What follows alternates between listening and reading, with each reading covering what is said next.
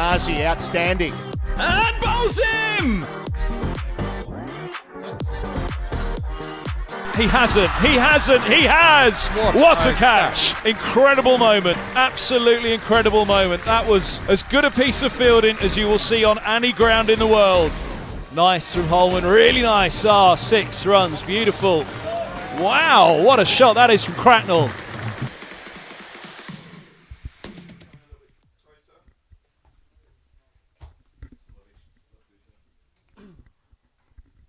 Was that me tighter as well, Dan? Yeah, I'm good.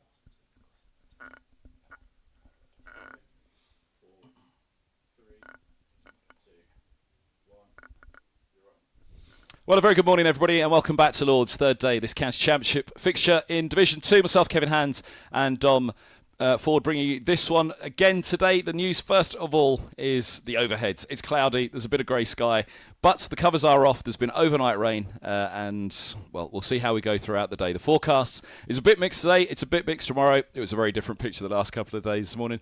Dom, the story really was Plooy and Simpson, wasn't it? Yeah, a wonderful partnership between Plooy and Simpson, putting Sussex in a fantastic position, amassing over 550 runs. But it's been a good start with the Middlesex batters, but a big day ahead. Certainly is. We'll have to wait and see on the weather, of course, how that plays out and how well it plays underfoot, whether it plays overheads. But certainly it's a bowling attack that Middlesex is going to have to be very, very careful of. That's because Sussex have a lot of runs on the boards. 5, 5, 4 for 9 declared yesterday. Middlesex 1 down at stumps. Let's have a look back on those day 2 highlights. Short, pulled powerfully and pulled for 4. Fielder set back. They had the trap yesterday for Simpson.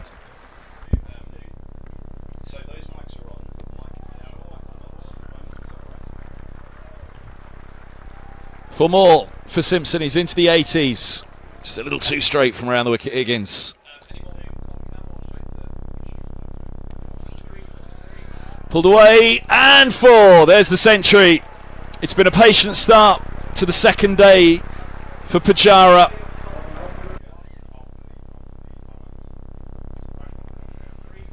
Strokes away. Long chase for Max Holden. And a wasted one. Ball beats him down to the vacant deep third. Another boundary for Murtagh.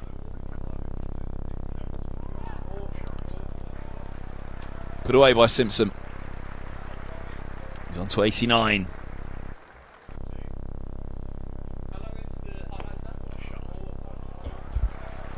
Down the ground. Haven't seen many of those yet today. Moves Simpson into the 90s. Down the ground. Well, he's too shy of his century now. There's no catch in that one. Gets it through and gets it through for 4 probably. Bamba's got the chase on. Either way, it's the century for Simpson. No chance for the dive for Bamba. Simpson moves to 103 and his return to Lords to face his old county Middlesex. Up there from Bamba and put away by Simpson.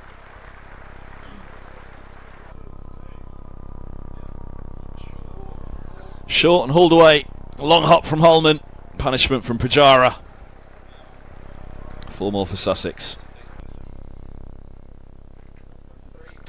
Came back down. Back up the slope, but guided nicely by Murtagh.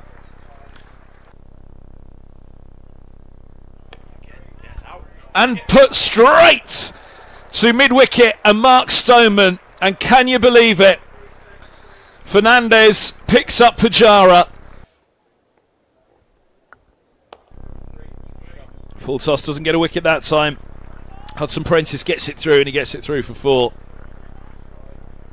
Higgins the man giving chase, but it's just slipped out again.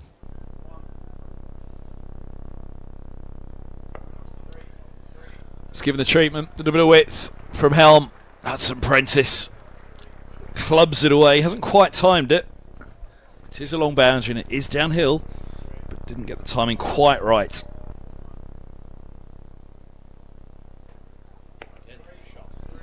Time he gives it the treatment again. The sweeper's back, but he won't get there. That one he has timed.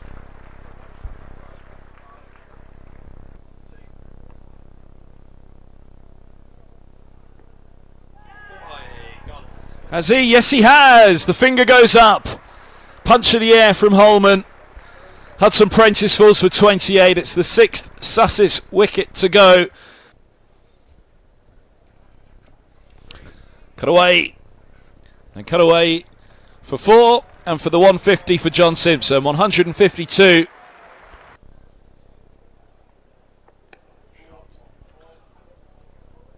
Oh, wow. Well, it is FA Cup final Saturday, just around the corner. Oh, now he's gone. Simpson going for the spectacular. But it's a spectacular dismissal for Bamba.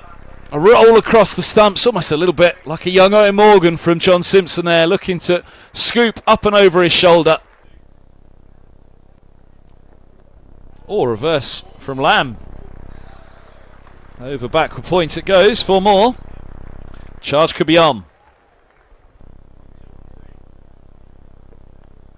Oh, leg side and given the treatment, just dragged it down Holman.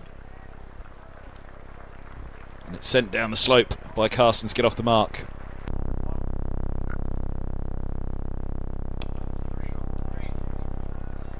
Almost shoveled away that one, but beautiful timing and 4 runs.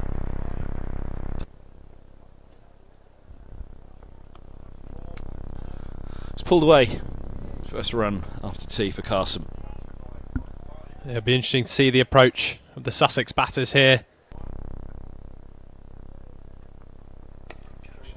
In the air and gone. Taken at cover. Higgins holds on. Carson throws the bat at it. Slams the ball straight to Higgins. Brooks has a wicket. Ooh, gets that away. Bright reverse from Robinson. Very much what he's capable of. Clearing the ropes, but a bit of endeavour as well. Ooh, leg side. Could be costly. It is costly.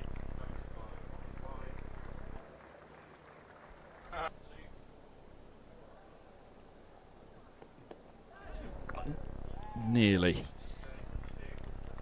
Or is it? I think it is. It has gone back to him. Wasn't sure for a moment if it had just died in front of Holman, but it didn't. Lamb's gone for 49.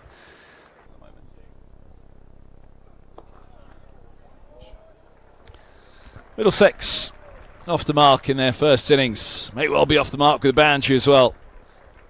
And they are.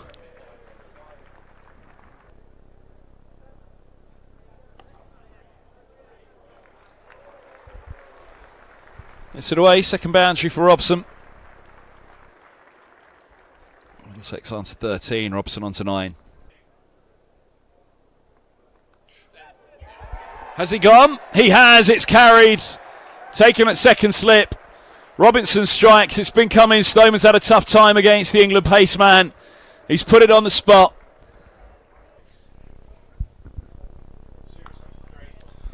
Cut away. And that's 4 more. Robson's into double figures, 17 for 1. Punched away. It's 4 more into the 20s.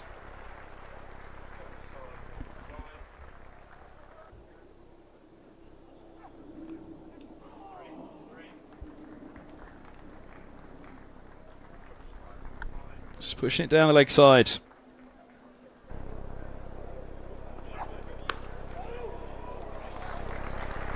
That's sweet from Robson. He's into the 30s. Can't bowl there to him.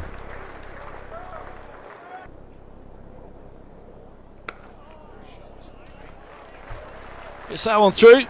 Into double figures, Holden.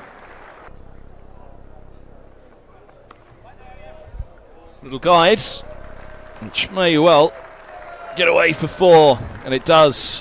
Which pushes Middlesex Oh.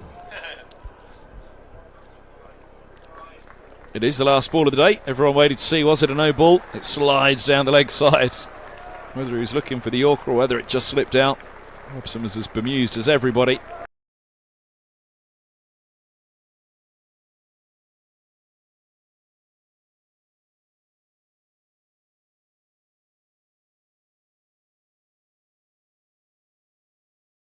Tim Murtagh, thanks for joining me. Another testing day for the bowlers out there, but I thought a much more disciplined performance with the ball today.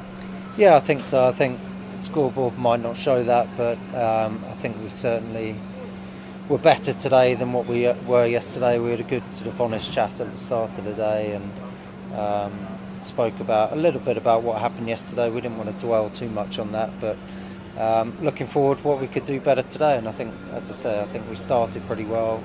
They didn't really get away from us at any point. It's a fairly placid wicket, so there's not a lot of movement off the pitch for us. So yeah, although they ended up getting what they did, I think more pleased than I was yesterday. Tim, explain the rationale. 6 tosses won this year, 6 times we've bowled first. Is that a strategy in the camp, or are we reading the conditions pitch by pitch, day by day, looking up, looking at the deck, or is it a policy to generally bowl first and chase?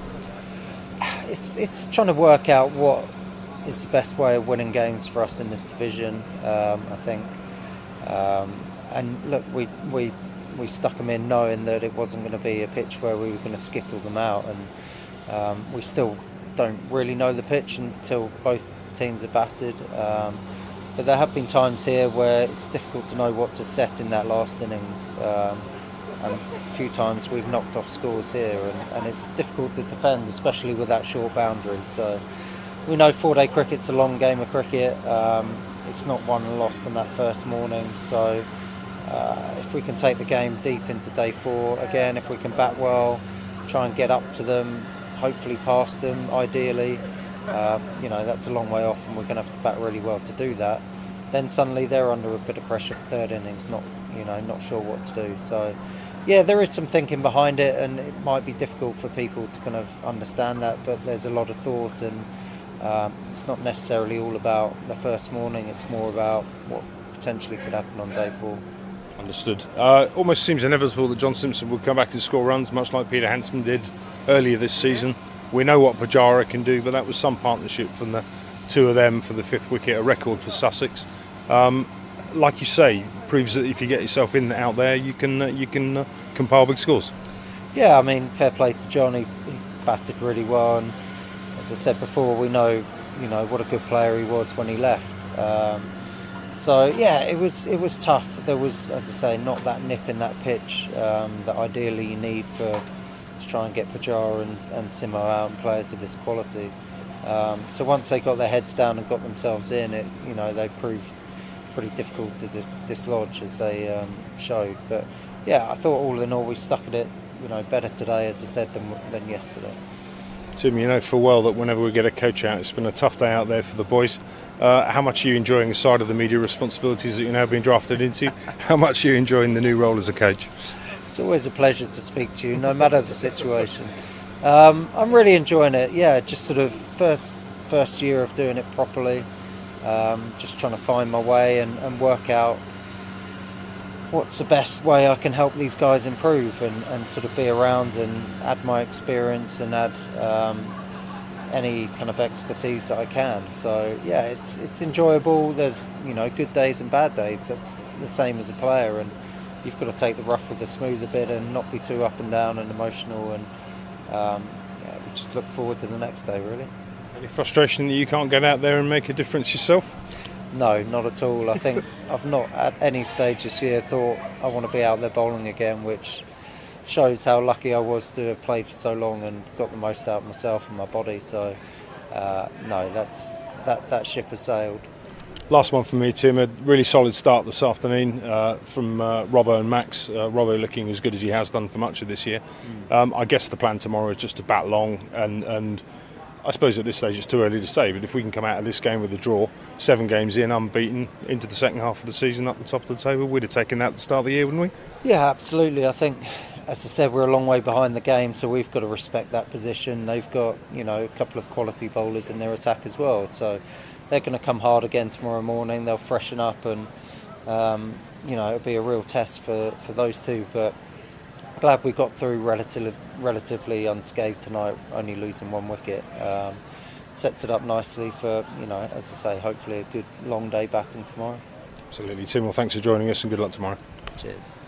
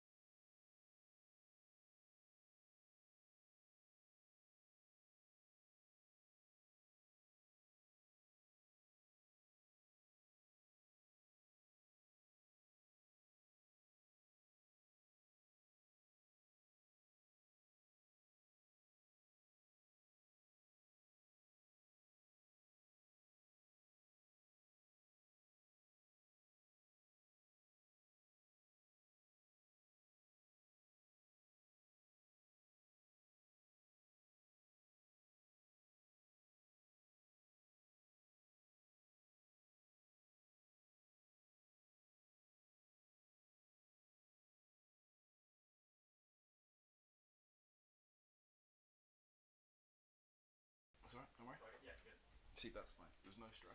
It's absolutely fine. So here we go. Batters on their way.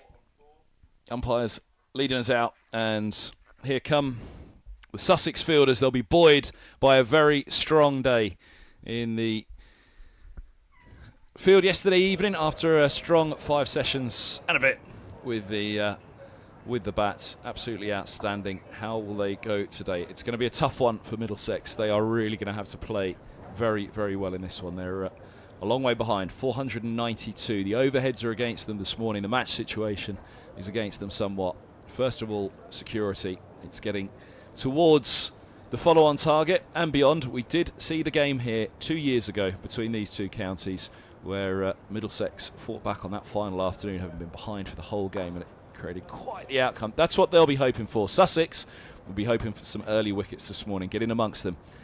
And, well, Max Holden, 18 from 35. He batted nicely last night. Sam Robson, 40 from 55. Assured as ever, Stoneman was really tested by Robson. It was an outstanding spell from the England bowler. They've got Seals at the other end. But it will be Hudson Prentice first thing this morning to take the ball. How is that? A reflection on the overheads. I think maybe there'll be a bit of movement. 19 overs into the innings. They will have a theory. Middlesex would have had a theory on winning the toss. I'm Kevin Hand. Dom Ford is alongside me in the commentary box. And Dom, that theory for Middlesex was win the toss, try and get some wickets. They didn't do it. They've got to be wary of it this morning. Yeah, it's going to be a tough first session here. Robson and Holden did a very good job last night to get through to the close. Just with that 1 wicket lost of Mark Stoneman. But they're going to have to work hard this morning. Hudson Prentice then, first ball of the third day.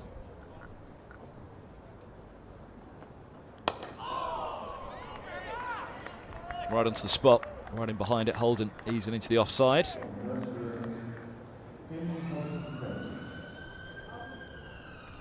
Three slips in place.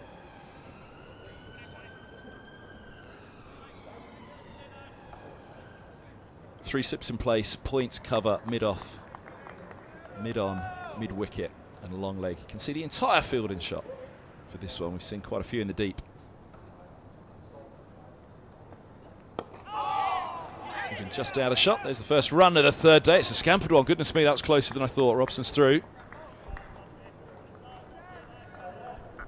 Hands on head for Finn Hudson Prentice. That does bring up the 50 partnership, but it brings it up with a heart-in-mouth moment for Robson. And for Middlesex, there goes the throw. He was home. Nonetheless, he got everybody's heart going this morning. Robson's take guard.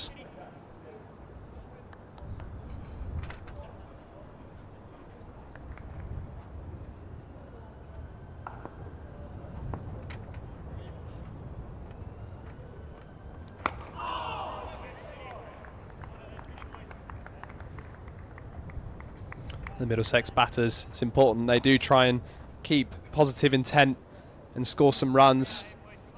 It's important not to get bogged down with such a big score deficit. But as we saw there with that sharp single, Max Holden looking for that positive intent.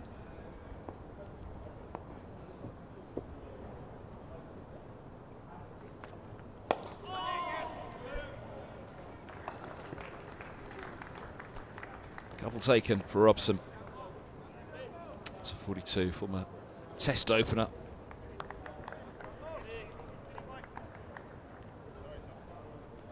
They're trying to lead the way at the top for Middlesex. Hudson Prentice to Derbyshire and back again. Really impressed in his time at Derby.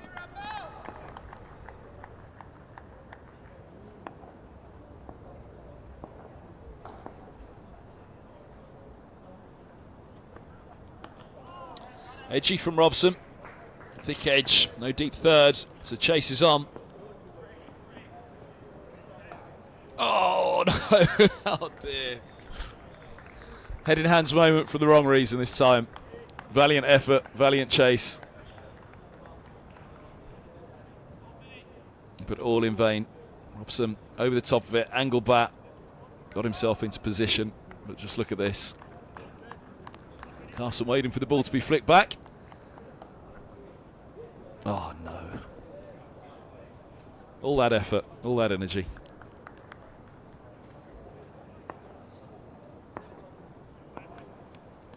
Mantra of the former skipper though at Middlesex a couple of years back was you set the tone for everything in the field. Fellow Australian and Sam Robson. Pete Hanscom that was. Everything that you do with bat, that you do with ball, all of the tone is set by the way you go about your fielding. That was a fine effort at the very last.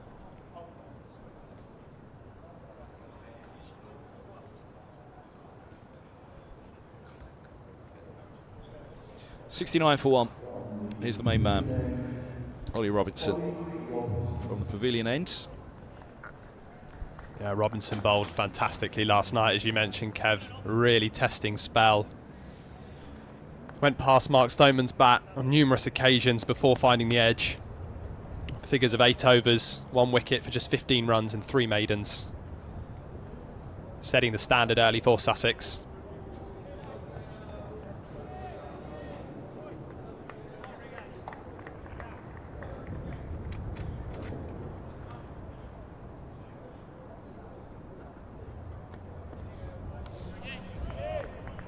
Really set the tone yesterday. Robinson against Stone. It's going to be tough for Holden, you'd think, this morning for Middlesex. You'd imagine Robinson to be straight back onto that spot. The overheads have been pretty thick this morning. You can see a few of them in the distance there. It'll still be coming in. That's where the weather's coming in from at the moment. Slightly over the left of the pavilion, so some of that darker stuff will roll onto the right of the screen.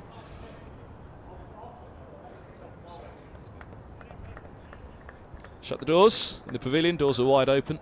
Max Holden asking for them to be shut, much as they were when Murtagh and Simpson were batting yesterday.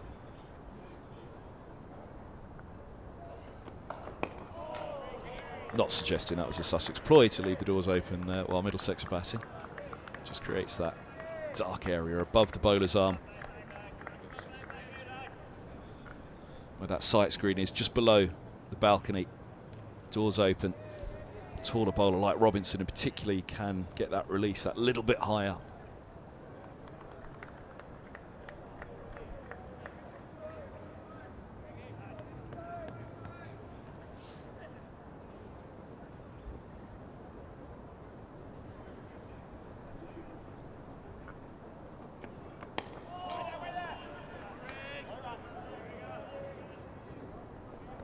As you say, Kev, Ollie Robinson, a tall bowler, just over 6'4", with that long stretched arm as he's releasing the ball. It's where he can get some bounce and bowls a heavy ball. Just makes him so hard to face. Very consistently on the right line and length.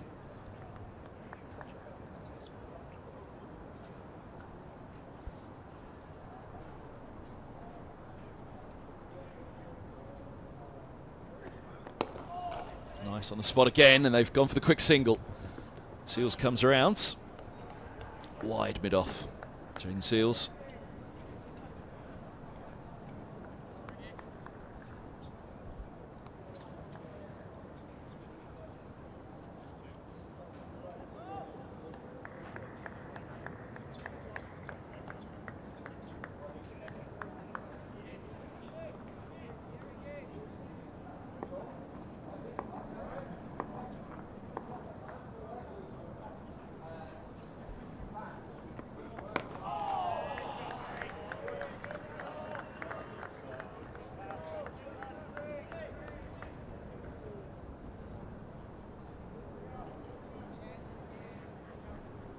A wonderful test record, Ollie Robinson.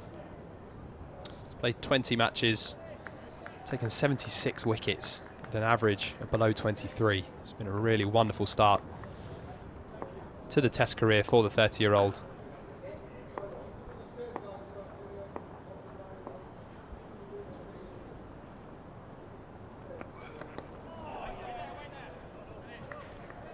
He's race back a point to end the over. 70 for one. Good from Robinson, just the one off the over. It's Middlesex pale low, they're in for a test.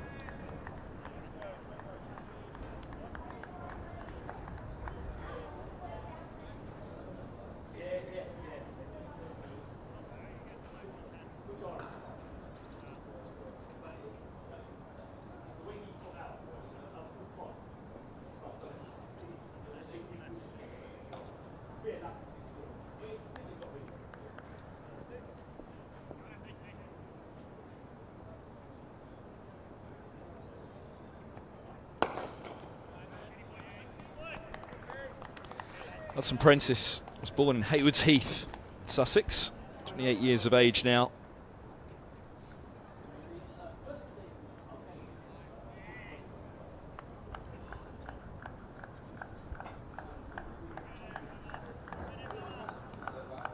His first-class debut for the county against Hampshire in 2015.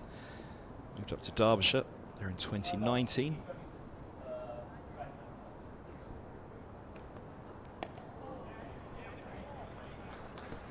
He's the way, Holden over the top of it, thinking two, back they come.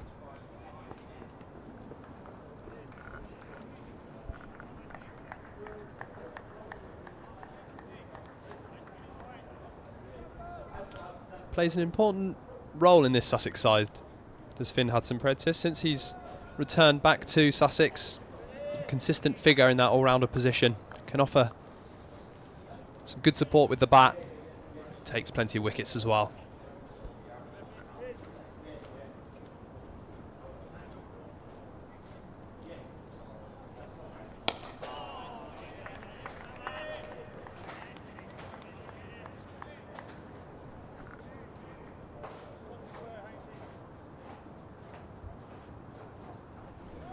Sussex subs finding their position down in the background there, the alley that leads in between the Allen and the Warner stand, just below the home dressing room. That's where all the practice kit is, over that side, which is why they've gone a little bit further away.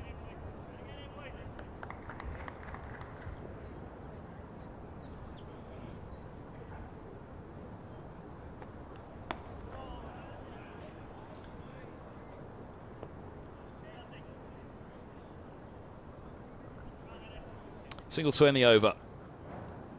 73 for 1.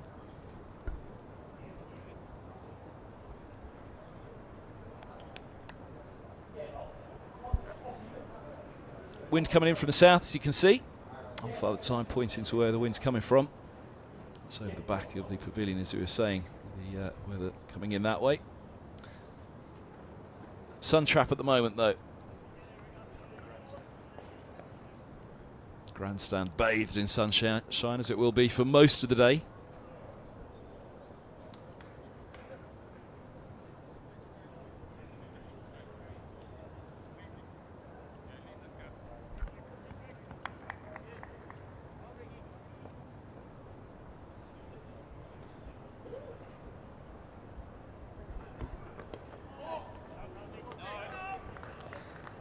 Head turns sharply around there from Holden. Look, see where that had gone. Hands on hips from Robinson, not impressed. But it didn't go to hand. Tidied up behind the stump, so.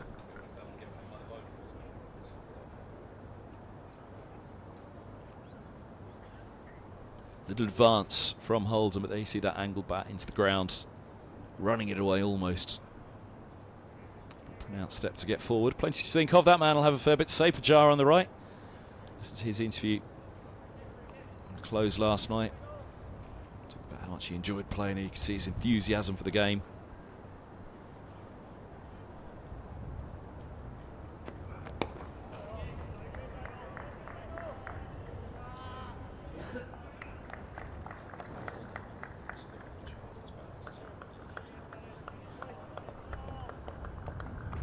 Given a word of advice from Pujara to his right at mid-off. Former Indian batter says he's desperate to still get back into the Indian team, test team. Of course, India off to the World Cup in a few days. T20 World Cup in the Caribbean and the US.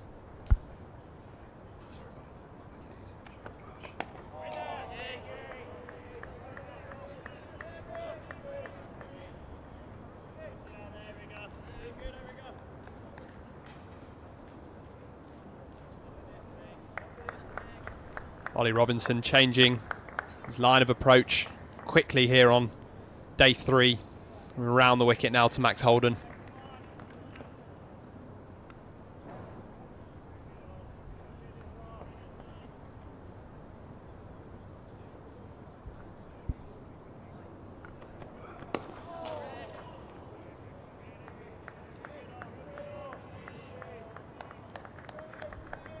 I think that plan would be to bring the ball back in to Holden, but then use the slope to move the ball away late and look for the outside edge of the bat.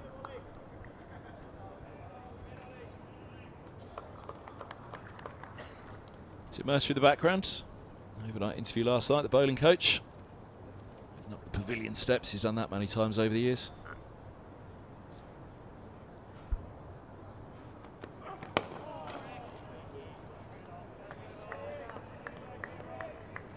Yeah, interesting that Robinson switched this line of attack so early with the success he was having to Stoneman from over the wicket last night. Around the wicket to Holden. Again, bowlers have their theories, batters and fellow batters. Pujara offering a word of advice. Real team man, you can tell even in his interviews last night, speaking to the media at the close, real gentleman, generous with his time, generous with all of his experience.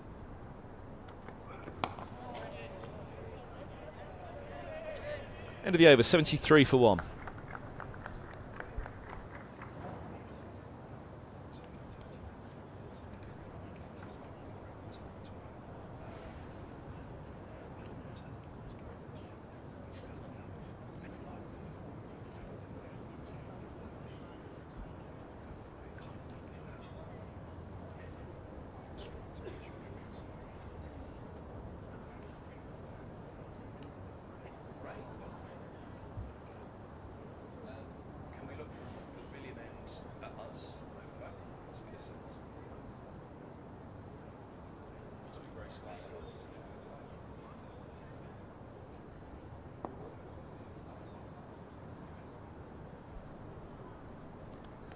Would you believe there's a little bit of rain around?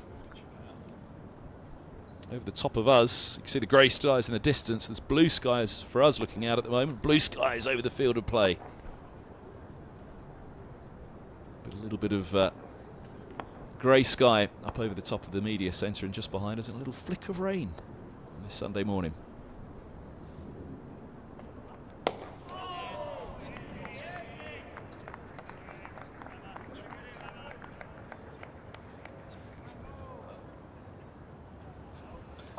Don't say that now.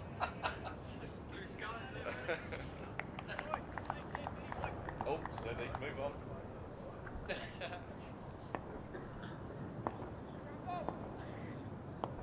Wardrobe malfunction on a Sunday morning. We've all been there. Some more than others.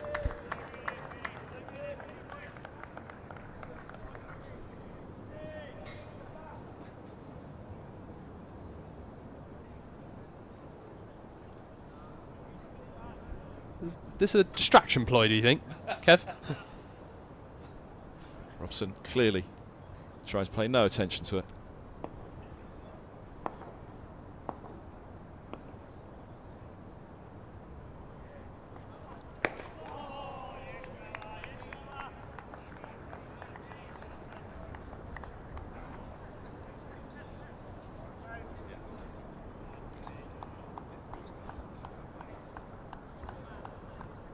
James Cole's there with the helmet on.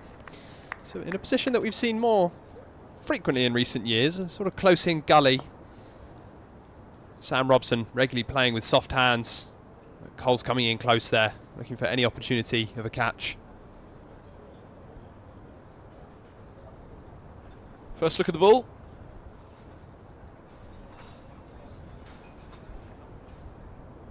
.3 overs. I think they had a brief look at it last night as well, didn't they? Didn't get the change last night, as far as I remember. It doesn't look as though it's going through easily. So they will have a ball change. John Simpson's got his wish. We did see this with the Middlesex innings, and we saw quite clearly the bit of stitching that was problematic. Umpire's writing on the ball.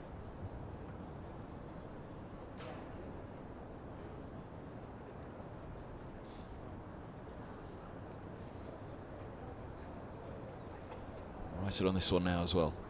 No good.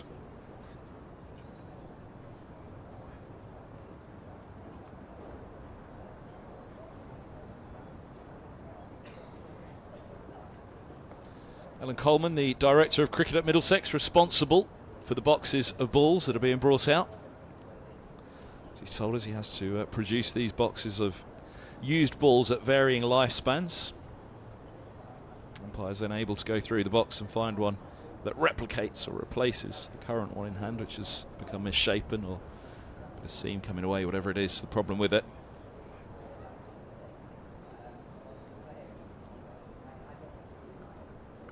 Didn't take too long. Obviously a good box of balls produced by Alan Coleman.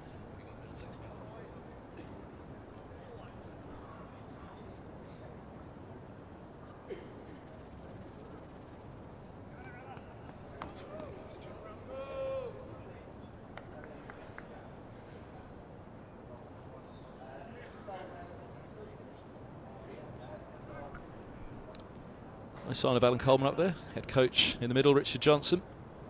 Ryan Higgins, the main man with the sunglasses on. Ethan Bamber carb loading by the looks of it already. Protein already.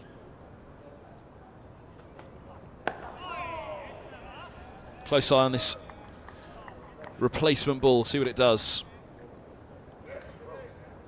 73 for 1. 24th over of the innings.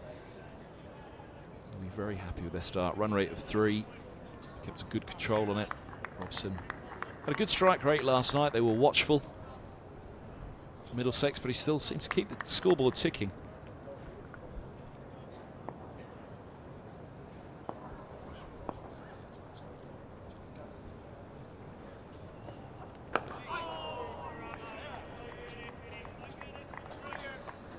Yeah, you're right, Kev. Robson just keeping the scoreboard ticking, not taking any risks as such, but just finding some nice timing A few boundaries out towards that short boundary rope towards the grandstand. Strike rate was somewhere up around 100 at one point yesterday evening, wasn't it? It was extraordinary. But it was without being aggressive.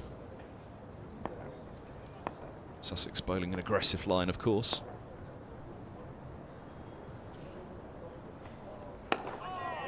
Much as they are there, onto the stumps again, and bowling an aggressive line, bowling at the stumps can result in runs leaking away.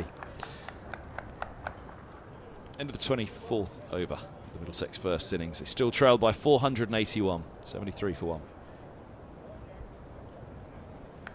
It's the luxury of having runs on the board in the first innings. You can afford to go with those aggressive fielding lineups, those fielding positions and aggressive bowling lines.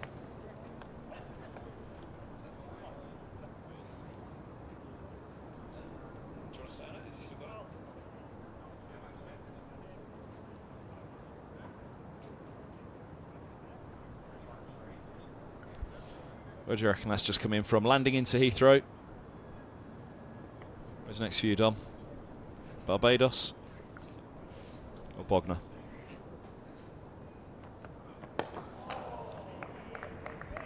Little trip to the south coast for Middlesex end of the season. The last game of the season is away at Sussex. There's no better away fixture. If you are the Middlesex commentator, I'm sure the Sussex commentator would say there's no better away fixture than Lords. But always my favourite. One to look out for first. What month have you got a trip to Hove? It's the local fish and chips, is it, Kev? That walk along the seafront? Exactly that. And that's just breakfast.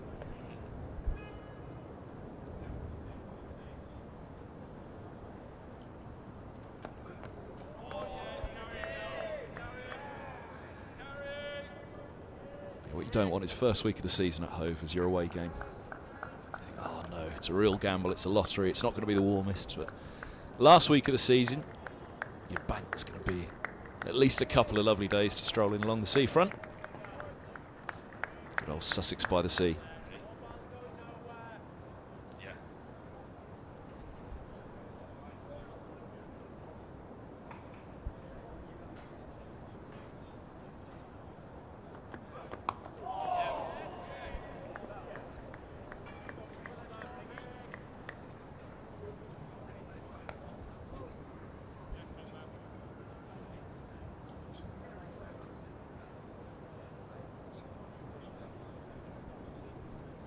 Well played by Max Holden there. Robinson just getting a little bit more bite from the surface, a bit of bounce. Holden taking one hand off the bat, managing to squirt it down towards fine leg for a single.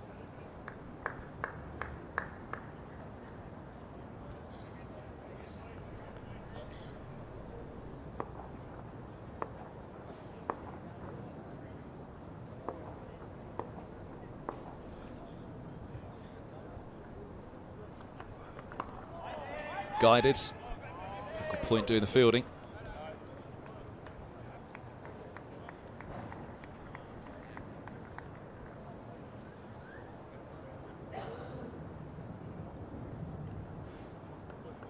Robson, 4 shy. Over 50, but Middlesex need big runs here. He's a man capable of it. Wonderful record the last couple of years, Sam Robson. Behind the disappointment of 2014 when he was dropped. 2015 it affected him heavily. His career's been building again since then. You need him to be that seasoned pro now at the top. Up against the man at the top of his game in Robinson. That's leg side. Right arm over to the right hander down the slope.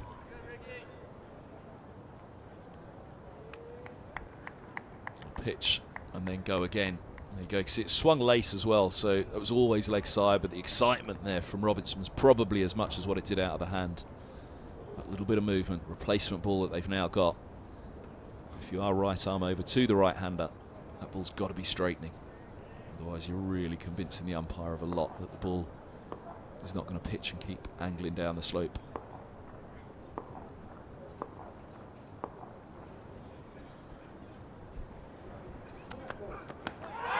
That one comes sharply back in again, but same problem for Robinson. It's a better shout, but it's still one that he's not going to get. Trying to convince the umpire that 1 + 1 = 2, but there you can see leg side again, that movement out of the hands. There you go, it just goes there and then sliding. You can see middle. You're going to really have to convince an umpire. You'd feel rough from the batter's perspective if you'd feel pretty rough if that was given.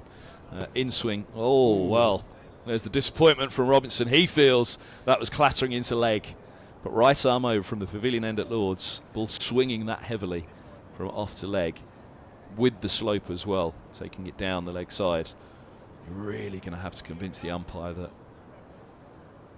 Well, you've really got your work cut out to convince the umpire that it's definitely not going to slide down.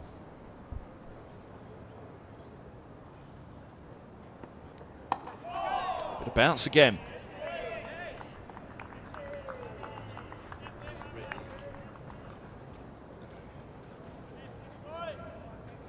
Up on the splice. Holden had to be up on his toes.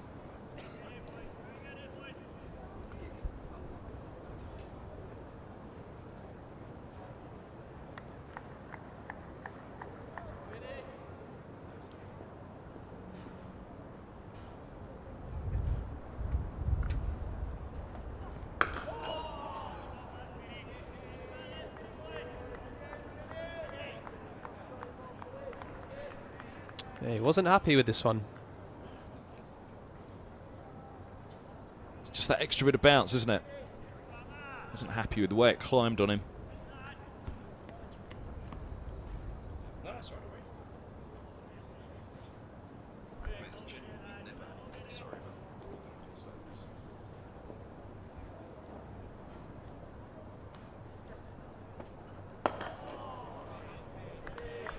But yeah, the difference is Hudson Prentice, he's got good pace, but that pace, it'll just climb and it's not going to worry. This was the LBW. Now just watch the back foot. It's hit high up above the knee roll. He hasn't gone a long way across with that back foot. He falls across afterwards. Worth having a look at. Again, you can understand the appeal.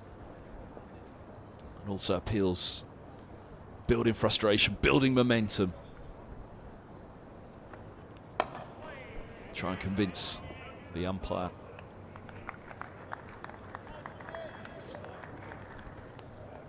Let's have a look at the height on it for Robson. Just watch again that back pad. Might have just been clipping. Might have just been clipping it.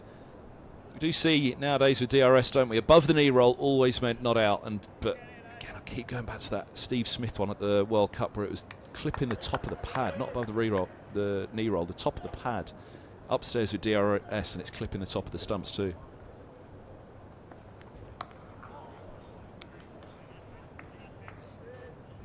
So the game has changed for LBWs massively. 33% bigger, we're told, the stumps now with DRS in terms of what you're capable of because of the size of the ball all the way around those stumps. Only needs to be clipping if you're going upstairs, but at this level you haven't got the replay, you can't go upstairs. You'd imagine if they'd have been able to, Sussex would have gone immediately upstairs on that Robson one, but again it's the slope. The slope here at Lord's. If you're bowling from the pavilion end, right arm over to the right hander, if it's swinging as it was, then on pitching it's really got to straighten.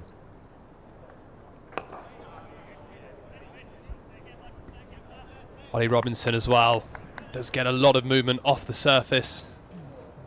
Not only the slope, but there's a lot of nip as that ball just kisses the surface off the seam, just pushing in a little leg side. Robinson was adamant, but as you say, Kev, no reviews here. I think if it was on the test arena, Robinson would be looking to convince the captain for a review on that one.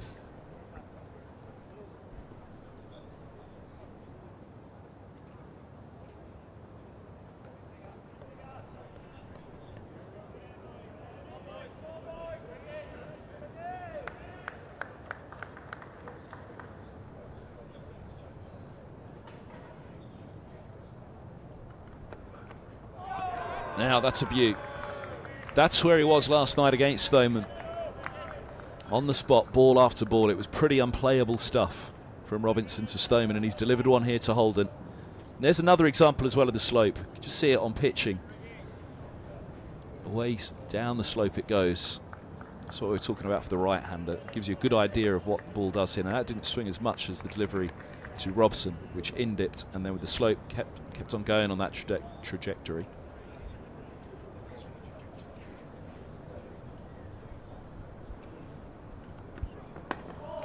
Good from Holden, right in behind that one patiently.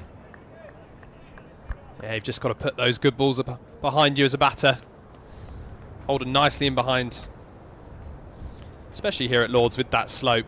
As a batter, you just got to accept that against a bowler like Ollie Robinson, there's going to be so many good balls that pass the bat. Got to put it behind you and focus on the next ball.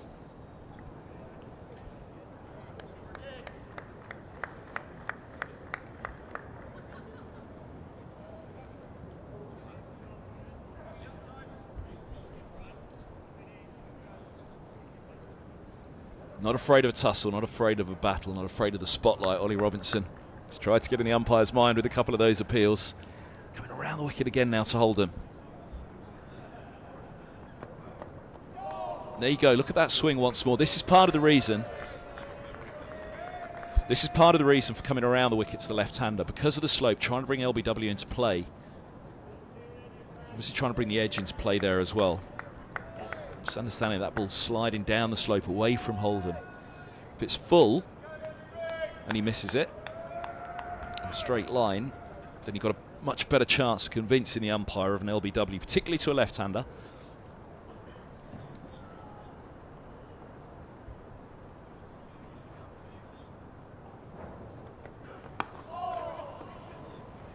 That's what Holden and Robson need to do, scamper those singles, rotate the strike. But yeah, particularly to a left-hander from the pavilion ends.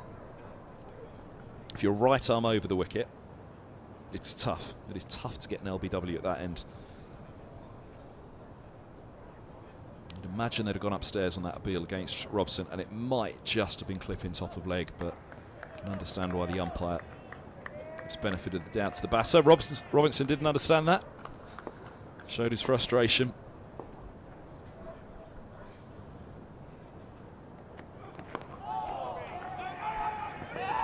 There's no from Robson. Has to get back, and he does.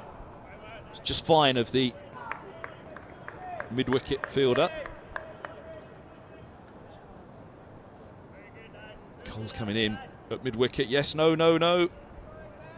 Phew. Would have just been back there, Sam Robson, but they won't want any run-outs here, Middlesex.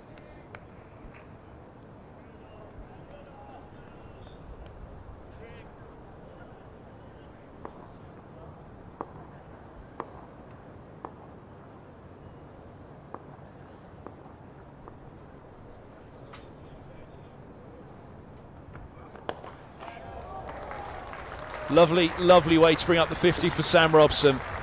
Short boundary to that offside, but that would have raced away to the big boundary as well. Beautifully timed, just slightly over pitch from Robinson. No mistake from Sam Robson. 50 from 73. They're going to need him today. They're going to need him to go big. They need this to just be the start, but a solid start it is. His 9th boundary. And Robson holding things together at the top. Like you say, Kev, a beautiful way to go to the half century. This is second score of 50 and above this season, to go with that 162 versus Leicestershire a couple of rounds ago. But Robson will be eyeing a big one today. He's got a long time to bat. We'll see a change of bowling here on the nursery end. West Indies international Jayden Seales replacing Hudson Prentice.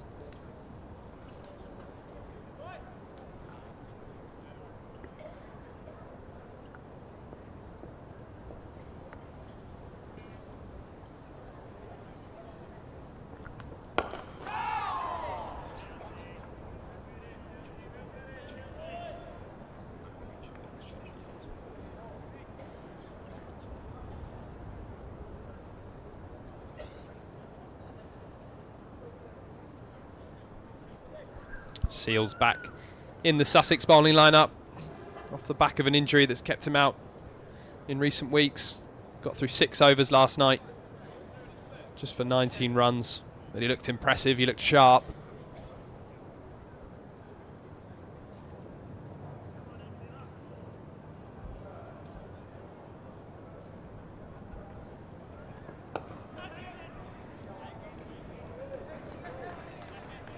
Pick up 2. Thanks, Holden.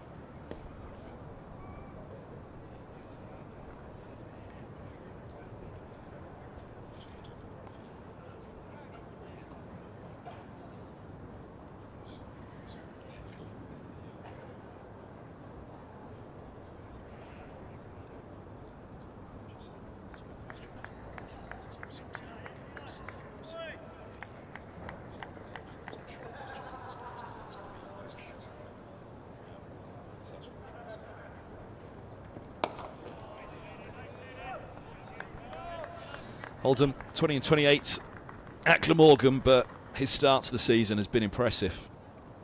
He's been under the cosh a little bit in the first class side for a few years, despite becoming one of the, if not the gun, white ball player alongside Stephen Eskenazi with the bat. Taking the List A record for Middlesex from Andrew Strauss, batting alongside Ross Taylor at Canterbury a few years back. Record has been taken by Stephen Eskenazi now.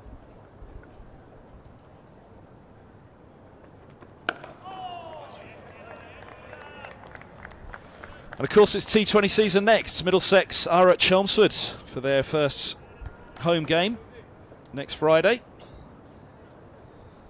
And Middlesex will be hoping that this is going to be a big year in the Blasts. Pieces coming together, particularly Holden, particularly Eskenazi, but Lewis Plooy added, Henry Brooks.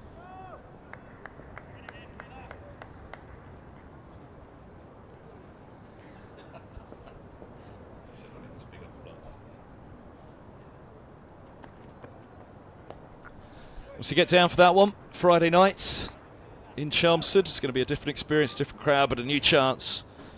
See Middlesex in a different surround.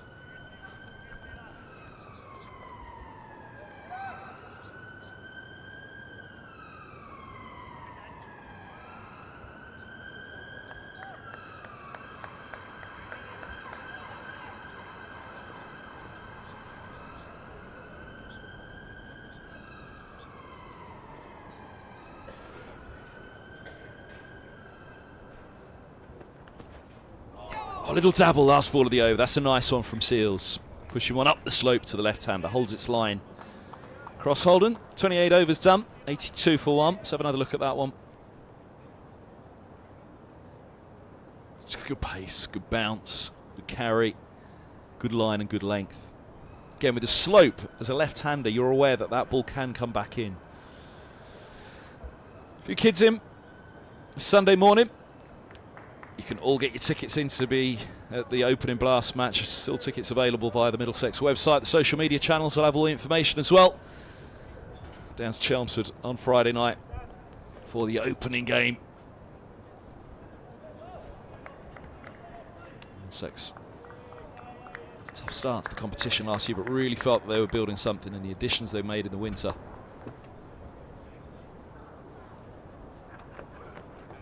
With Deploy. And with Brooks, but also crucially a player that we saw walking around the ropes yesterday, saw him this morning as well, Blake Cullen. His injury battles last year, if they've got a fully fit Cullen alongside, but already an impressive array of bowlers. Helm, Brooks added to it. Plenty of options, plenty with the spin as well this year also, but yeah, the batting could have been given a real boost by Deploy's addition, as we've seen already with some of the aggressive innings that he's had in the championship.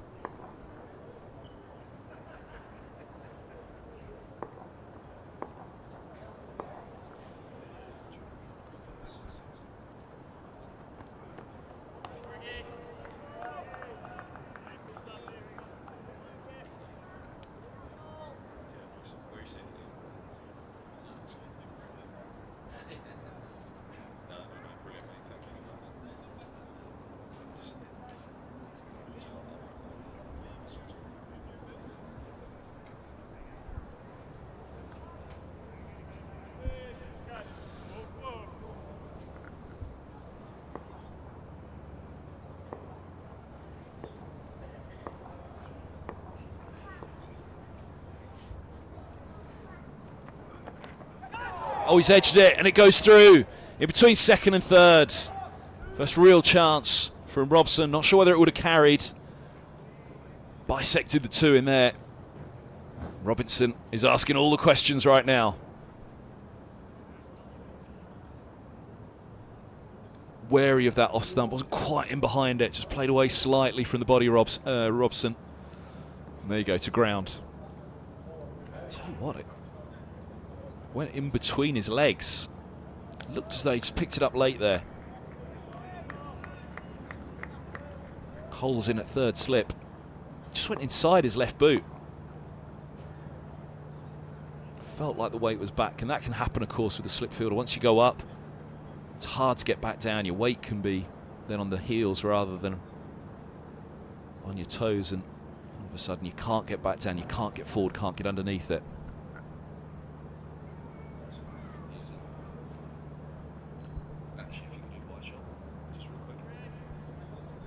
Cole's going to move forward to an advanced gully.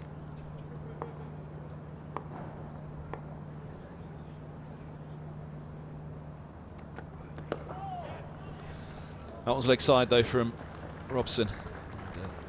From Robinson, indeed, to Robson. That's going to get me all morning now. Not that I'm wishing for Sam Robson to get out for one moment. A change of bowling, that'd be nice in the pavilion end. Robinson to Robson. A little tickle for two. Is the side angle. Ooh, relief for Robson.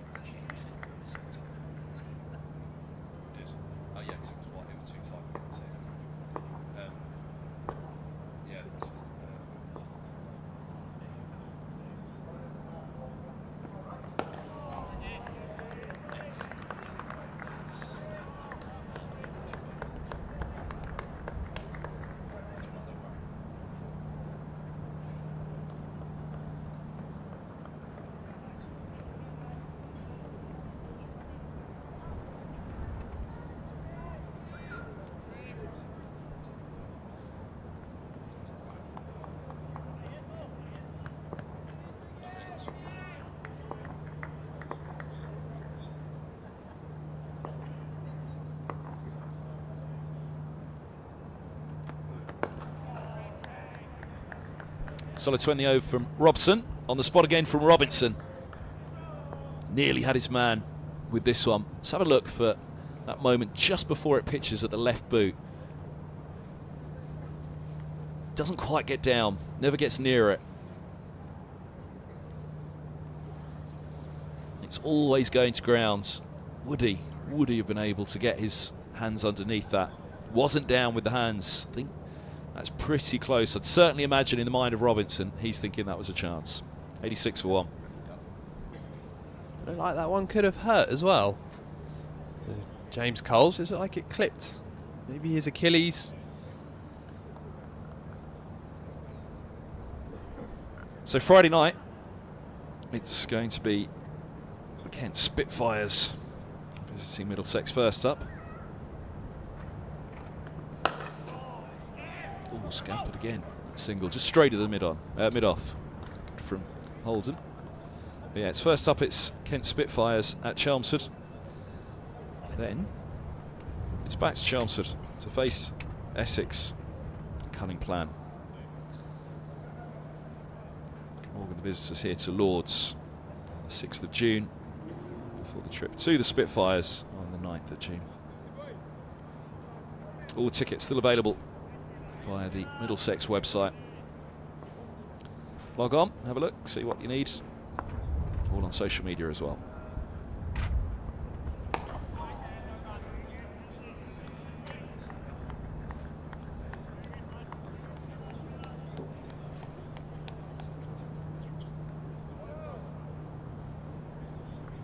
Plenty for the Brains Trust to think about. Had the blast, Rory Coots in the middle there. All to think about it. Boys still be focused on this game in the meantime. Yeah, you run through some of those names that will be playing a big part in the blast for Middlesex. Joe Cracknell as well. He's been in some fantastic form for the second 11.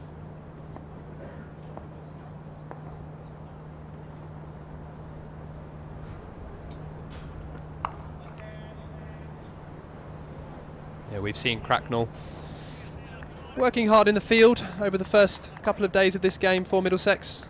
Just a few days ago, striking an impressive 71 from just 37 balls, with 4 sixes and 6 fours against Essex second 11 in a T20 game.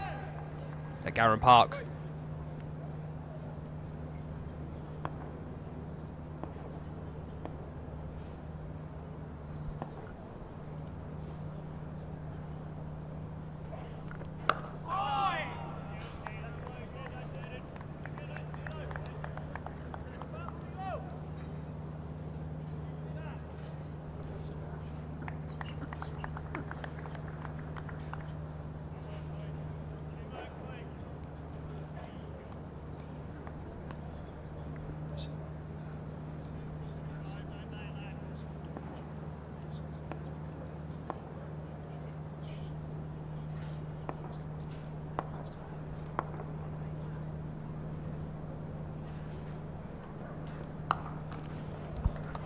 Cut away. Big scoring area for Robson. Middlesex are into the 90s.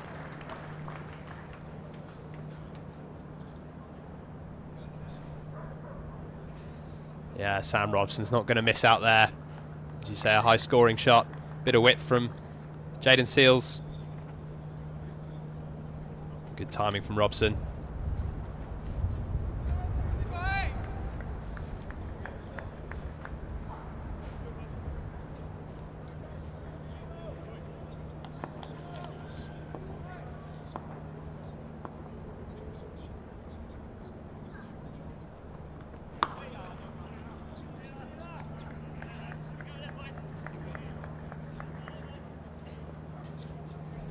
End of the over, 91 for 1. Let's have a look at the boundary for Robson. This would have been close to his view as well, cutting away. Don't move. Even with a big boundary. Hadn't noticed that. I knew he'd got hold of it clearly.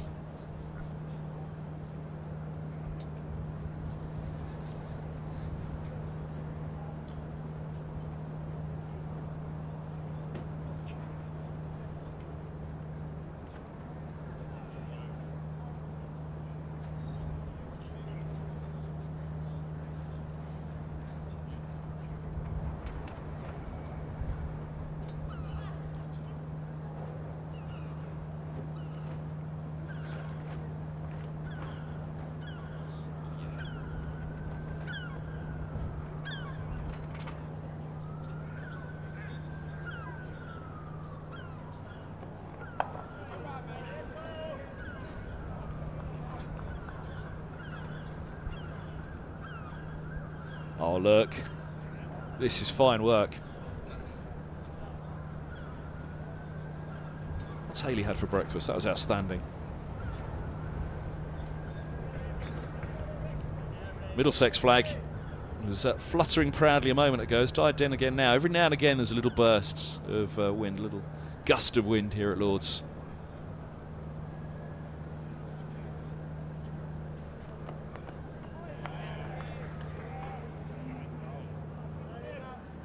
That's a reflection.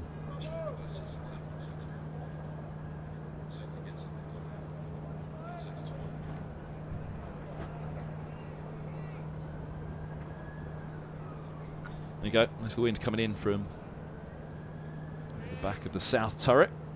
Just picks up every now and again, but you can feel it's got that little bit of a stormy feel about it with the rain clouds that are forecast to be around today and were around certainly first thing this morning.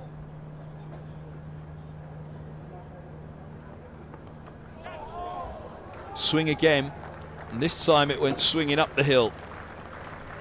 Robinson is less than impressed.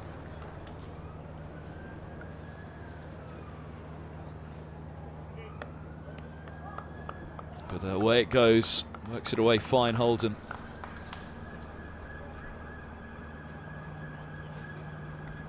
It's gone big from Robinson. Holden just getting a little tickle on that one. Foul movement.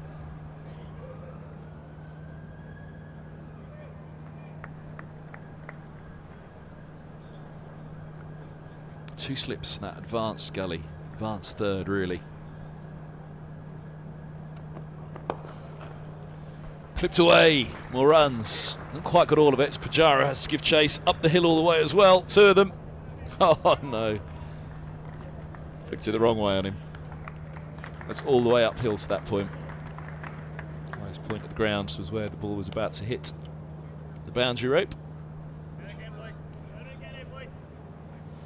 Here's the one that went fine of leg gully. You can see there Haynes in the foreground. He's there, the trap's set. Holden got out to that a couple of weeks ago here at Lords. It'll clip straight to leg gully. Again, Sussex have done their research.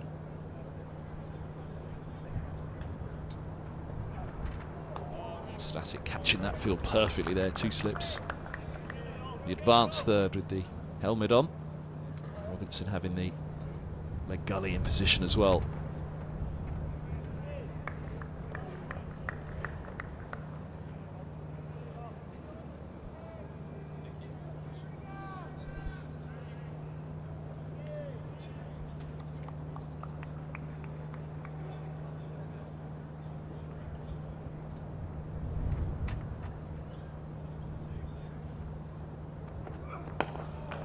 Nice bit of shape on that one. That looks like it wanted to go down the slope again from Robinson, but Holden very solid once more in behind. 35 he has. Robson has 58. Robinson 1 for 32. I think it just was shaping a little bit through the air just before pitching. Just there maybe. Just started to straighten, not massively. Full enough that Holden was in behind it. A Sunday morning viewing. Grandstand.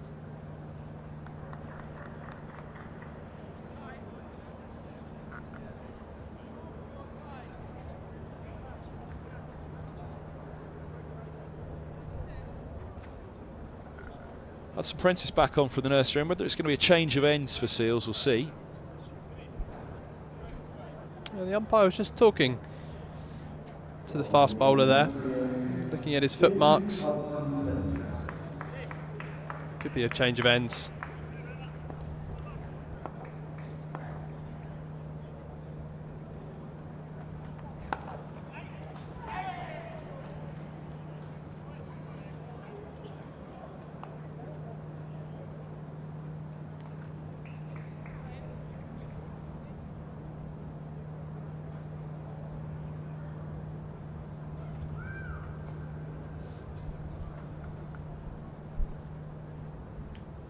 Hudson Prentice best figures this season.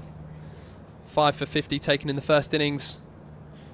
And Sussex played away to Leicester.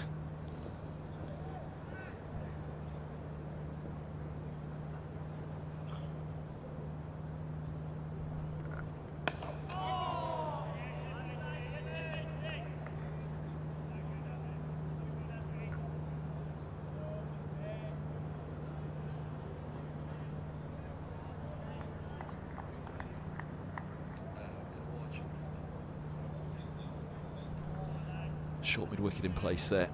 It's Coles again. He's the man always called to move forward at third slip in at short leg. Short mid-wicket for this one. Again, that slope from around the wicket from Hudson Prentice, bringing it into Holden. Hoping that the head falls across from the left-hander. As the ball can angling back in towards those pads. The head goes across, then the ball could lift to mid-wicket. That's the Plooy. More rain in the air. Is that the movement on the bench in the background?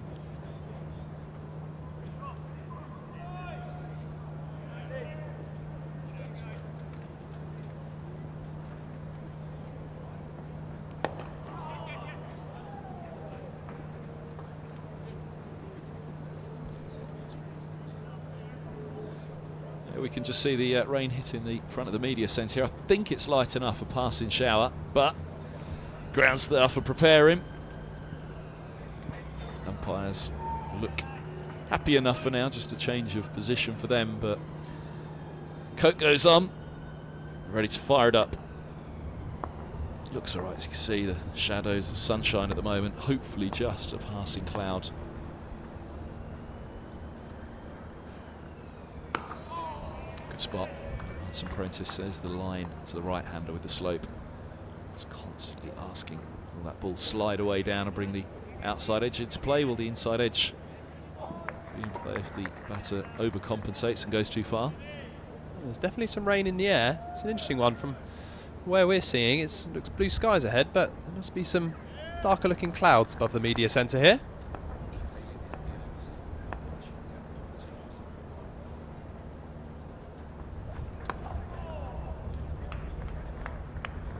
100 up to end the 32nd over. Robson's on to 60. Middlesex tickle it away to 3 figures. There's the sky that we're looking at.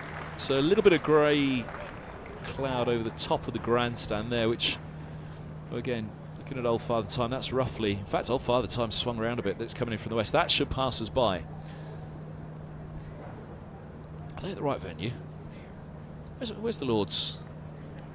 Where's the Lord's umbrella?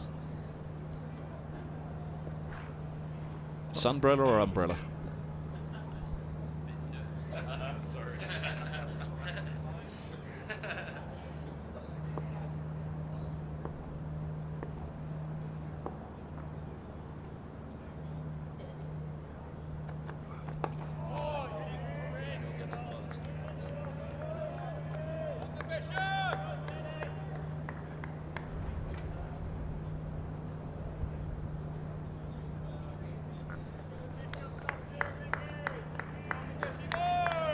It's swinging around at the moment. It's just started to point to the west. It was the south, now southwest. Earlier it was pointing directly down to the south, but yeah, southwest at the moment, which is over the back of the Warner, basically. Over the back of the grandstand. So at the moment, the view that we've got from looking out at the pavilion, it should be okay.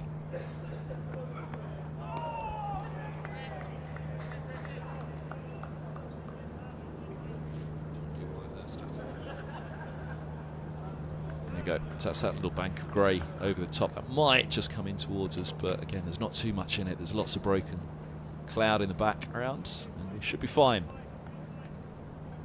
Usually where the weather does come in from, around and over that Warner stand. Still see the skyscrapers in the background clearly, so we should be okay.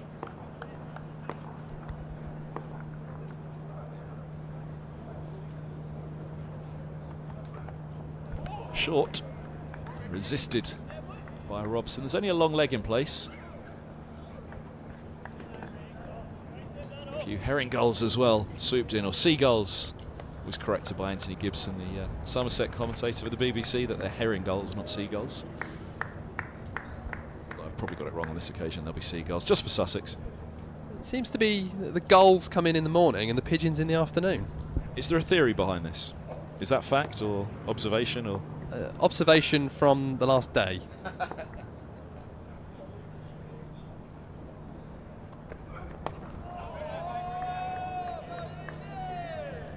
You know we're going to tie you to that now, Dom. We'll be checking morning and night. Maybe they're here supporting Sussex. The pigeons will be in this afternoon supporting Middlesex. Good old Sussex by the sea. The cackling seagull on the roof, the effects marks on the roof of the media centre down there, and so often there's a cackling seagull wandering alongside.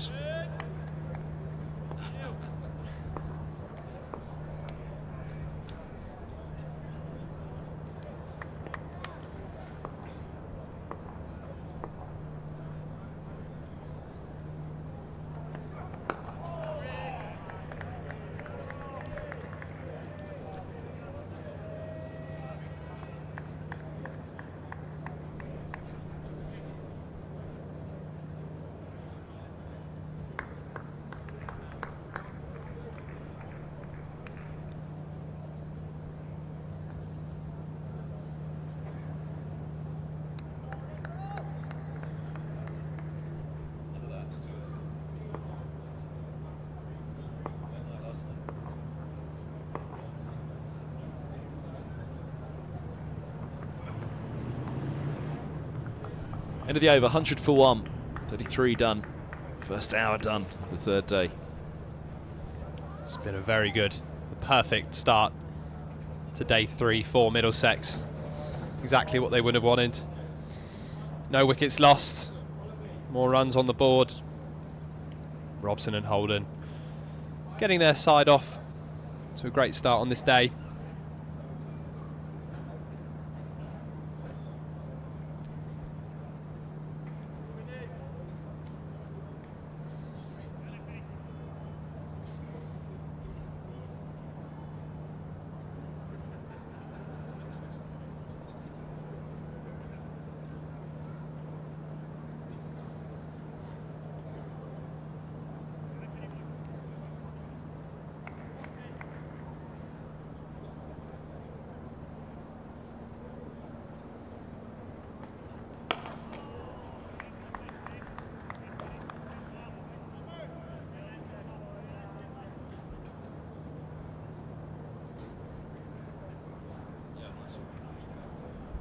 Look at the movement here for Hudson Prentice. There it goes. Changes the line dramatically for where that ball begins out of the hand and then where it's going to end up after swinging. It's pitching.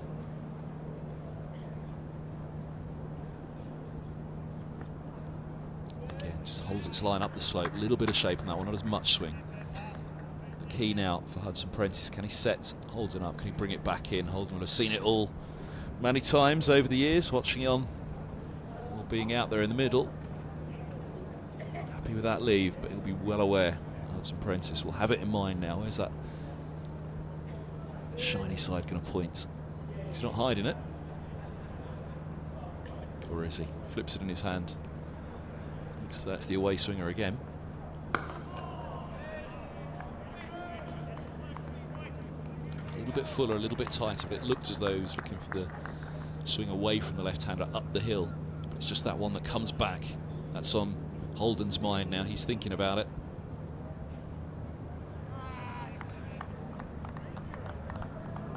Again, the in-dipper as well brings that short mid-wicket into play as well.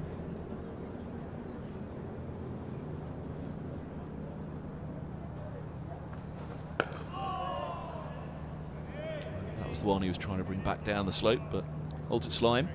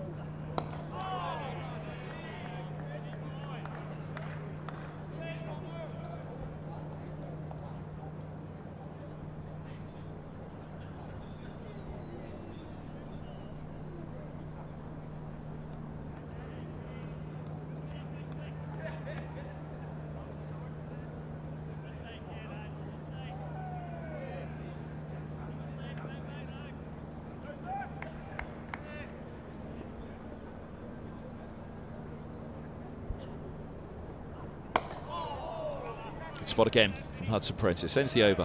100 for 3. 100 for 1 even. Another maiden over.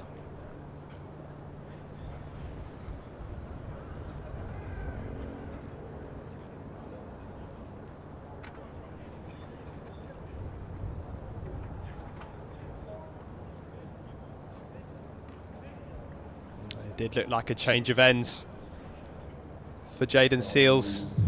Returning to the attack from the pavilion end to replace Ollie Robinson, who's bowled for this first hour. Seales returning from the strike bowler's end.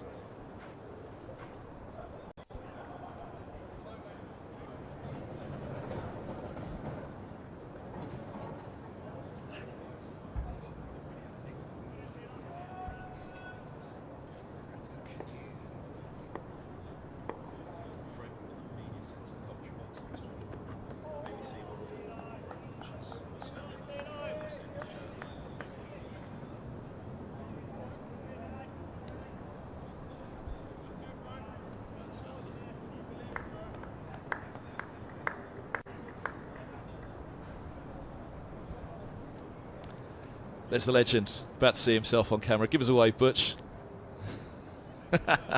We're not after him, we're after you, Butch. Give us a wave. He's wearing his West Indies selector's shirt as well.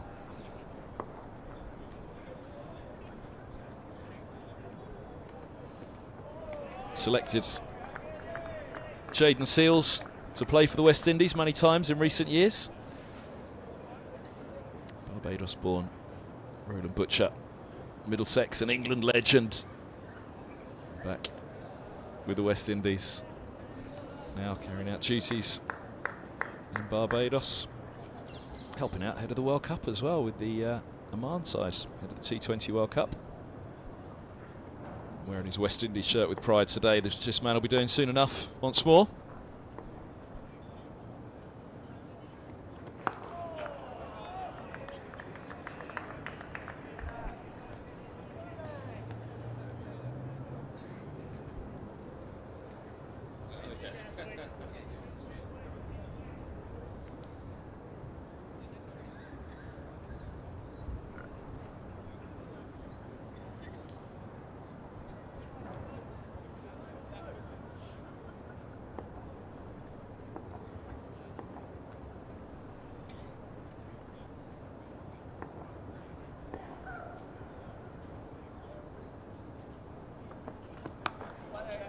width. And well, the fielder's set back. Had some Prentice with a fine bit of work down on the boundary rope. Again, that's a key area for Sam Robson. He's done very well there, Hudson Prentice. That absolutely flew to his left-hand side. Just a couple of steps and getting the dive out.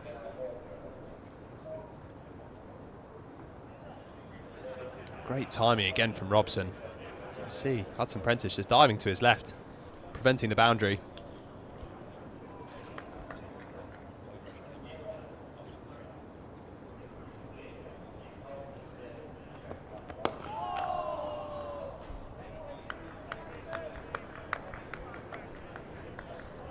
Yeah, he was first selected by the West Indies Seals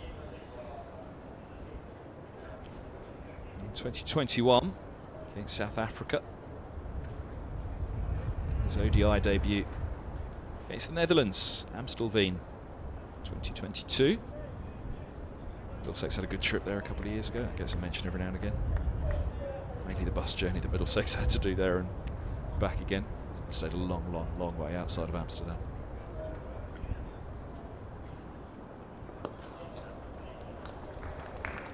Nice little clip, square of the wicket. It's not going to get around anywhere near that. 4 runs to end Seals over. Number 31 off 9 for him. 105 for 1. Yeah, he's taken. Here is that clip from Holden again. Nicely away, back on the square for 4. But Seals, 10 tests, 37 wickets. 5 for 55, his best bowling in an innings. 1-5 so far. That was against Australia. That remarkable win. First test win in a long time for the Windies in Australia. There's the grey skies over Lords at the moment. That might just slide along the top of the tavern stand and along the mound stand to the left of the screen. Allen's stand with the scoreboard at the moment. Might just slip alongside us. It's blocking off the sun at the moment. And a bit of light.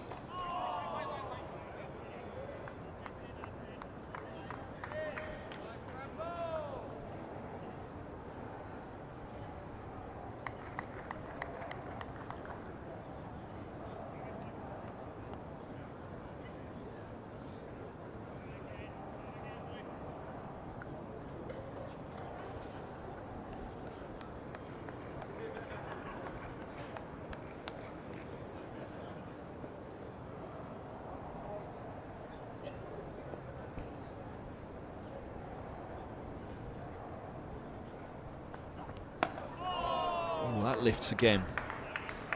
Holden rides the bounce well. We've seen that a couple of times now from Hudson Prentice from the nursery end. Here's something when you're bowling up the hill here. The angle right arm over to the left-hander. So although it's not uphill from nursery end to pavilion, there is a slight gradient that goes from the bottom left of the track to the top right of the track as you look at it from the nursery end. So especially when you're bowling there to a left-hander angling it across them up the hill, you can just get a bit of a gradient to get extra bounce. Similarly, when a seamer comes down from the pavilion end and slips it down the hill to the right-hander, bringing it from off to leg, that trajectory can slide and keep lower from that end with the bounce. Likewise, right arm over to the left-hander going up the hill slightly. That, as you can see, the highest point of the track is the top right, and the lowest point is the bottom left.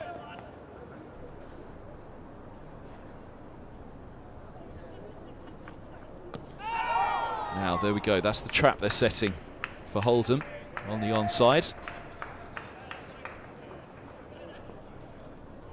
Short mid-wicket, square leg as well.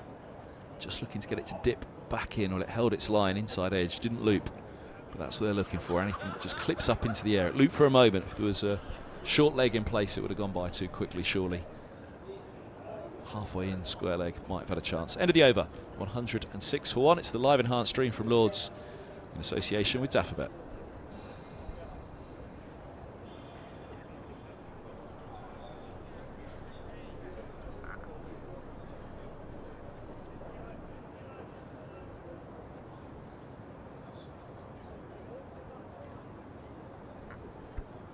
It's back on that slope of the pitch as well. I think it's something that as a batter can take a while to get used to from a balance and footwork perspective. Feeling as though you're sort of on that uphill or downhill depending on which end you're at. Something that if you haven't played here much, it takes a while to get used to. Full ball from Seals.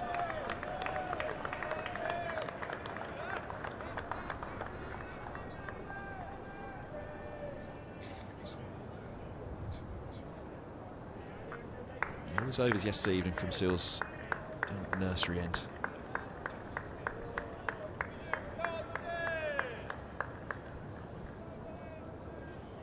High quality matchup this. Seals an outstanding international bowler. Robson loves to still be plying his trade at the top level. Maybe relishing this challenge against Seals. Pace and bounce, not something he'll be worried about. Key scoring areas, as we said, through point, through square, off the back foot, cutting or punching, hooking or pulling. We're used to pace attacks growing up in Sydney. Aussie under 19, of course, as well, Sam Robson, as well as those 7 tests for England.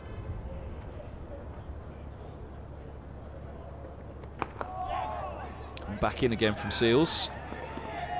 Just working with it, Robson. He's on to 64.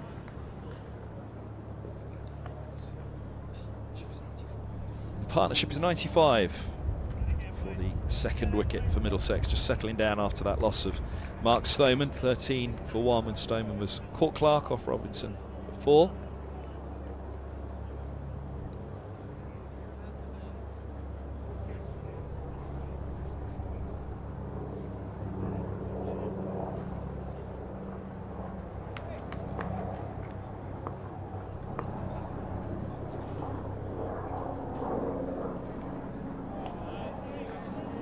So he's inside the line of that one.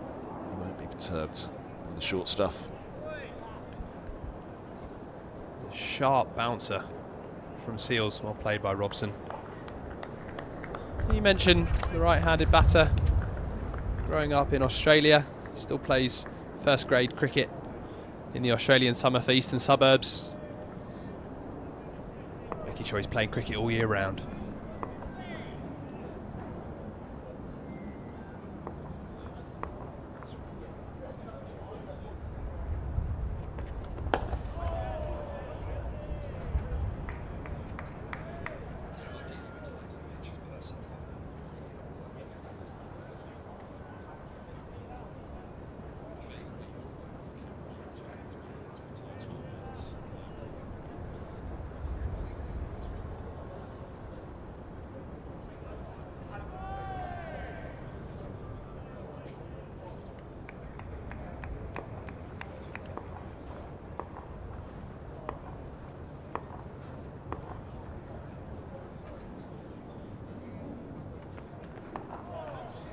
There you go, onto the hip.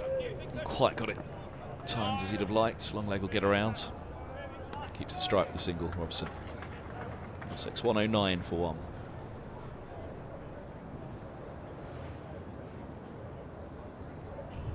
We just started to touch on Holden earlier. 26 years of age now. He's been around for a very long time. England under-19 captain. Lone spell at Northamptonshire. He scored his first 2 first-class centuries, 5 of them now. So he's finally got more centuries for Middlesex than he did for Northamptonshire on that loan. The grey skies that were around selection of Holden at the start of the season have long since disappeared. He's been an outstanding List A and T20 player, as we were saying. But this year, he's brought the sunshine to the first-class side for Middlesex. That double ton at Northamptonshire, century at Gloucestershire.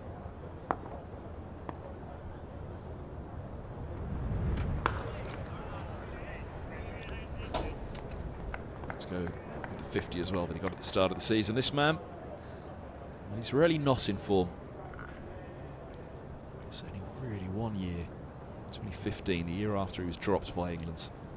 Form book took a bit of a battering for Robson that year.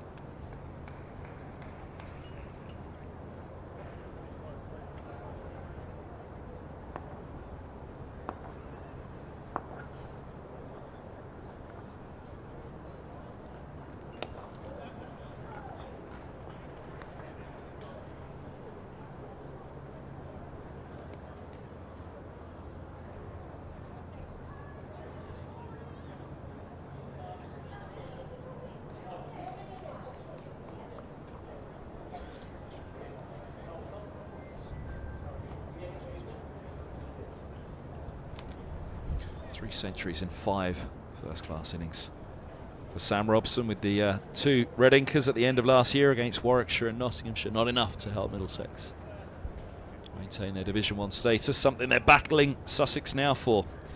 Top of the pile in Division 2, a break in the County Championship. Both sides looking to get up, Middlesex looking to get straight back. Robson also got 162 against Leicestershire here, after the 43 in the first innings against Glamorgan before he picked up that thumb injury. Had him out for best part of a month. Joined us up here on the mic with his thumb injury for a little while.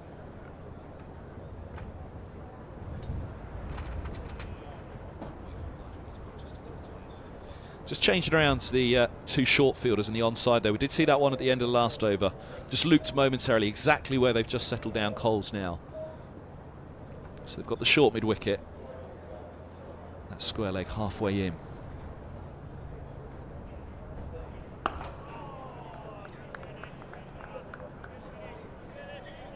There they are, right next to Holden, tucked in tightly behind him. He's got 2 slips behind, but then short mid-wicket and the advanced square leg with the helmet on Coles. It just looped up momentarily to that position in the last over from Hudson Prentice before dying well before it got anywhere near the square leg umpire. Sun on his back as he turns to bowl. So a little bit of rain's passed on.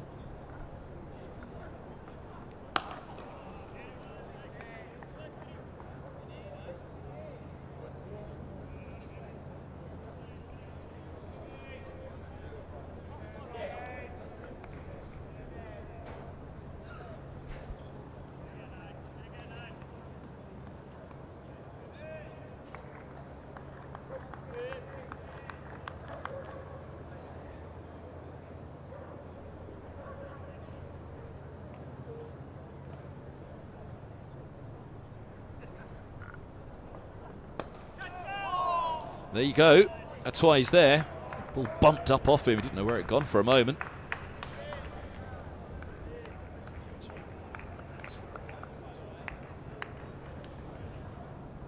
Just looped up for a moment. Coles bounced around on him, ricocheted around.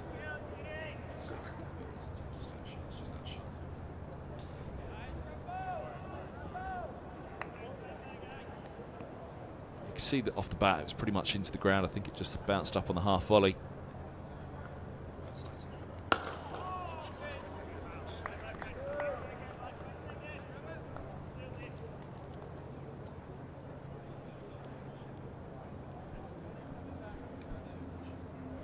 Might just see the trajectory off the bat here. That was on straight back to end the over.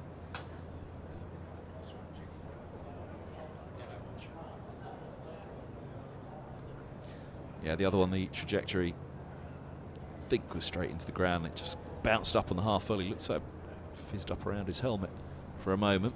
Just the naked eye, it wasn't quite clear whether there was a chance involved in it. Not so, end of the over, 110 for 1.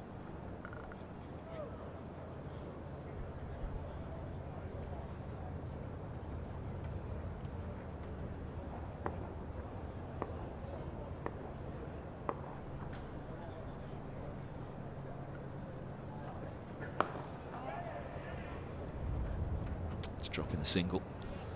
Something that Pujara and Simpson did well. They never went at a run rate much over 3.5. Never really went over that, never dropped below it. Just ticking along all the way through, grinding Middlesex down. Something Middlesex going to have to try and do in return. Nelson on the board.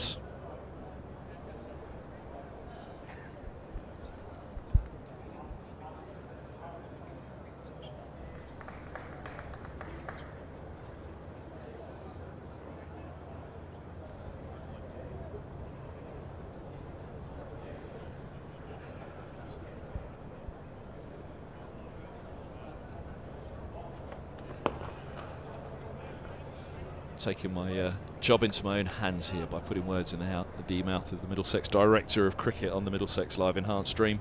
I think it was Alan Coleman who said to me, there's more wickets taken on 110 and 112 than there is on 111. It certainly sounds like a Coley stat. Might have been Mark Lane, but yeah, the Nelson, more damage done either side of it than there actually is on the Nelson itself.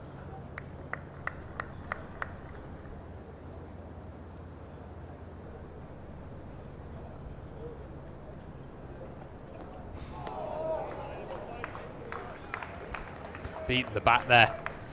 Jaden Seals, fantastic delivery in that channel. Ooh, it's very close. Holden did well not to push at that one. Just coming back up the slope slightly there from Seals. Fantastic delivery.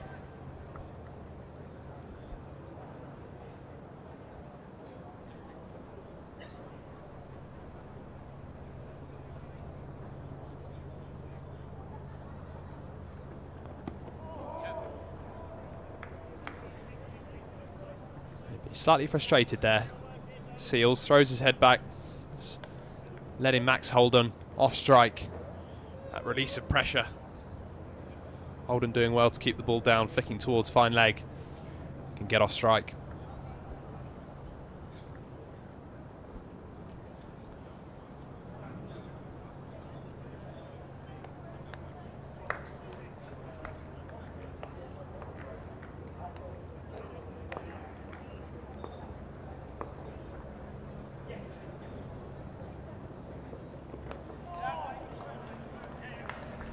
As the century stands for the second wicket, down to deep third it goes. And some Prentice retrieves, a couple more. So have really settled things for Middlesex. 13 for 1. And Mark Stoneman was caught by Clark and slips off Robinson. 14 for 1 now. 194 deliveries. The century stand, which, as you can see, Robson has 60 of them, Holden 40.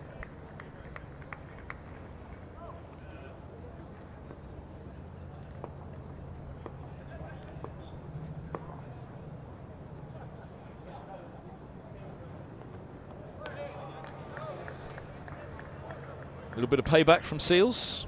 Not given us a no ball. There was certainly a thought, and that was the stare, the glare from Robson there in anticipation, waiting to see the arm go out. Not so. 114 for 1. It's been a very good partnership between these two.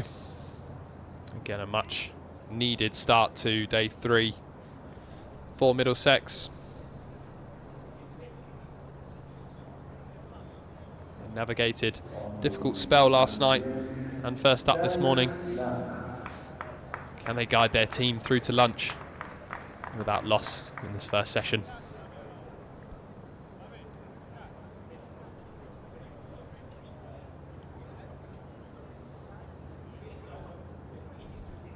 Change of bowling at the nursery end. Danny Lamb into the attack to replace Hudson Prentice. Lamb just with the 2 overs last night.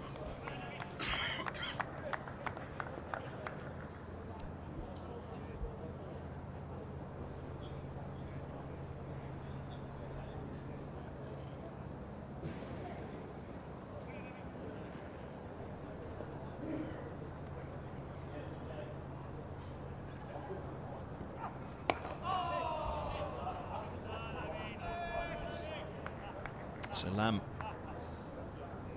just the 2 overs so far, back on where he started last night.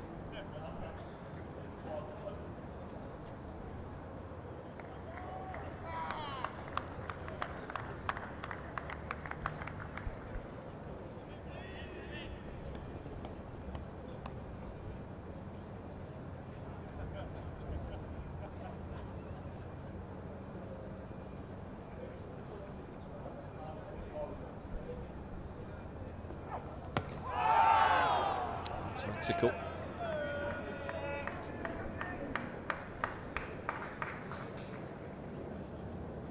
It's a good start from Lamb, getting that ball full.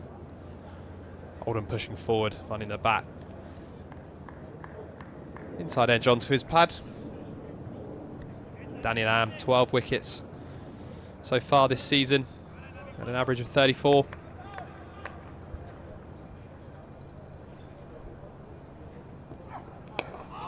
Again, bit of wobble on that from Lamb. Holden was looking to drive. In the end, just trapped the bat down on it really. Just guided it back. Interesting stat on Danny Lamb, became the first concussion replacement in English first-class cricket. Back in 2018.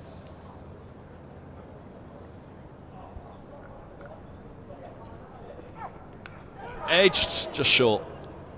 It's hurt the right wrist.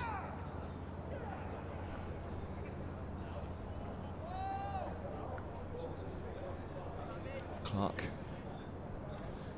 held on to the chance to get rid of Stoneman. He's hurt his right wrist. Just bounced up in front of him. Certainly wasn't a chance, just short. The second slip. Holden just stretching for that slightly outside of the off stump, searching for it, and there you go. Wide one left alone by Holden. That was barely on the track from Lamb, but clearly looking to tempt him again. It's not the warmest of days out there today either, so that's going to sting for Tom Clark.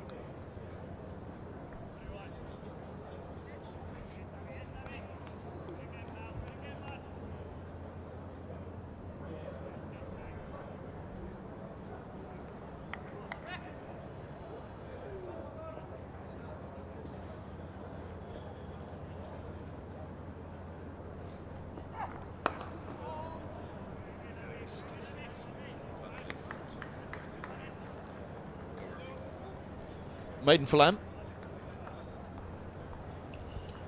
What do we reckon in there? Bacon? Bacon and eggs in the pavilion? Big baguette, I think that is. What's the filling of choice? Cheese, is that? Eggs? Maybe a tuna mayo. Beer o'clock already. With 2 pints on the go. Don't blame them at all. Bank holiday weekend.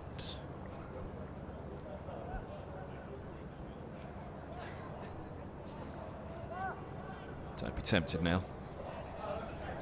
Long day ahead still.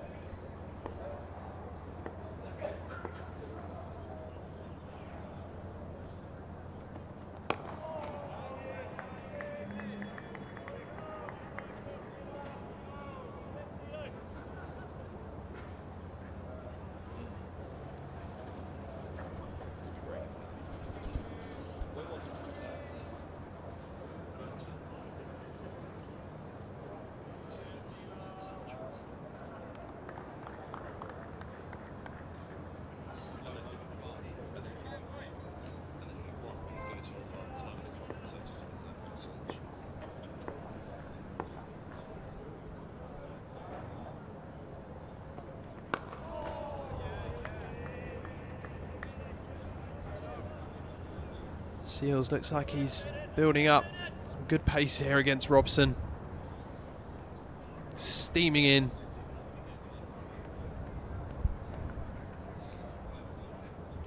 All right, what's in there? What's the filling of choice on a Sunday?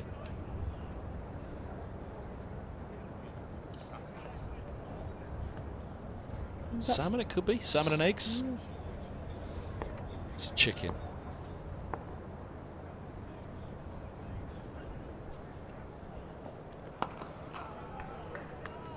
BLT with a bit of eggs thrown in. That'd be for the pavilion, wouldn't it? The bacon and eggs.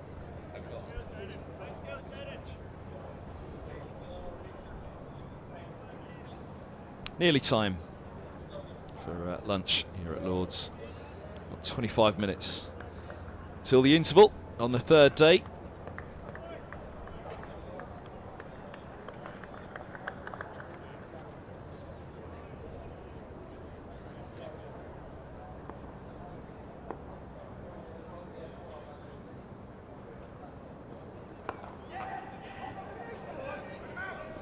Well, that was a sharp single to point. Throw coming in from Hudson Prentice. He's decided to go for the non-striker's end, and now they're having to back up as well. They're okay, but well, watch this run. Robson sets off. He's away. Holden decides he's got to get the dive in. The throw goes to the other end. I don't think there was any hesitation in it either. They both went. They were both away. Robson's looking at the other end. The throw comes to his end. He's looking at the other end. Wow. Wow. That could have been a horrible moment for Sam Robson.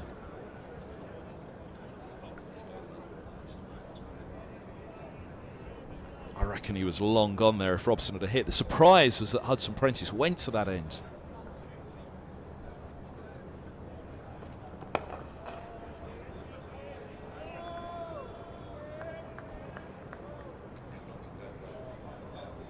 Let's have a look again. Robson is fully worried about Holden here.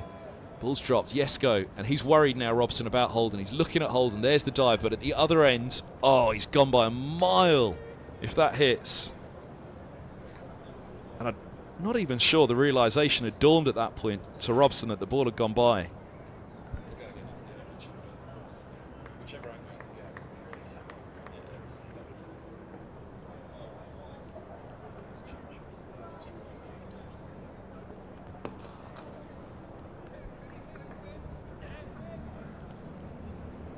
Single ends the over, 116 for one, but this was a big moment. Well, it was a big moment out of absolutely nothing. Holden's diving, Robson's looking the other way, and the ball's passing. Here he goes, he's off.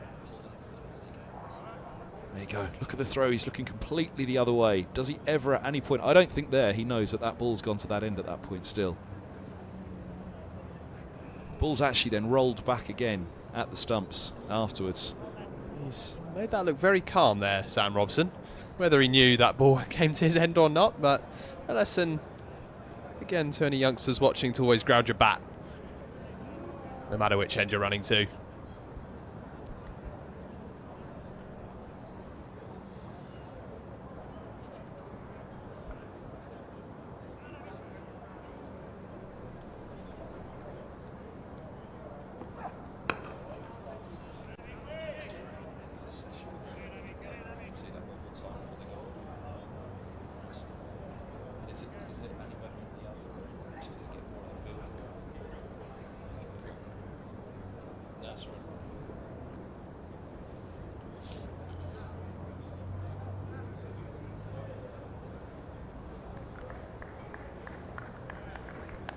Short mid wicket and a short mid on as well as a short mid off for Holden now.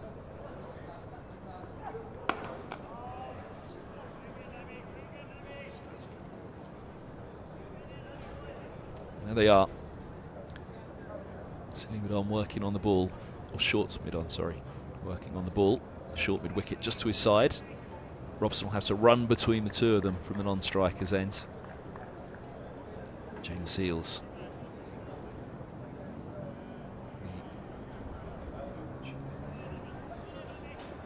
Pajara's coming in alongside Jaden Seals. Jaden Seals is the short mid-off, short extra cover is Pajara.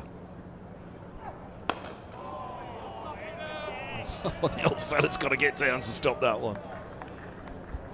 Sussex really going on the attack here. Looking for Max Holden just to pop one up to one of those 4 fielders in close.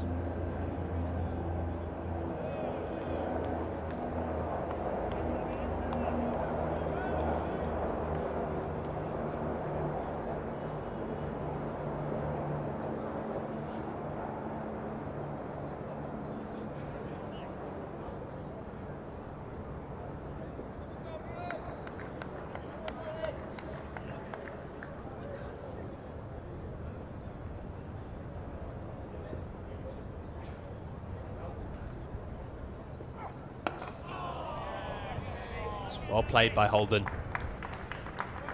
Another player comes in close.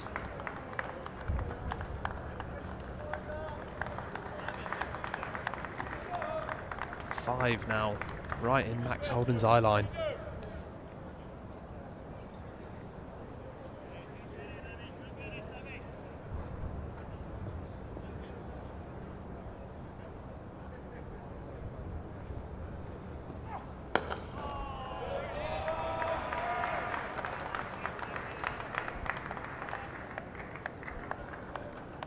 Good battle this.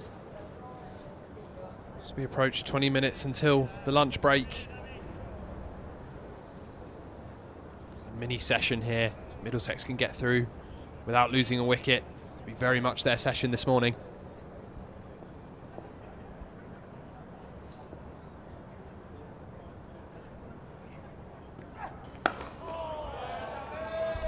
Maiden over again from Lamb. Consecutive maidens to start up from the nursery end. 116 for one, just under 20 minutes until lunch. On the third day, Middlesex will be happy so far. It's a long 20 minutes though. Be a big job done if they could get in at the interval. 1 down. Painkillers on. This was the blow to the right hand, I think, for Clark. The edge from Holden fell just short and slammed into the right wrist. Bit of running repairs. Middlesex repairing the situation from 13 for 1. Testing spell for Stoneman last night. The test now until lunch. Carson is coming on from the pavilion end. Tweak a few.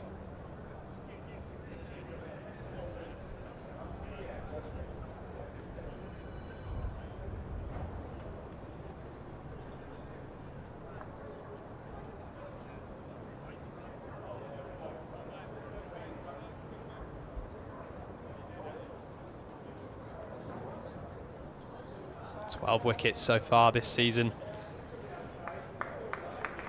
for Jack Carson, 23-year-old from Northern Ireland.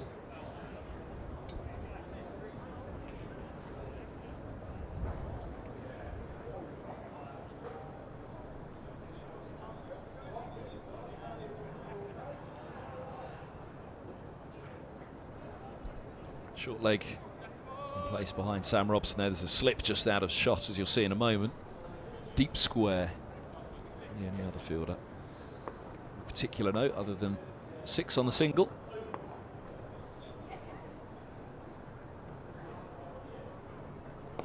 It's floated up there nicely by Carson under the nose of Robson.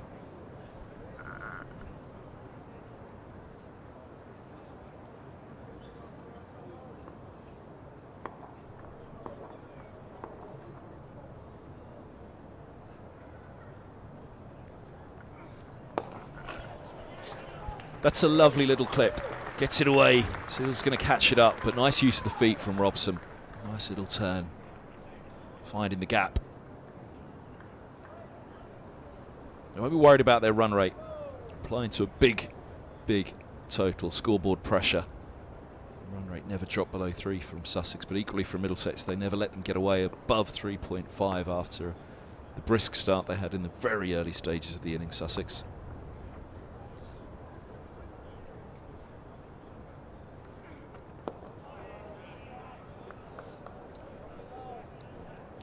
Gloomed over a little bit again here.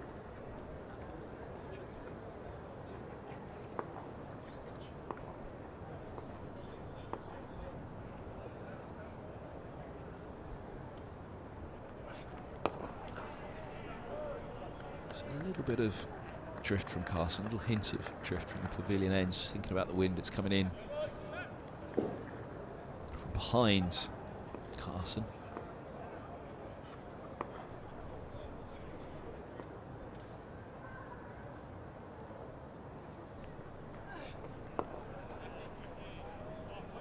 Just landed on a nice spot early here, Carson, straight away.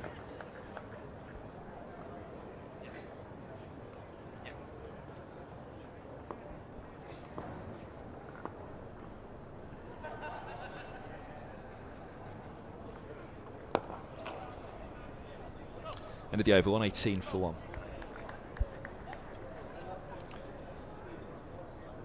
Good start from Jack Carson there. Just 2 coming from that first over. Carson was offered a trial with Sussex as a 12-year-old after his old club captain and former Ireland international Carl McCallan put in a call to former Middlesex man Ed Joyce about the talents of off-spinner Jack Carson.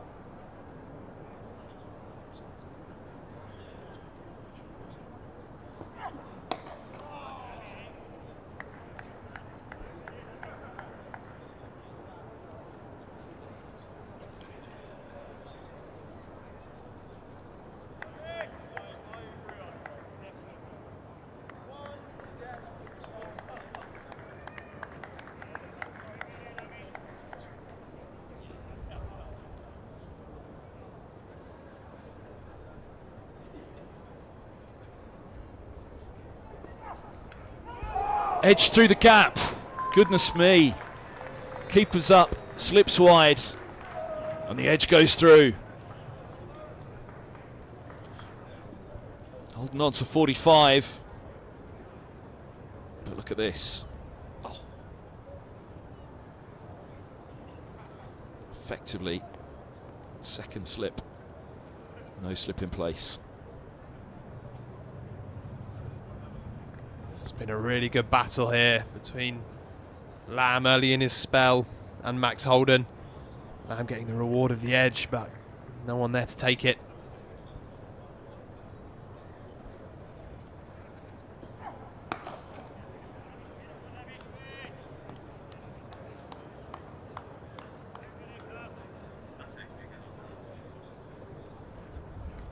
Again, you can see the close infielders really putting a lot of pressure on Max Holden here.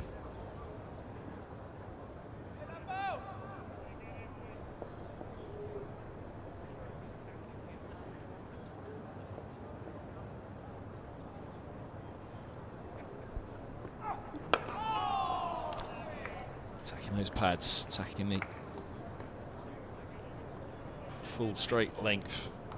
The fielders in front of the bat, 122 for 1. Quite call it a life for Holden because the chance didn't go to hand, but certainly an edge and a heart in mouth moment. Saw that edge to second slip, which hurt the hand of Clark when not carrying, but this one. Keeper stood back Yeah, it slips. It's straight to slip. But with the keeper standing up, the pace, clearly something that Sussex are thinking about with the amount of catches they've got in front of the bat. They're thinking an edge, if it's taken, is going to go wider because the pace isn't there.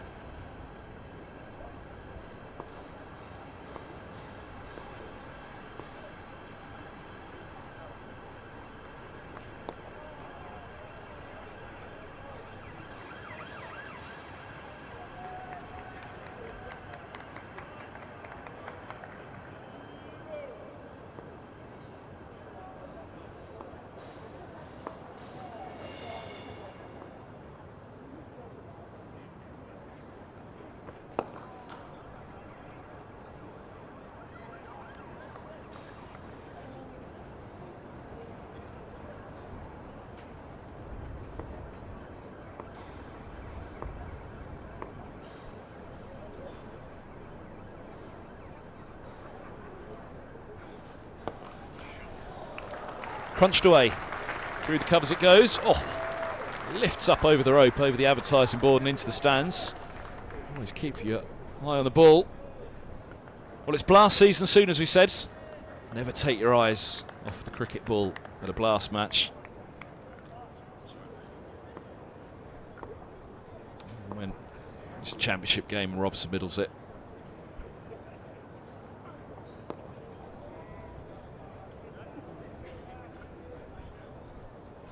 There was nobody there, fortunately. For the one that popped up over the rope, we'll have a look back at the end of the over, maybe. See it pinging into one of those chairs.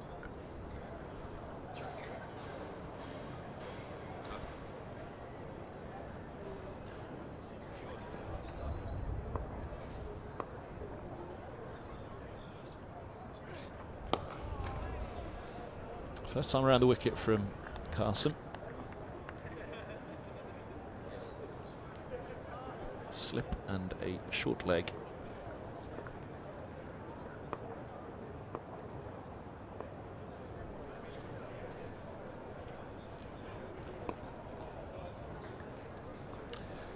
Let's have a look back at that drive from Robson. 126 for 1 at the end of the over. Races away. And then pop, hits the top of that chair in the first row. Fine work in the stands. Careful clambering around seats, that can be a perilous thing to do. Apparently there's a few outtakes of me clambering around seats that the Middlesex office are lining up for the Christmas show reel.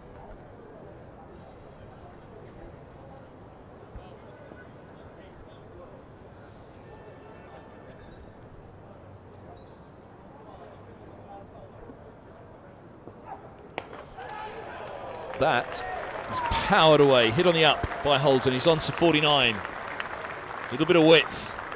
He hits that square beautifully. Absolutely dispatched from Maxi Holden there. Lovely look on that shot, and again racing away to the boundary. Not put off by that edge in the last over. That slip has just moved a little bit finer now.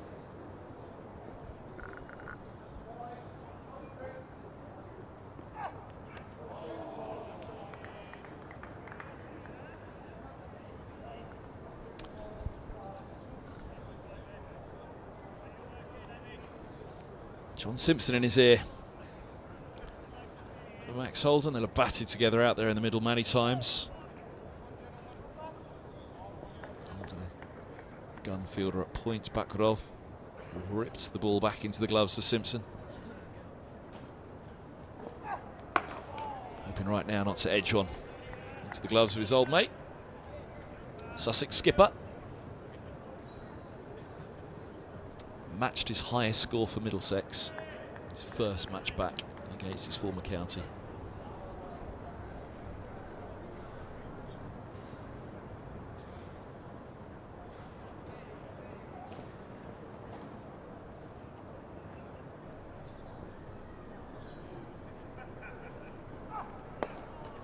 Leg sides, and there is Holden's 50. 125 deliveries for Holden to reach his 50. And 5 fours for former Middlesex opener. Dropped down the order, he's back up at 3, and he's back in the runs this year. It's been a very, very good knock this. Pressured, high quality attack, but a high quality response from both Robson and Holden.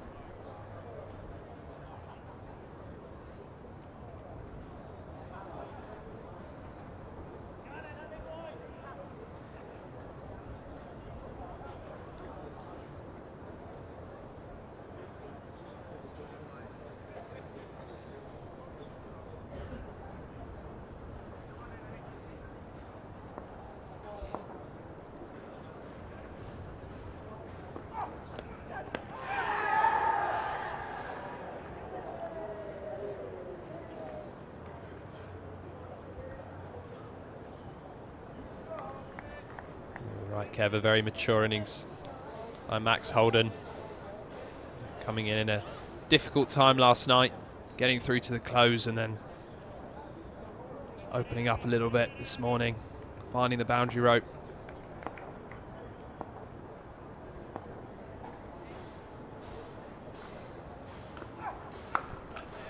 Cut hard, but straight to cover points.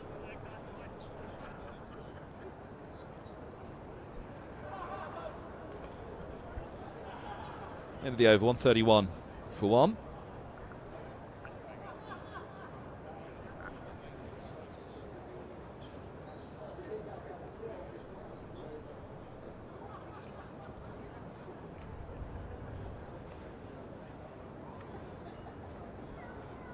Holden continuing his good form this season, averaging 67 so far this year. Second half century to go along with the 111 he scored at Gloucestershire and the wonderful double century scored at Northamptonshire.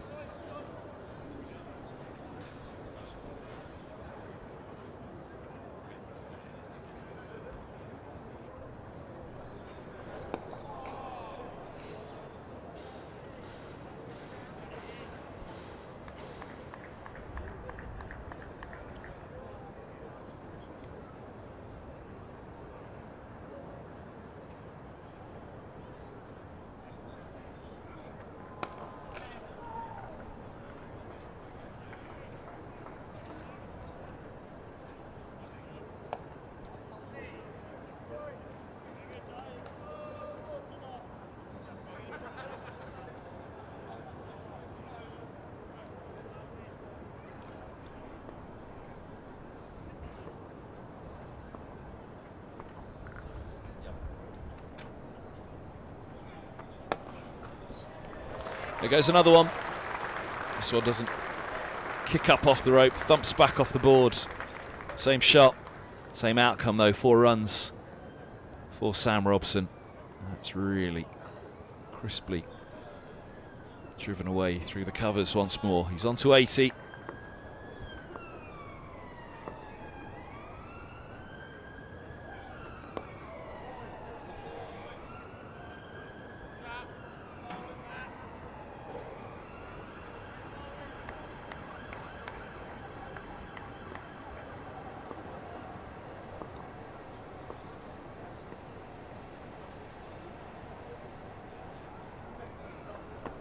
Oh, use of the feet, and has he gone? Not out is the call. Played it into the ground, Sam Robson. Everything was in play there. Was it going to get through to bowl him? Was he going to be stumped? Was the edge going to carry?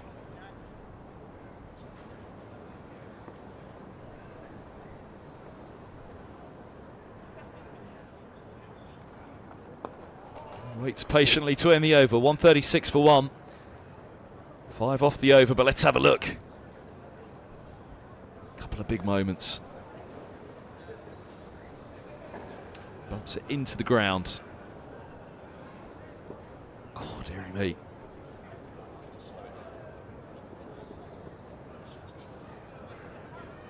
Just bounces up off the ground there.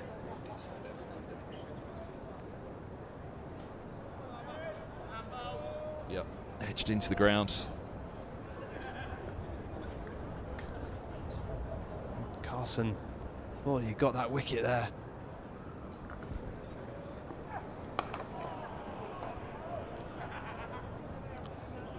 Top ball to start the over, just pushed away 2 points.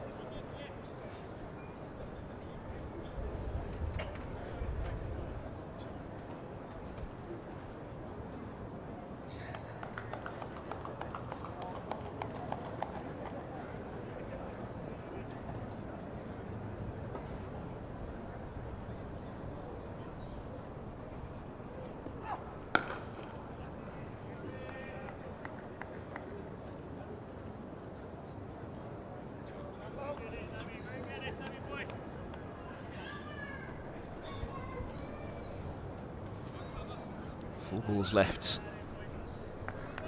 So they wander off. The clock has ticked over to 1 o'clock already, below Old Father time. Top of the clock tower there, above the scorers.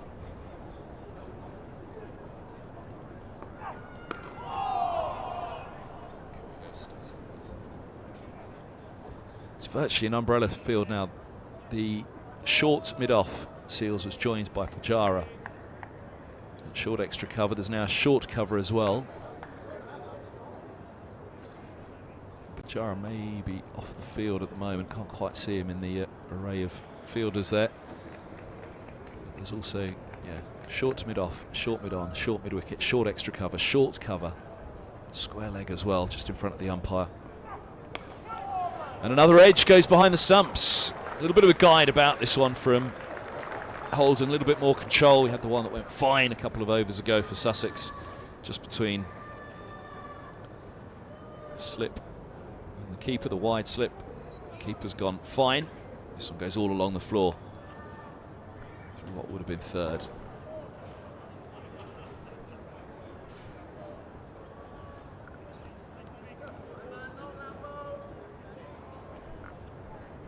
Partnership worth 127 now for the second wicket. Very solid morning for Middlesex. They're not there yet though, 2 to go. Angled in again from Lamb, just traps the bat down on it, Holden. Sussex have lots of runs to play with here, still 414 ahead. Even if they walk off wicketless in this session. Know that Middlesex have an awful lot to do to secure their position in the game. If they can, Middlesex, then again they will look to this fixture 2 years ago, try and switch the pressure in the third innings.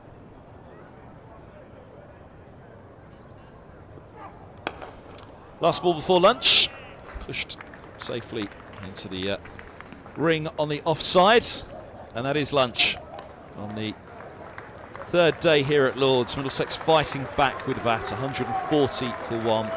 No wicket in the session for Sussex. Stoneman out last night. A couple of moments of alarm for these two. Max Holden edging through slip. Robson, well, nearly yorked himself. Could have been stumps. Could have been caught at slip. It was edged into the ground. And then there was the run out. That wasn't, but very nearly was when Max Holden went diving at one end. Robson was watching the dive of Holden and not the ball, which was going to his non-strikers end, even out by a mile. It's Sussex's morning here at Lord's. We'll be back on the live enhanced stream just before 1:42 to pick up the commentary on this one. It's been a very, very good game so far for the batters, but there's a long way still to go for Middlesex.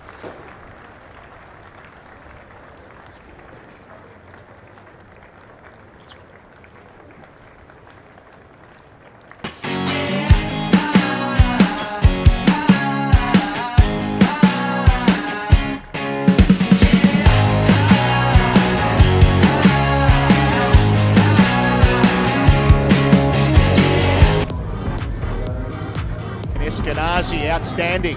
And bowls him!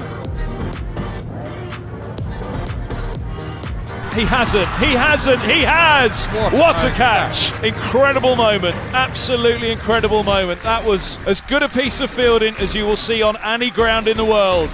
Nice from Holden, really nice. 6 runs, beautiful. Wow, what a shot that is from Cracknell.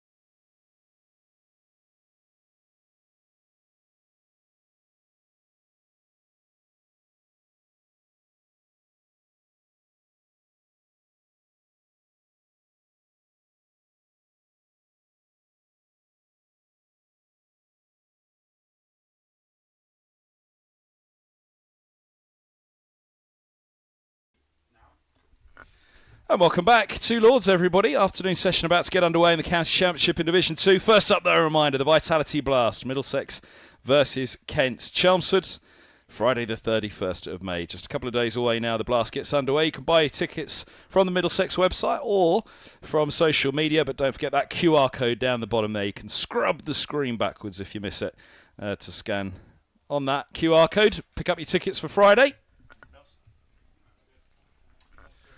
And there's the time in.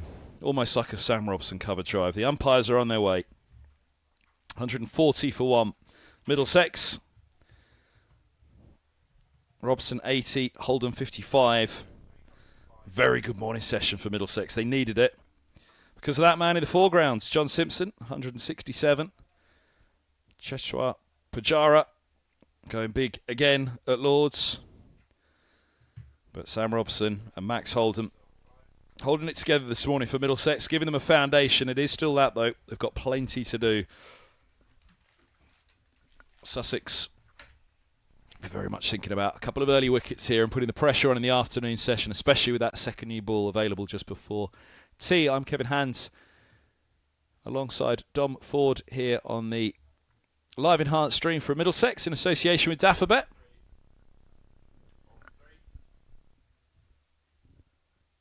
And it's going to be Ollie Robinson to open from the pavilion end, 140 for one. Bowled well this morning, didn't he, Dom? It's going to be another test, this, another little spell for Middlesex to get through. Yeah, thank you, Kev. Very good partnership of 127 between Holden and Robson. Getting through that first session without losing a wicket. But you're right, Ollie Robinson bowled well, testing. He's going to start this afternoon session here. A bumper. It's a carbon copy of one of those before lunch. How was your lunch? Welcome back. One was good, thanks. How was yours?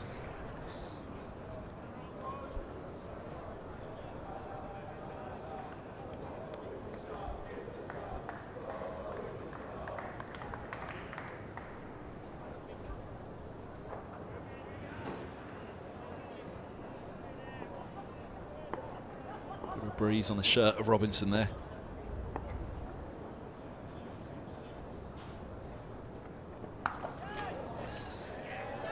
Breezily hooked by Robson. Just kept over the top of it. Kept control. The mid-wicket is there. Around towards square leg. You just see that breeze on the shirt as well. You went downstairs and ate your... In the real world, you went and ate your lunch outside. Is it as breezy as it looks? The reports from Noah and Dan on the cameras. Haley as well, I think, had said it's a little bit nippy out there in the shade and the breeze.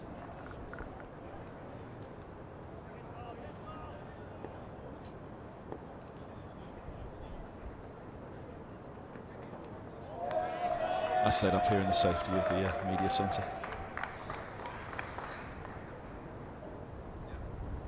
Yeah, I found a nice little bit of shelter to eat my pasta at lunch. It's just nice seeing a few people playing some cricket. Was it cold? Was it warm? It was alright, I was in the sun. It was quite nice. But quickly came back up to the media centre.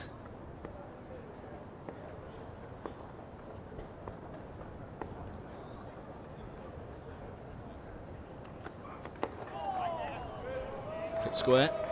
Field still there though. 5-4 fields for Robinson. And no looseners to start this session. Robinson with 3 bumpers. Making sure Sam Robson is awake after lunch.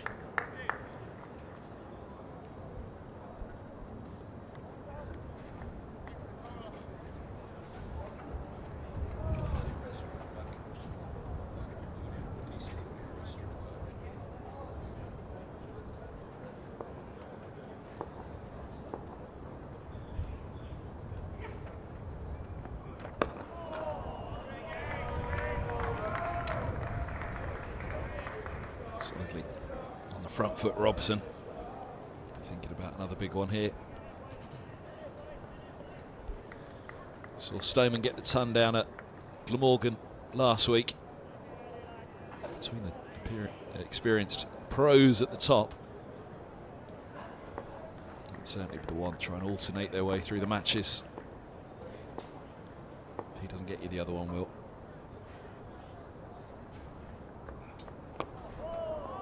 Slow ball, bit of loop.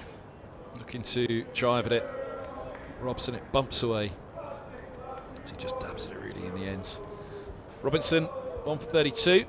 He and Jaden Seals will be thinking the same as well. If one doesn't get you, the other one will, but it looks as though it's not going to be Seals immediately after lunch for Robson and Holden to get past.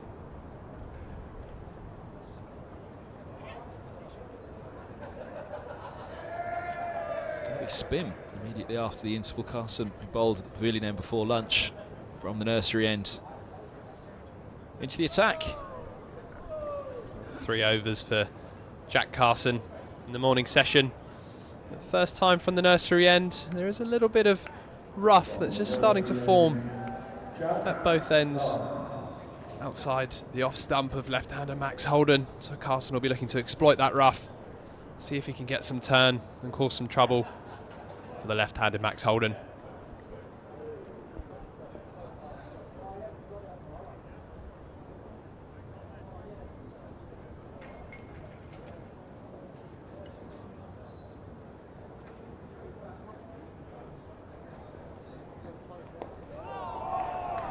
Inside tickle.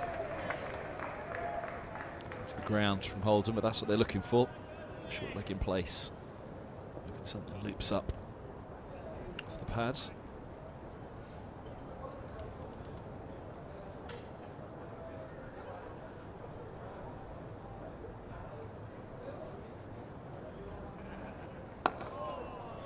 any bounce on the camera there. It's people walking on that stairwell. Alongside the gantry, unfortunately, just causes the gantry to bounce a bit. Obviously had a heavy lunch, one or two, on the way up and down those stairs.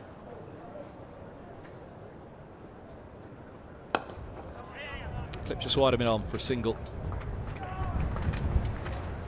It's 56, 41 for 4.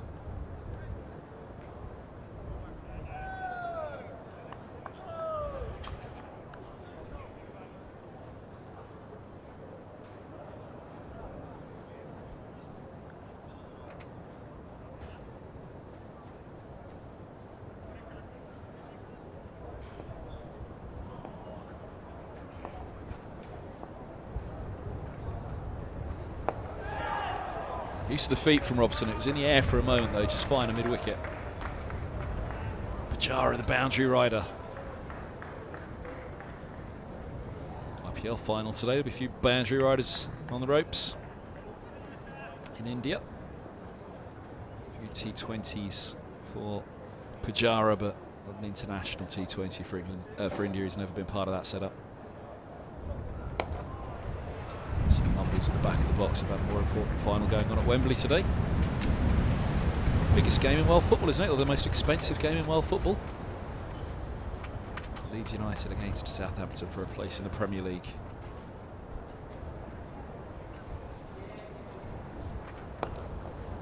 End of the over, 142 for 1. Director of our live stream, Danny, sitting there in his Leeds top. Broke the comms camera with that, didn't he? Shattered in disgust.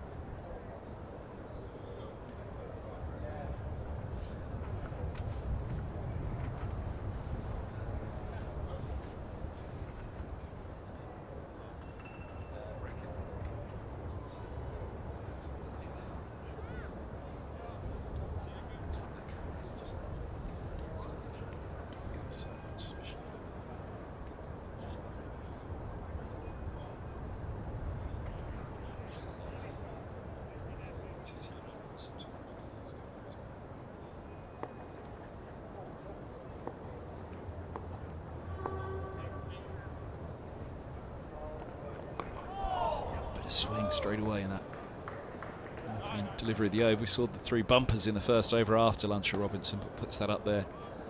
And fine swing straight away. So the fields had been heavily set to the leg side for Robson there. It switches to Holden. They will stick with an offside field, so majority down the slope. Let's see, no one's going to wander across a 5-4 field.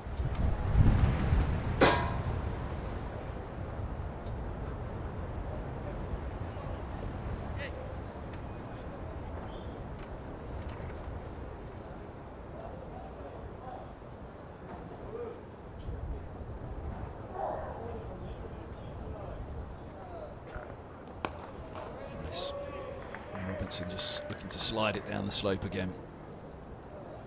It'll be interesting to see if Sussex resort back to those tactics that we saw towards the end of the morning session. 4 or 5 close infielders, especially for Max Holden.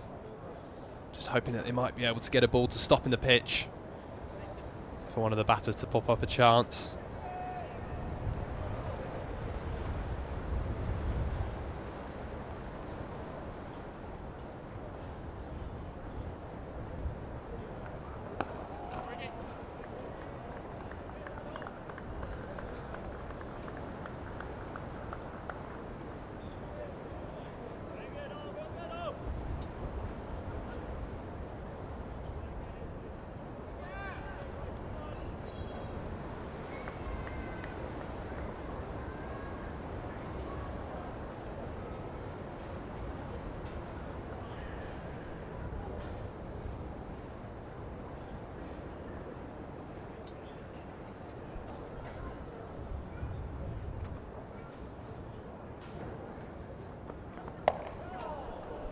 Pulled away.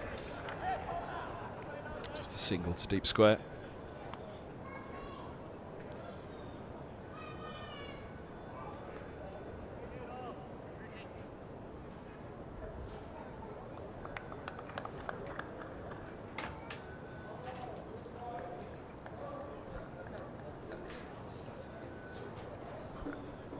What's that? Onside field for Robson. They've got 5 on the leg side for Sam Robson. A long leg, just out of shot, deep squares, just retreating out of shot there. Mid wicket, straight mid wicket, mid on.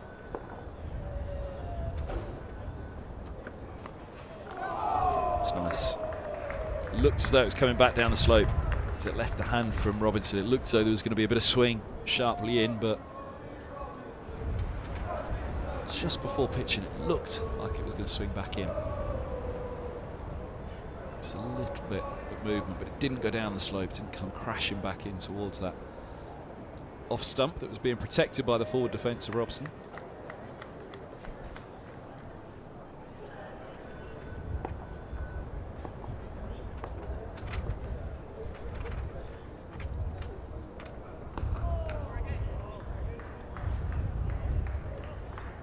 End of the over, 144 for 1.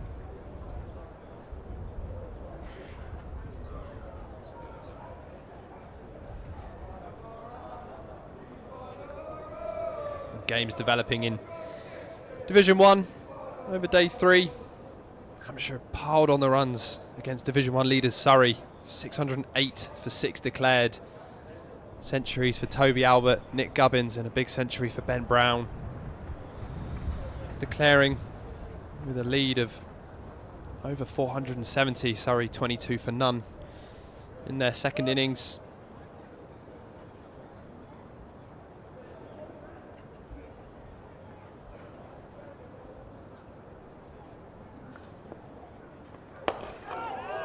Well,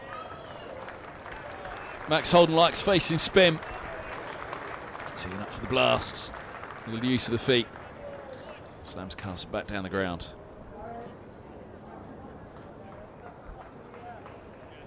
Not fully to the pitch of the ball there, Max Holden, but he went through with the shot. Made sure he made good contact. Was still at the point of contact. Good shot down the ground for 4. Positive intent from Holden.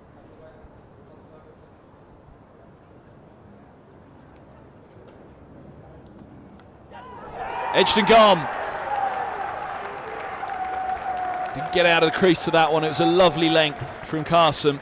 Holden was left searching for it as it spun back up the slope. High up that outside edge. Lovely ball from Carson. Look at that. Through to slip it goes. Looking to drive there. Max Holden wasn't quite to the pitch, but you can see the front foot, he wasn't quite across, but the length looked good as well. He got a good stride in, but not across to it. Fine innings from Holden, comes to the end on 61. Clark with the catch. Holden makes his way back. Good partnership. Sam Robson settled things down, but here comes the other main man, and possibly the biggest name at the moment in the Middlesex batting lineup, Lewis Plooy. Skippering for the game in the absence of Roland Jones.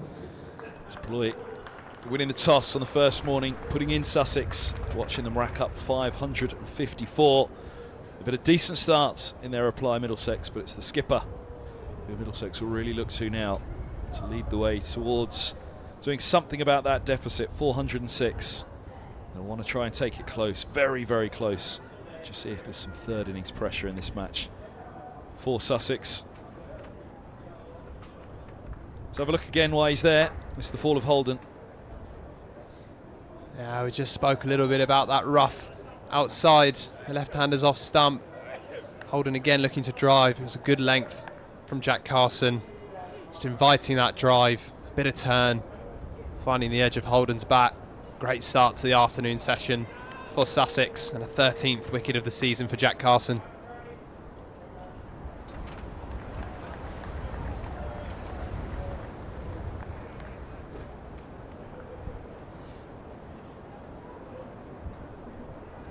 First ball for the Middlesex skipper for the match. Very typical Lewis Plooy style. He opens up and punches the ball away off the stumps. So the biggest name with bat in the game, Pujara, who does the fielding. Pujara's played his part for Sussex. Middlesex really need to Plooy. We've got Robson going nicely. It's going to take a couple of centurions to get them close to the Sussex score.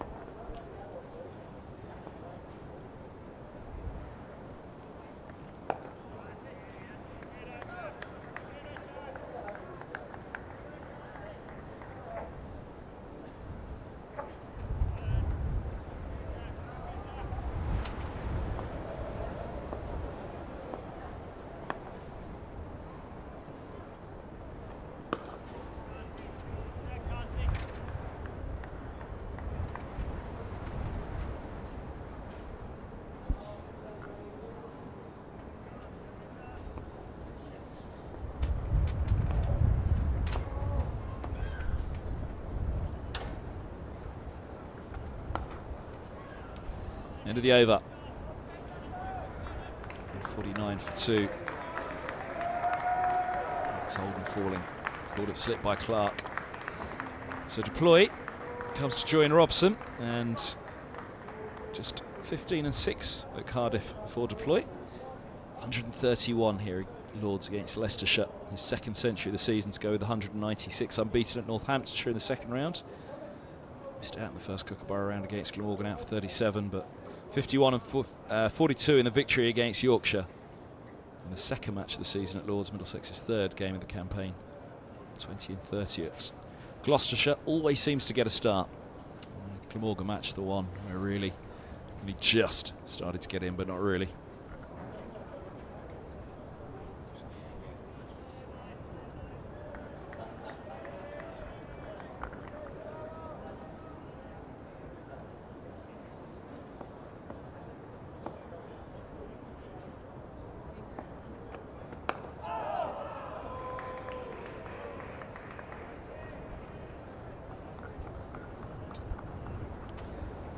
Career average for Plooy is something which should have attracted many a county. It was apparently be available from Derbyshire.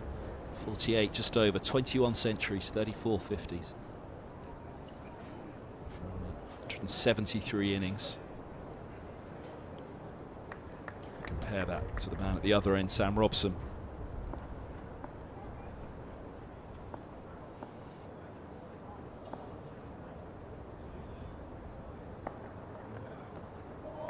Robson 5 years older than Plooy. Plooy with 21 and 33, his centuries, and 50. 50s from 173 innings. Double those innings. Sam Robson, 33 first-class centuries and 46 first-class 50s. Good conversion rate from both. Robson with an average of 38 compared to the 48 of Plooy, though.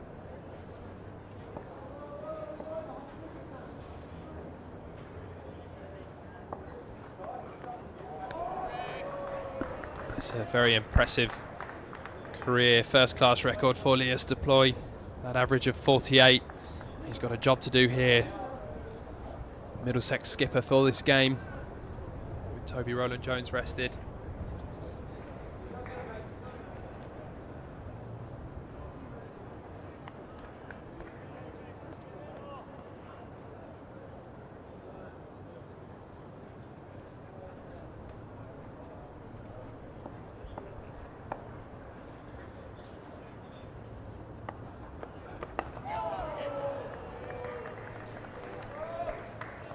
Four balls to start the over to Plooy. Again, big matchup. Robinson, then that man, Seals as well into the attack as well. They'll know if they can get past Plooy early, and they'll have a real chance of putting some of that scoreboard pressure onto Middlesex. It's the visiting number 4, Pujara, that set things in motion for Sussex, followed up by Simpson.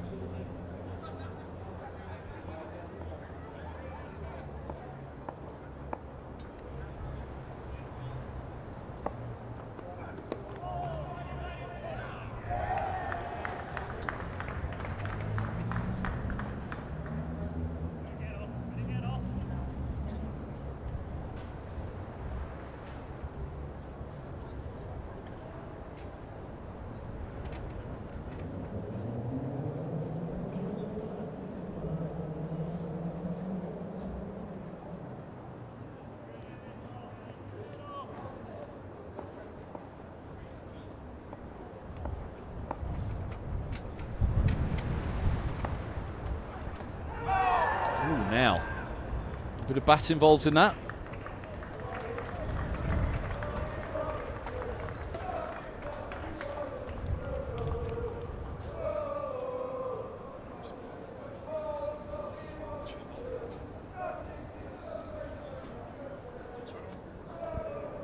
Is it just a little inside edge on it? Must have been. Would have been screaming for that otherwise. And a huge appeal. Robinson this morning against the man on the right there, Robson. Signal for a new bat already for Lias Plooy. I'll take either one of these at this stage, but as much as Middlesex would have looked at Pujara and Simpson as real dangers in the Sussex lineup, now that Stoneman's gone in particular up at the top, Higgins still to come. Holden's in good form, as we mentioned, at number 3. But arguably, Robson and Plooy, the two that could really bring Middlesex back into this match if they can get somewhere close to parity. It's going to take them a while. That basically means there's only one side that can lose the game there if something goes wrong for Sussex in the final innings of the game, in the third innings of the game.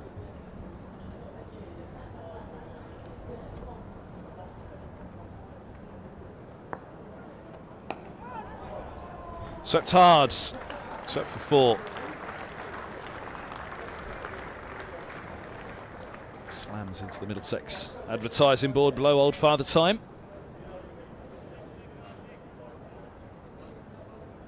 We've seen a beautiful ball to get rid of Max Holden from Carson.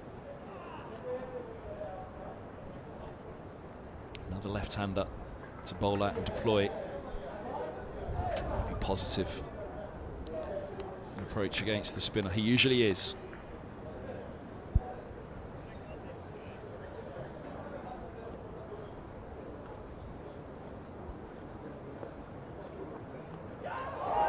Goodness me, nearly another one.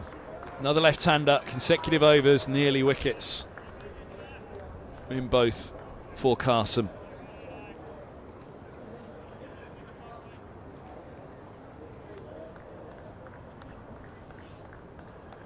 Very full delivery. Plooy just looking to get inside it, access that offside. Hit with the spin.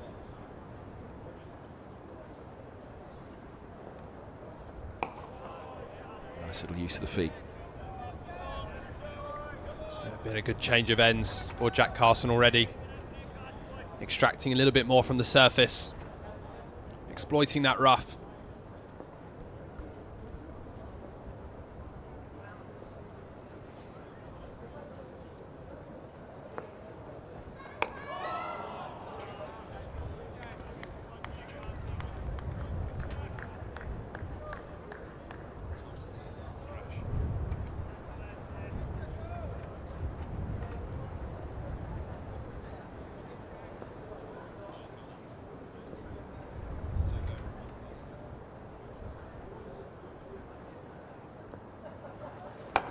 It's a nice use of the feet again. Just a stroke to mid-off. He can be positive in defence. Here comes that new black bat for Plooy. Early change made by him there. 154 for 2. Which one feels good? Yeah. Good weight on that one. As you say, Lias Plooy, good positive player of spin. And I'm sure he'll want that scoreboard to keep ticking over. Middlesex won't want to get bogged down. I want to keep increasing that score and get closer and closer to that 554 that Sussex put on the board.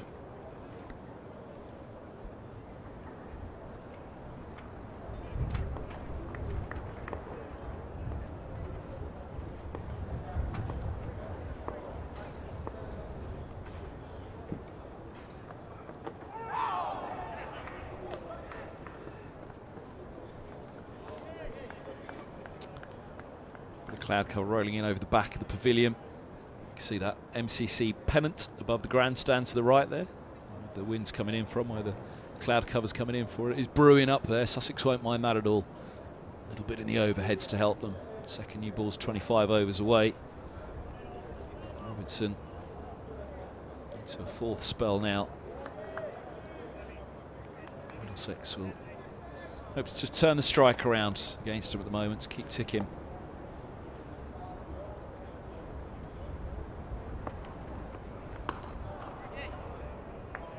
Robinson won't be far off leaving that spot, challenging that outside edge.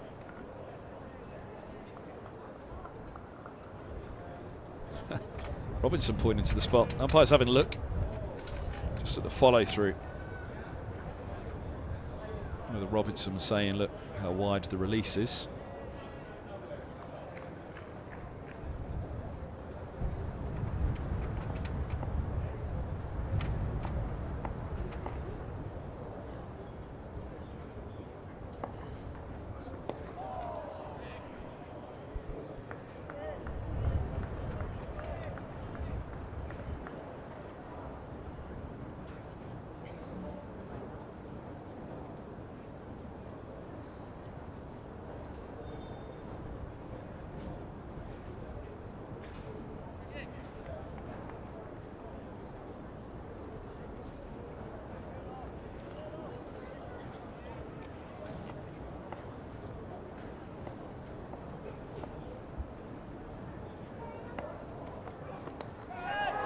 Leg side, punished. There's a leg gully in place. Not in play on this occasion. Robinson has his hands on his head, but leg gully didn't move. Long leg had to. Is there a slip and a slide there that's entertained them all?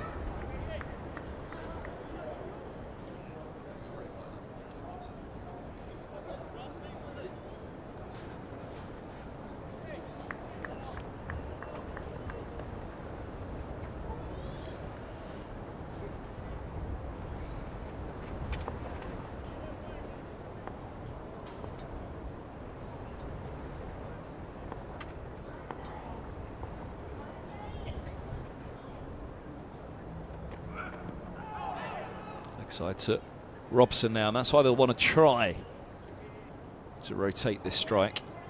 By single a leg by? Does. Just keep changing the line of attack for Robinson, not let him settle against either of these. Plooy is a real runner between the wickets. He's sharp. Sets off quickly. Robson will have to be alert. Had that near run out this morning when he wasn't looking. Didn't ground the bat. Could have been awkwardly run out by Hudson Prentice with a throw from points. After calling through Max Holden.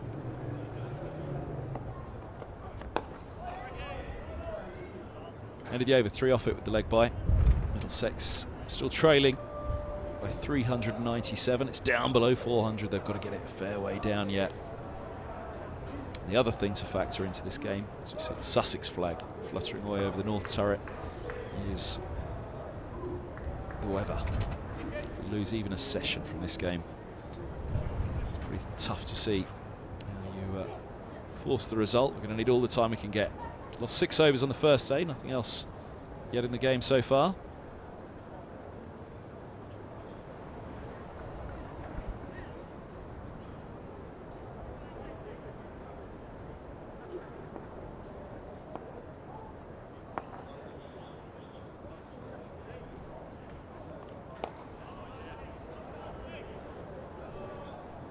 Solid defence from Robson.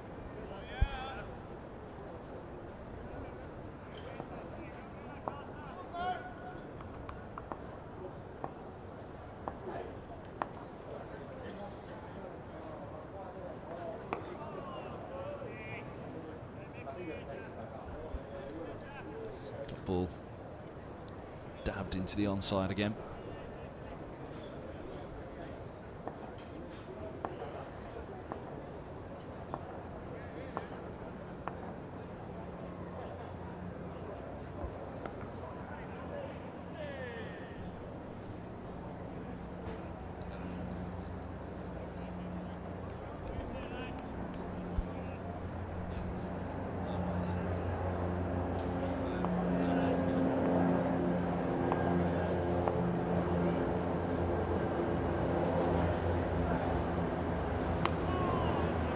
Backing right up.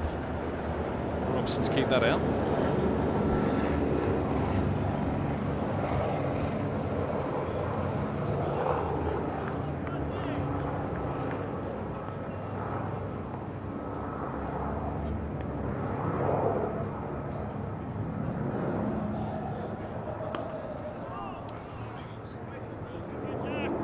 More to come. The over. A little bit of drizzle just starting to fall on the grounds, and folks, there you go, hood up, umbrellas up, 1 or 2 shifting back in the stands.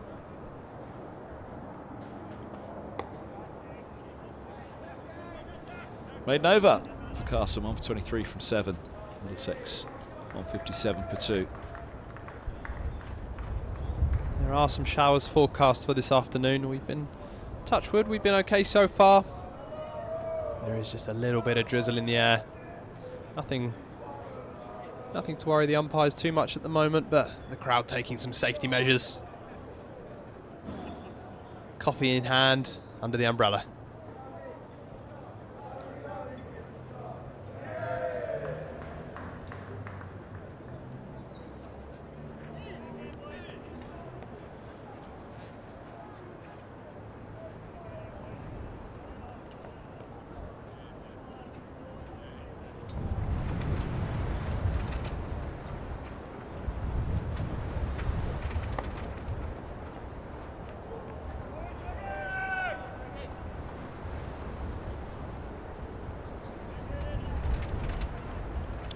Going up all around.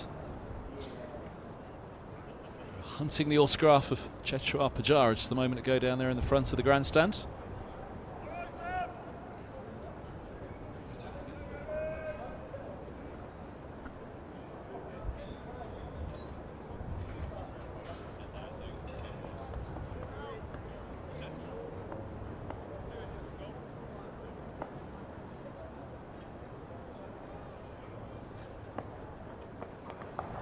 Short one.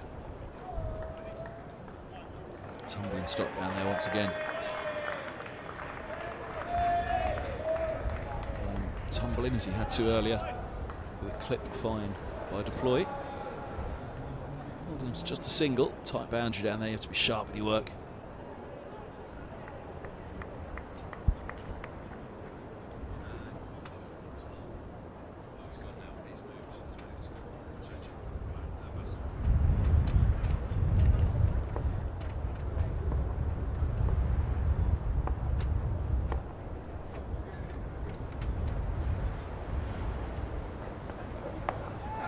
And now where's that gone? Robson on the back foot. Extra bit of bounce from Robinson. The ball deflects away. Back at a point. They have a single, but this was dicey for Robson for a moment.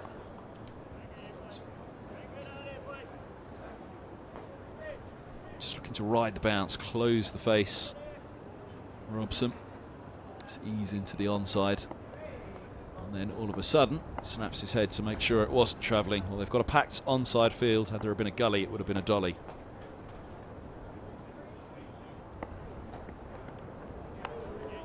Sharp bounce to deploy, looks at the umpire.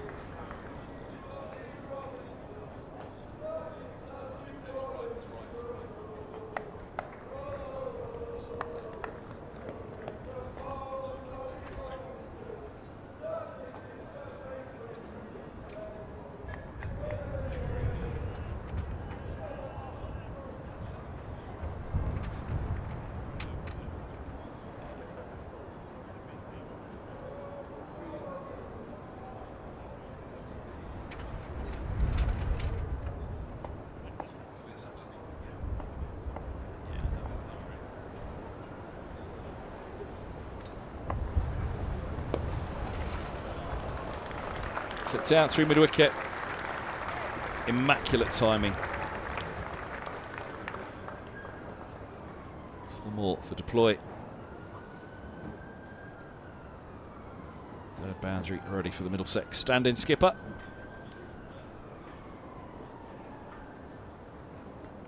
A lovely shot from Lears deploy. Beautiful timing. Robinson just a little bit straight. Deploy will play off his legs all day.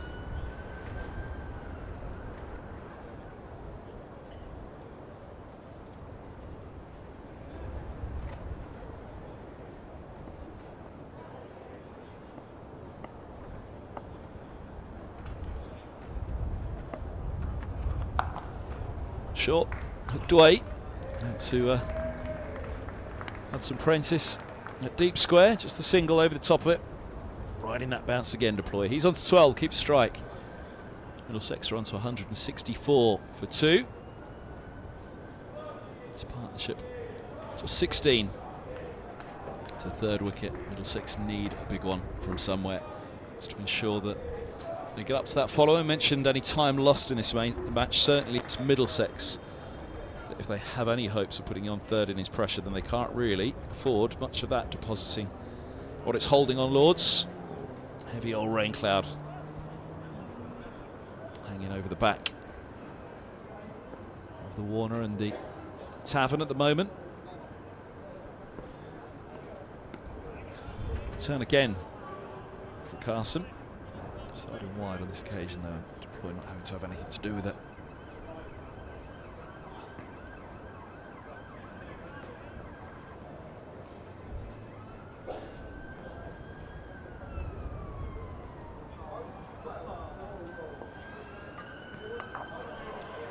Away. Nice shot by Plooy, leaving it late, cutting it fine on the boundary. Whipped again from Carson.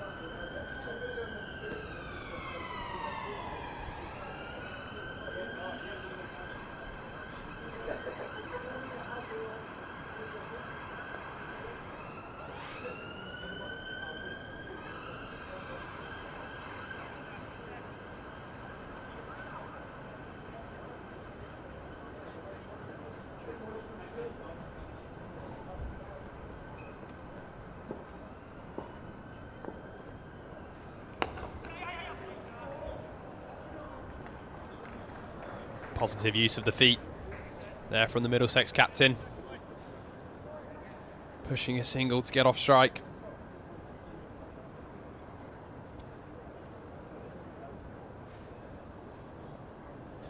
Averaging 66 this season so far, Deploy.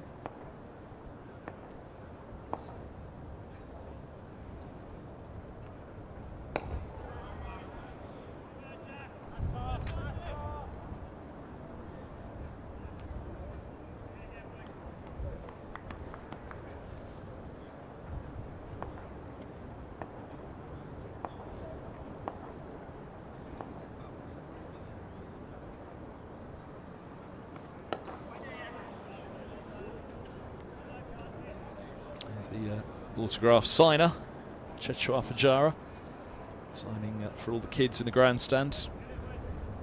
So he did the interviews last night, had a chat with him at the end as well. Absolute superstar on and off the pitch, Fajara. Were you much of an autograph hunter, Kev, when you were a kid? I wasn't actually. Do you know, autographs never were a thing for me. Everybody goes to the selfies now, don't they?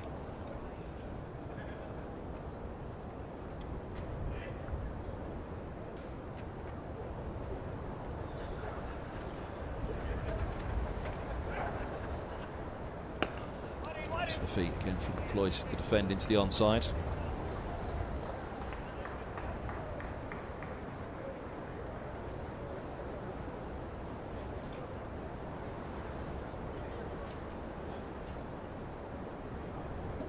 What's the end of the over? 170 for 2.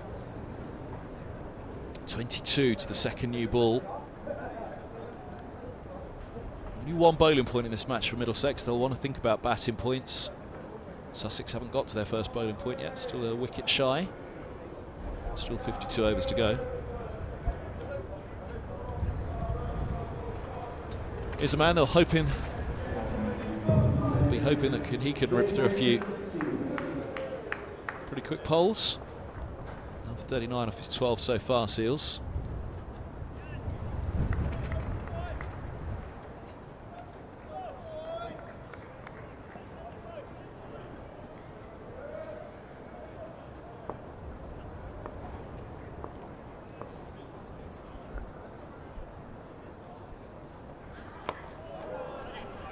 That's the spot. Straight away. Still got a heavy onside field for Robson for Seals, as they did for Robinson. Mid-on, 2 mid-wickets, one of them a little straighter and shorter. Deep backward square, and you can just see long leg right down in the bottom by the Middlesex side.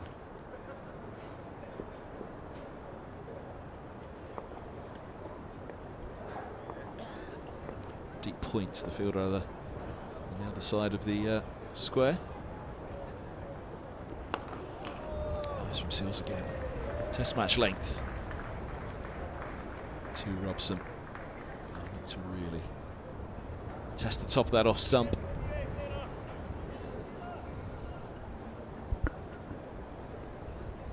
Jaden Seals, the leading wicket taker in the bowling ranks in Division 2 this season so far, with 23 wickets. Best of 5 for 29, an average of just shy of 24.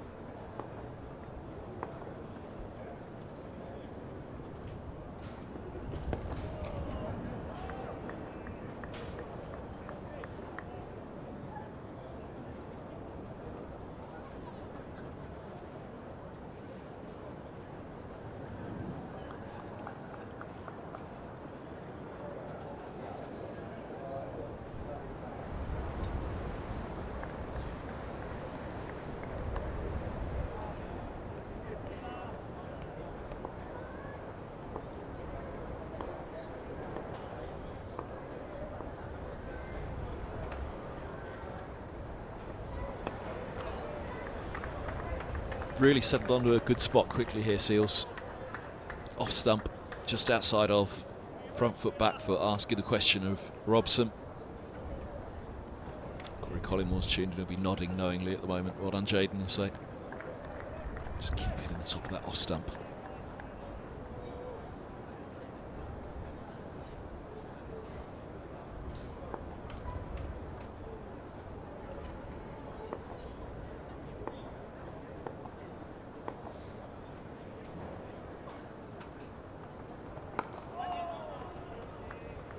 More width in that one for Robson to work with.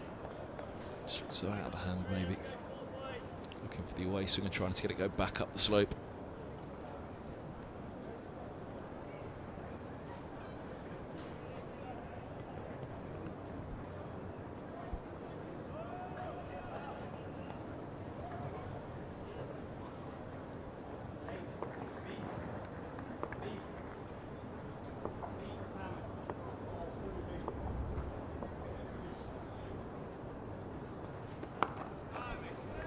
It's an excellent opening over from Seals into his latest spell.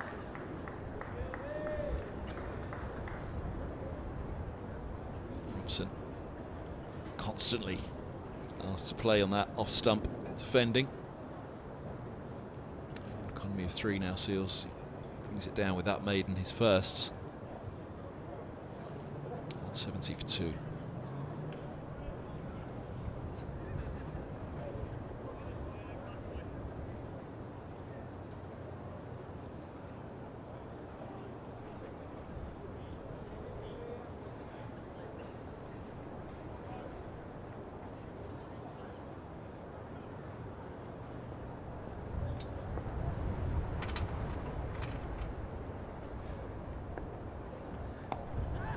So it's hard. Has he quite got all of it? Perhaps not. Chance here for Coles. Flicks it back in. That's a great piece of work. Tumbling over the rope. Preventing the ball from doing so. Come back for 3.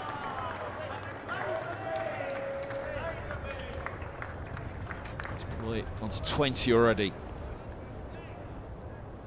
He seems to get a start. He starts so positively that he's always away. There's the head groundsman. Carl McDermott sat behind the wheel. The team are poised. Rain clouds around. At the moment, we're okay.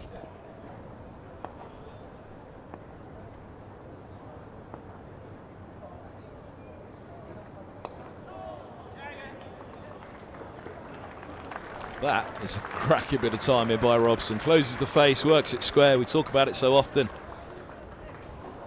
Off the seam bowlers, Robson's ability to hit square of the wicket. Look at that. The off spinner hit him with the spin. Placing it nicely fine at the fielder. On to 90, Sam Robson.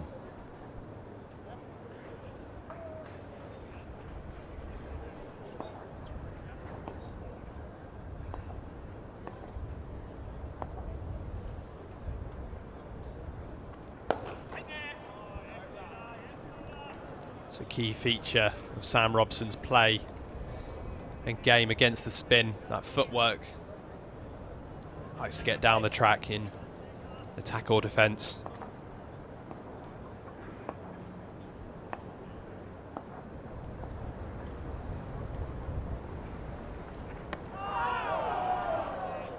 Falls down off the pads.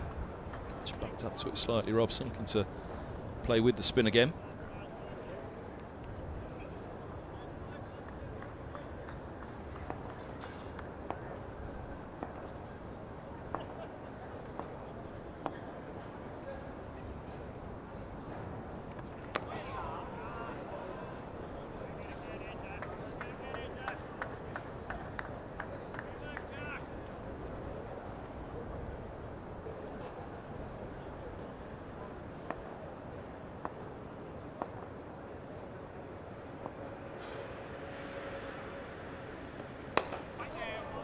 Nice little clip again, but into that onside trap. 177 for 2. Got 20 overs until the second new ball becomes available to to Sussex. We've got 23 overs until tea. So we'll get a quick blast before the interval. But a blue sky might have just seen creeping up the top left of the screen. I need to top up those if the sun comes back out at Lord's this afternoon. Hopefully it will do at some point. There's no particular danger that's going to be out for a long period of time at the moment.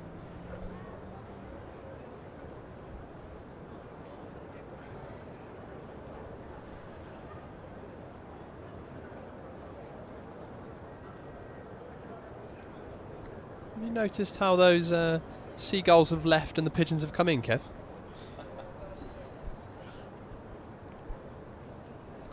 Post-lunch session for the pigeons. There's got to be some theory in this, hasn't there, Tom? Seagulls in the morning.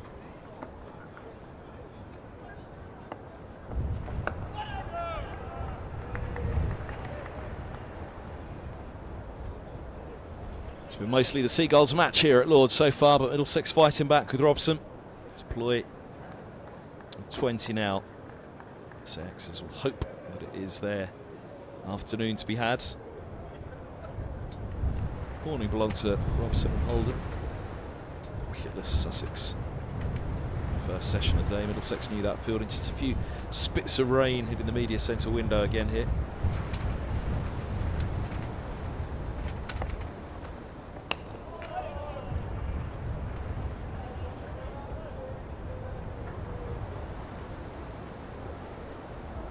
It's just started to get a little heavier than it has already. There go the brollies.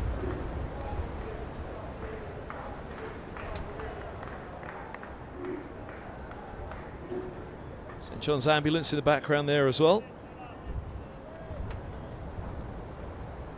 A bad place to be positioned on duty at Lord's.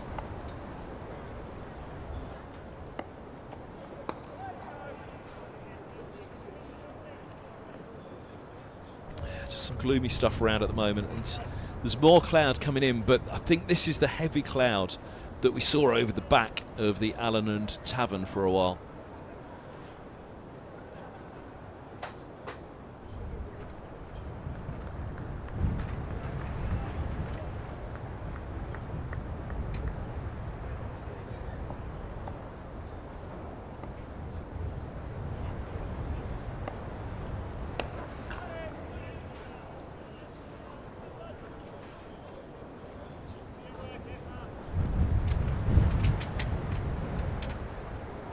On 77 for 2. Umpires are going to have to hold fire here, I think, just for a few minutes. There's a strong enough breeze that could blow this through pretty quickly. Might have already started to blow it through. We'll see.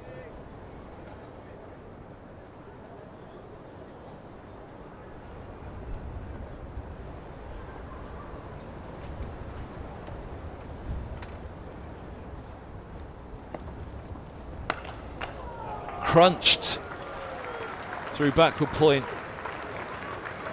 Cracking shot from the Plooy. I think they might have just got fingertips to it.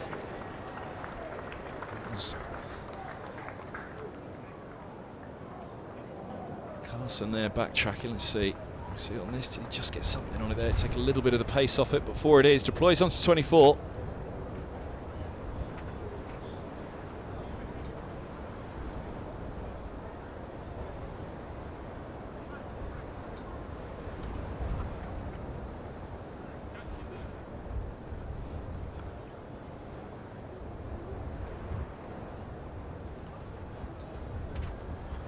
Still raining out there at the moment.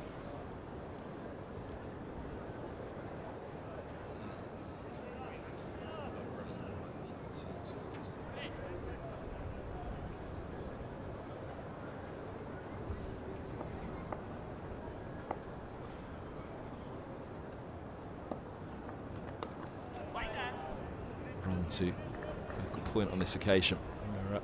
Fielding's done once again by Carson. End of the over, 181 for 2.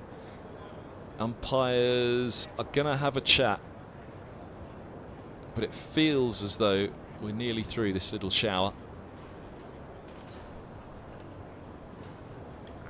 Umpires Pratt and Watts. Yep, over there. It's coming from over there. It's fine. Hang in there. Give it a minute. We'll be fine. Oh, has it just got heavy enough? It's almost as though they turned away and it just got heavier again. No, off we go. They were going to hold on for a minute or two more, and all of a sudden there's a burst. Hopefully this is just the tail of it. Whipping us one last time before it heads on its way. It's part of the gang to bring on the hover cover. Don't trip over that rope. There you go. Enormous, that hover cover on the stream, isn't it?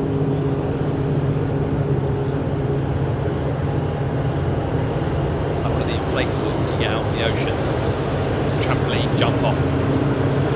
I'll be too happy if I do that on here though. That's what it is.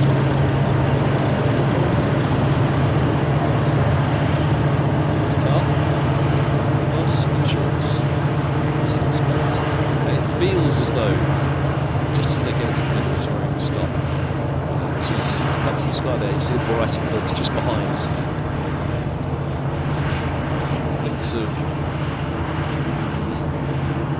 lens there, but that's much brighter skies behind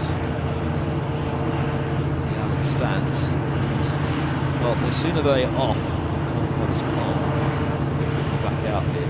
Just starting to come down a little bit quicker. Those umpires are still hovering, and look, it stopped. I think we could be coming straight back on. Let's see. What do you think? It's one of those frustrating ones where once you do decide to come off, you have to wait for it to completely stop, but it looks like it might have. Our blue skies just coming back over, and the umpires walking back towards. Umpires walking back towards the middle. They haven't called the players just yet, but probably to go and have a chat with Carl. It'd be hard to imagine that they're not saying take it straight off. 22-4.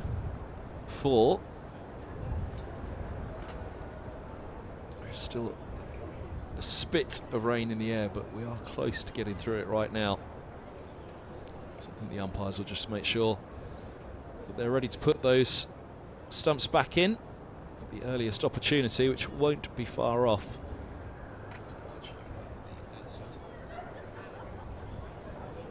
You can just see rolling in over the back of the pavilion there. A couple of those flats are shrouded in some light rain at the moment. It's just a matter of, does that slip to the north of us slightly, behind the Warner stand in the middle of the picture and over the top of the grandstand? Or does it come straight in over the top of the pavilion? If it does, then yes, we could have a little bit of delay. Hopefully T coincides with it if any more does come in. At the moment, there is still the smallest spit of rain in the air, but it feels like it won't be long before Carl's asked to take that cover off.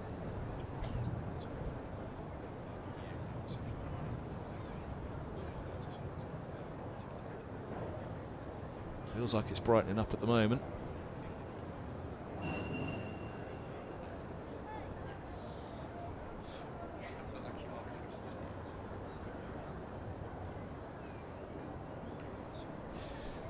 So, rain's falling. I'd imagine we'll be back on pretty imminently, but in the next couple of minutes though, we'll certainly have time to get a few words from our sponsors.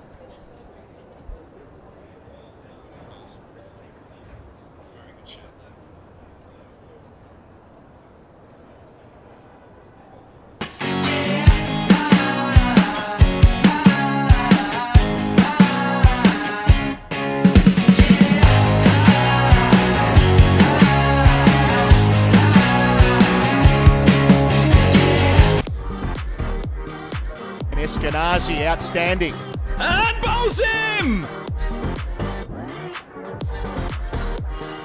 He hasn't, he has! What a catch! Incredible moment, absolutely incredible moment. That was as good a piece of fielding as you will see on any ground in the world. Nice from Holden, really nice. 6 runs, beautiful. Wow, what a shot that is from Cracknell.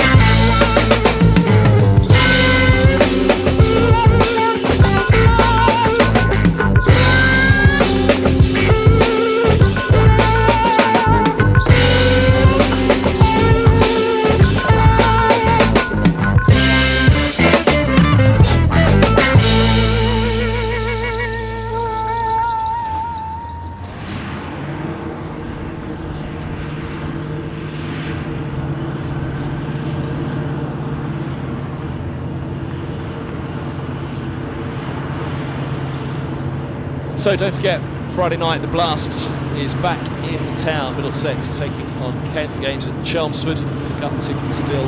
Scan that QR code at the bottom.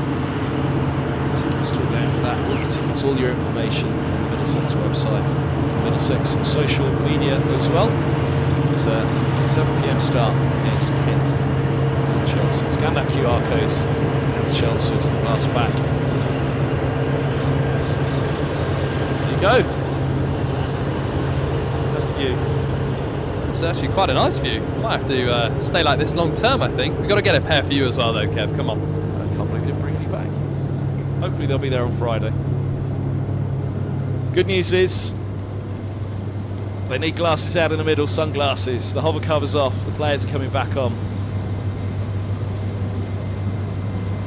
Play to resume. Won't have lost any time on that delay. 181 for 2.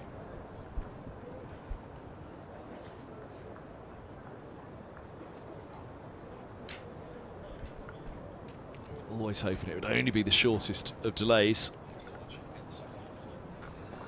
But that bank of cloud, well, there you go. Look to the right side. That is hopefully going to slip to one side. That's got a lot worse over there, over the back of the Warner since we've been away in the ad break. It's rolled in. If we're lucky, that will slip to the north.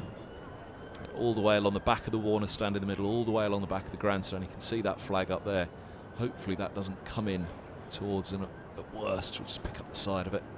Like maybe an issue. There's the Sussex flag. That's fluttering erratically in the wind, but you would suggest that, again, the weather will be coming in just over the back of the pavilion rather than just over the back of the Warner, and in which case we could be lucky with those showers. Let's hope so. Again, this match needs every over it can get, especially for Middlesex. The only chance that Middlesex will have is for a full game remaining. If they can get close to Sussex, or maybe just beyond, and then create a bit of third innings pressure and a wobble. Sussex will be thinking 373. 4.5 sessions. Plenty of time to get some pressure built on the hosts. But getting past these two will be the very, very tall order. Get past one of them, that's something, but get past both of them. Higgins in next. And then Fernandez, Davies, Holman, Helm, who hit those winning runs down at Cardiff last week. Plenty of batting to come. Middle order that Simpson will know very well, having been a firm fixture in it for a long, long time. And Roland Jones having some great partnerships, and indeed Simpson did thump some big runs with Roland Jones at the end as Middlesex countered in that game in 2022. Roland Jones thumping quickest of 80s, heaving the ball to the big boundary on the same end of the square that we were on back then, as we are again now for this match. Middlesex needed to go hard in the counter with Simpson scoring a century. Try and bring them close to that Pujara-led Sussex total back then. Carson resuming spin at the nursery end.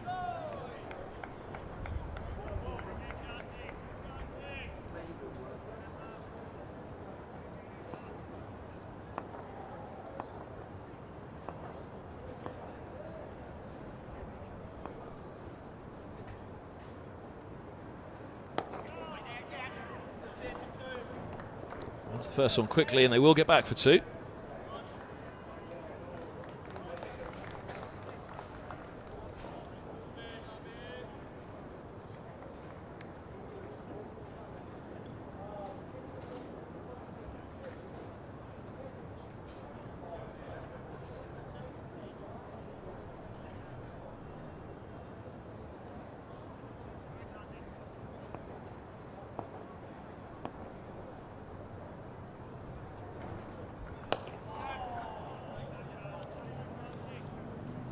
Stretch slightly for it, but fully in control. Deep cover is Coles.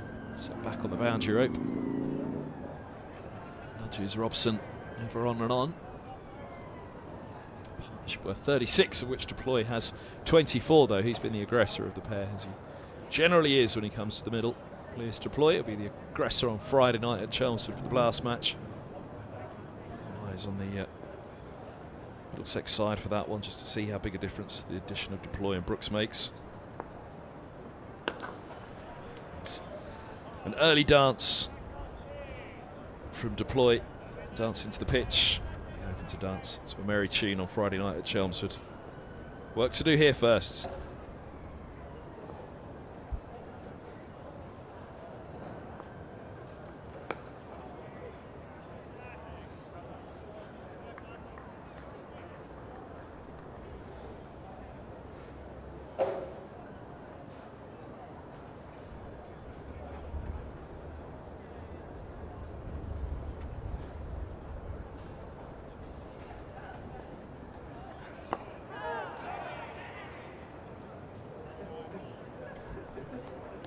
Single to end the over. 185 for 2.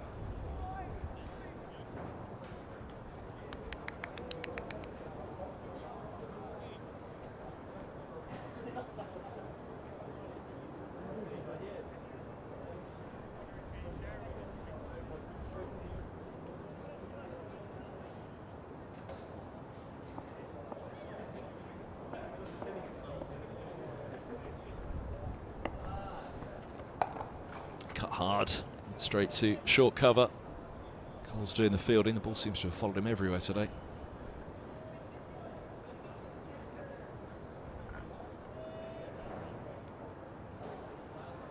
Feels like there might be a spit of rain in the air again, but those heavy showers, you can see they were right over the back of the Warner. They are passing along over the back of the pavilion at the moment, so he might be lucky.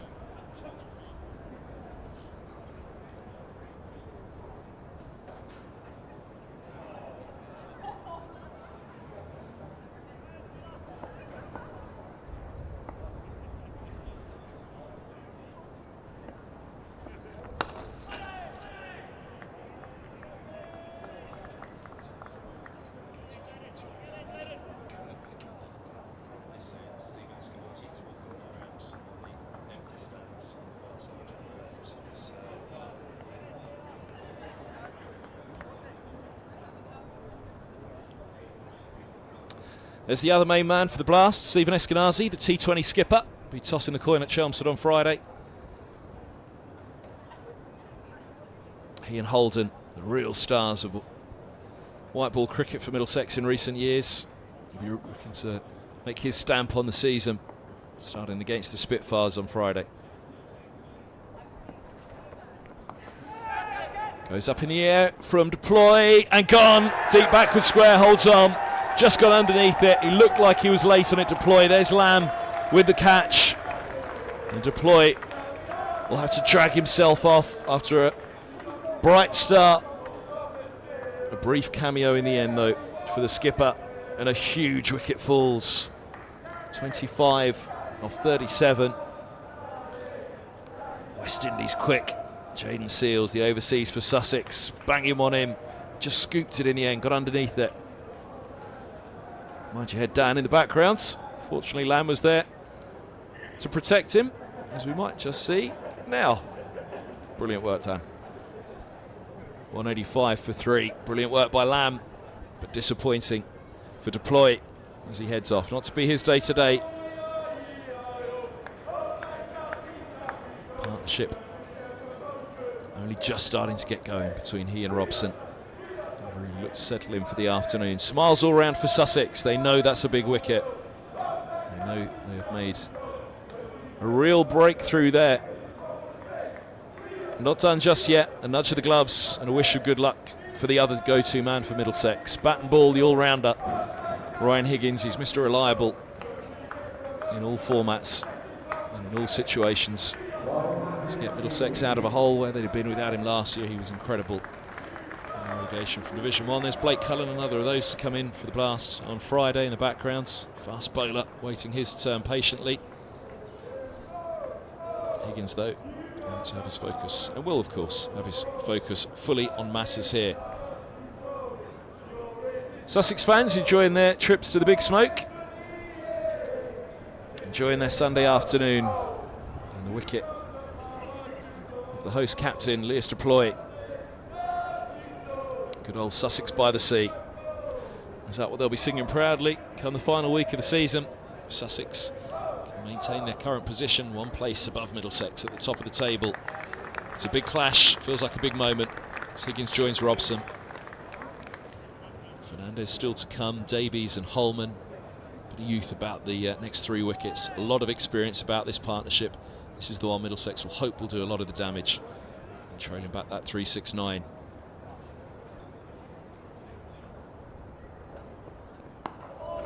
So straight onto the spot for Higgins.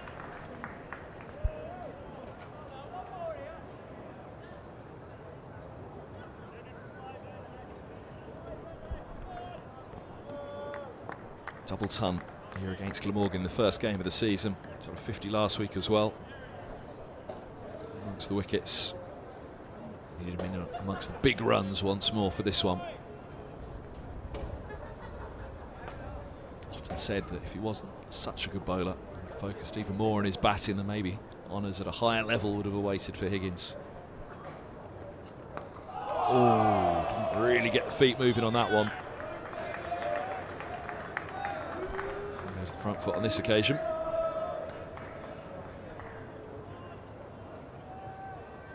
Just didn't go anywhere, the feet. Not something they could afford to do against the pace and quality of Seals.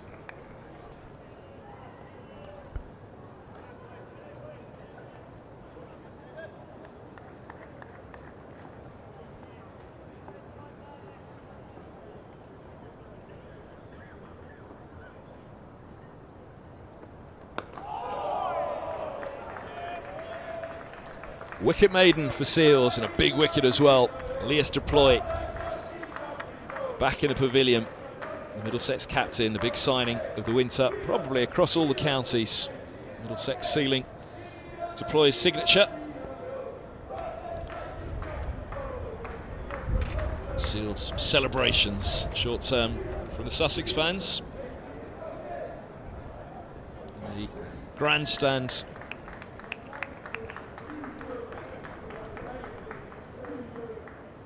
Who are they cheering to? It looks as though they just got a response from whoever it was. Maybe it was Jaden Seals there at mid-on.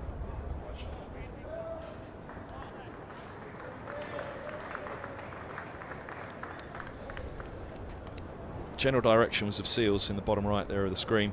I think it was in celebration of his wicket, and must have given them the little response, which got the acknowledgement from the crowd.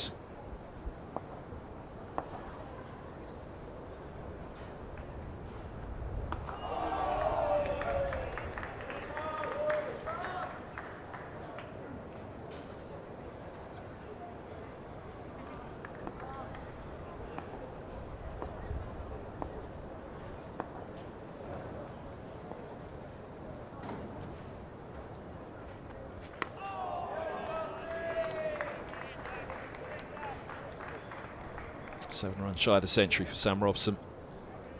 And behind him, John Simpson will know, and I'm sure we'll be chatting about it. This is the moment, boys. Another one for Sussex here, and if it's Robson in particular. And the pressure could really start to build. Robson will know he's got to try and hang in there. See through to this second new ball. Go big. Smiling John Simpson, the Sussex captain.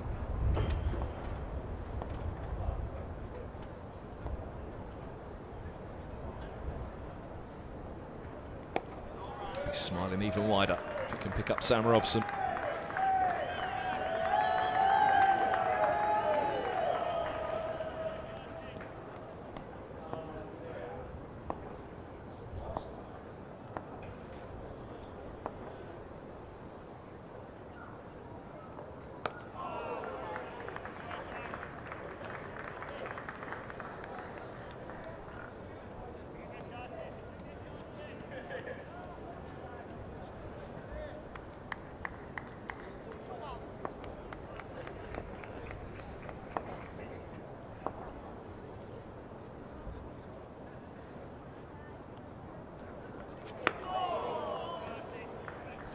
End of the over, another maiden. Back-to-back maidens for Sussex.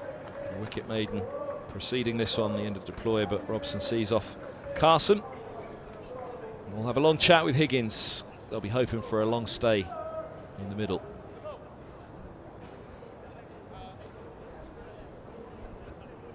That was a prize wicket for Jaden Seals. Plooy did try to roll his wrists and keep that one down, but it just found the top edge, and I don't think Danny Lamb had to move a yard. The ball went straight into his hands. Big wicket for Sussex.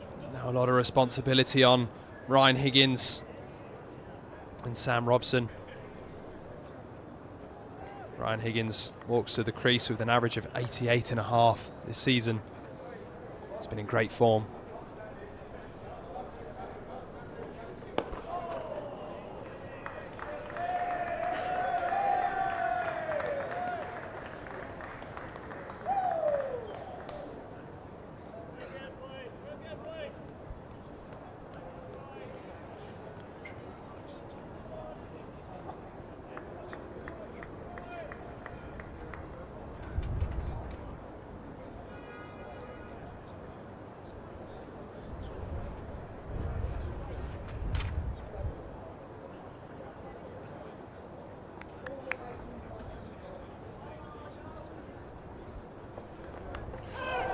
Run away.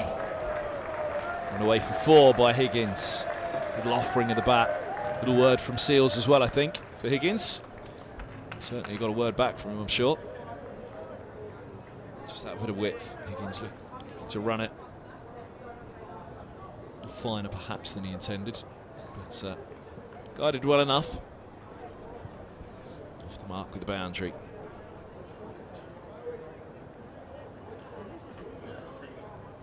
13 dot balls on the bounce prior to that one. 1 run in 16.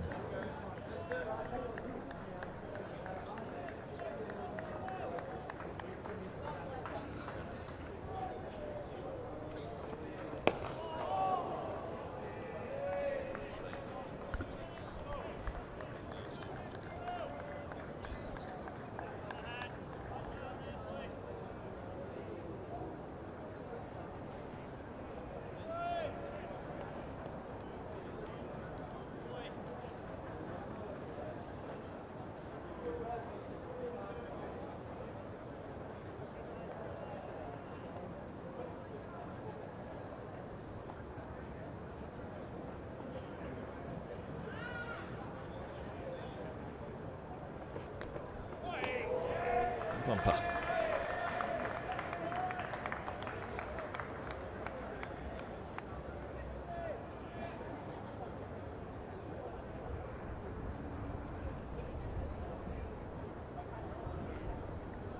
That wicket of Plooy was Jaden Seals' 24th of the season. Averaging 22, he's a real threat in this Sussex bowling lineup.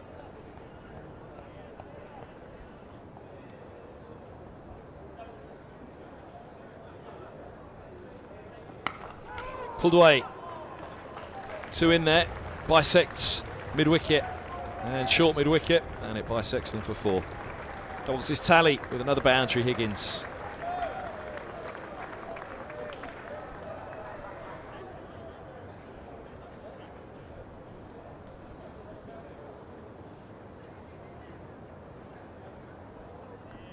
It's well played from Higgins. Again, looking for that positive approach. Safely finding the gap in the ball, running away to the boundary.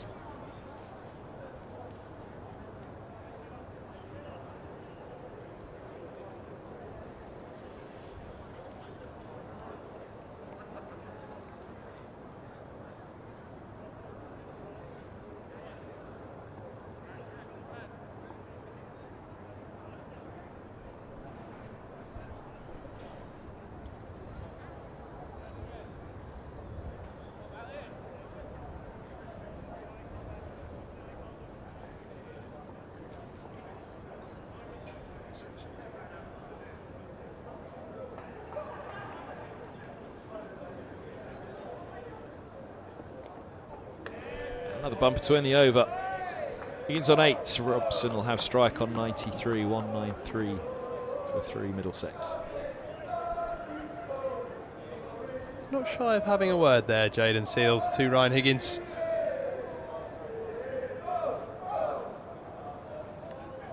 "15 overs to go until the option of a second new ball for Sussex.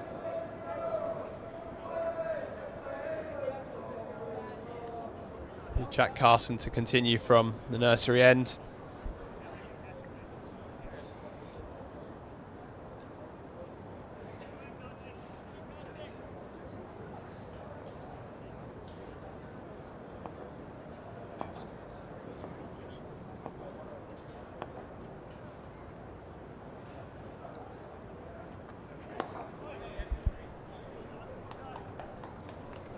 Robson on to 94.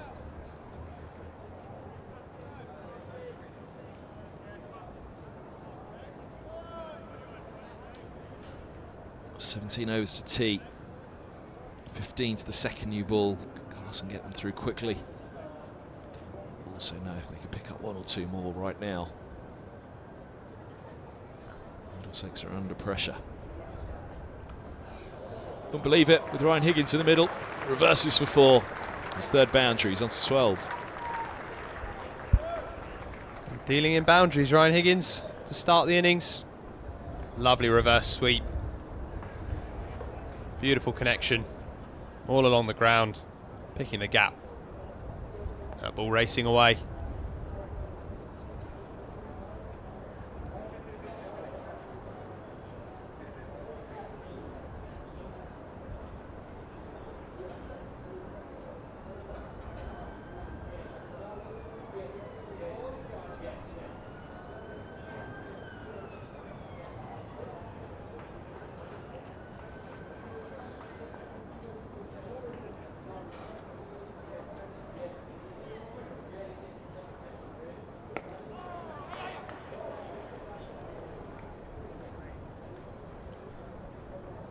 Sussex on the verge of the 200. Batting points this year still begin at 250.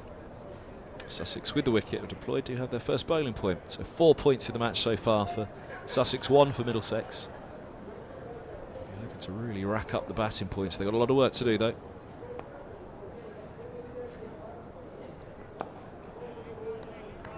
Only 45 overs left with the bonus points in play, 44 after this. Think about 350 in that time if they're still going. Crucially though for the match, they trail by 350. 355.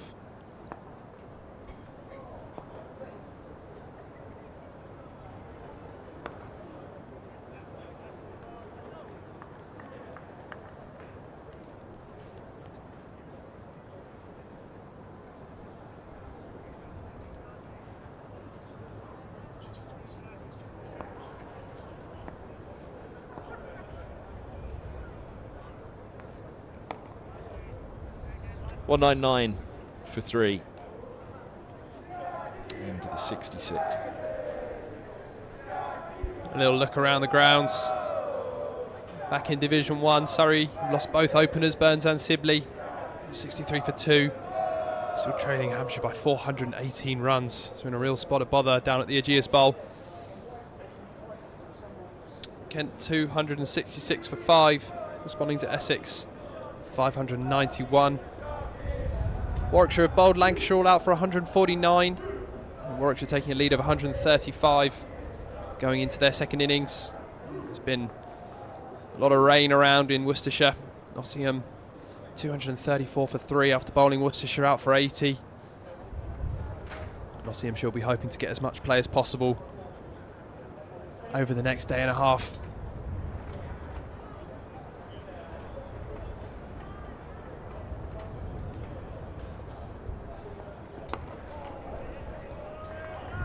Push back again.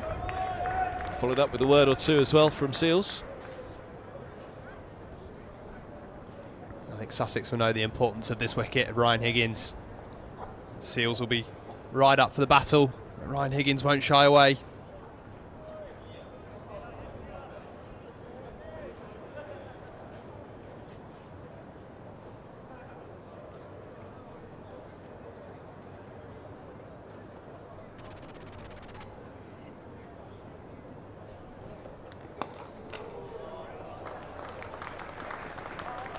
Squirted through. 200 up. 283 minutes. 398 deliveries. Robson 94, leading the way. Nearly half the runs for Middlesex. The 5 batters used. They need him to go very big here. Somebody to go alongside with him.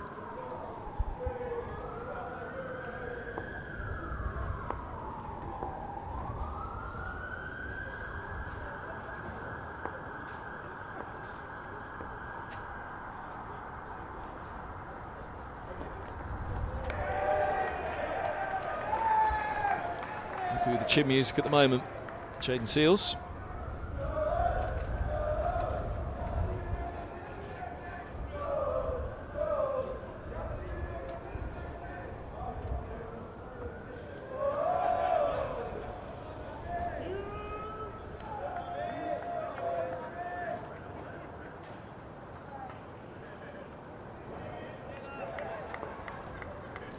Have a look at those 3 other games in Division 2 after this ball.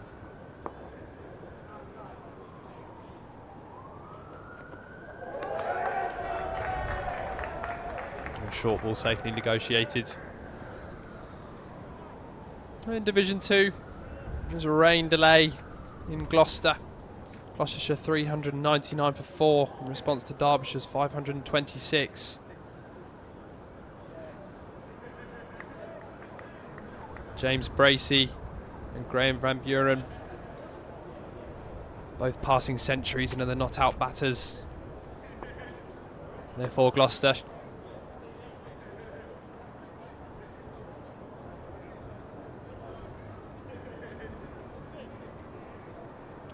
Jalen Seals now coming round the wicket to Sam Robson. Looks like we might be seeing a little bit more the short ball tactic. A leg slip now in place. Tom Alsop moving from slip.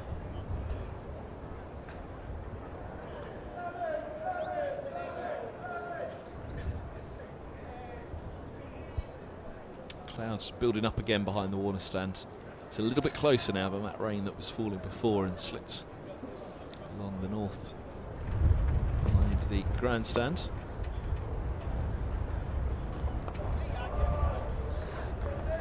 Robson on his toes over the top of that one, just a single to long leg.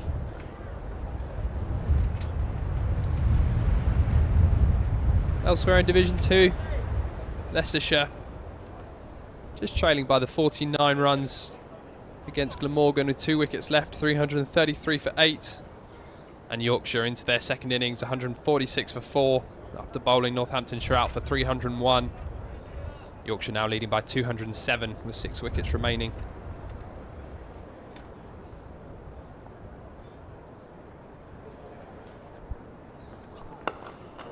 Up there and driven. Higgins will happily go after that on that length. A little bit of width. Another boundary. Higgins moves to 18. Just over pitched from Seals. Shoving it away on the offside. 205 for 3. Fresh pair of gloves needed for Higgins. Over in Taunton, England women managed to start their second ODI against Pakistan women, but that has now been declared a no result after a long rain delay. The IPL final was also kicked off with Sunrisers Hyderabad 3 for 1 in the second over.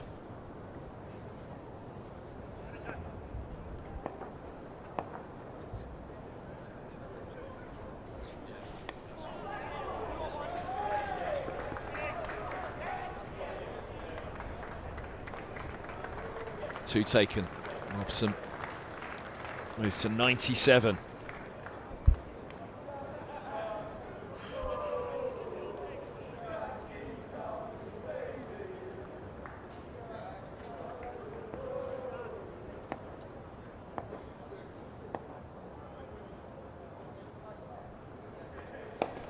Driven away, stops at cover.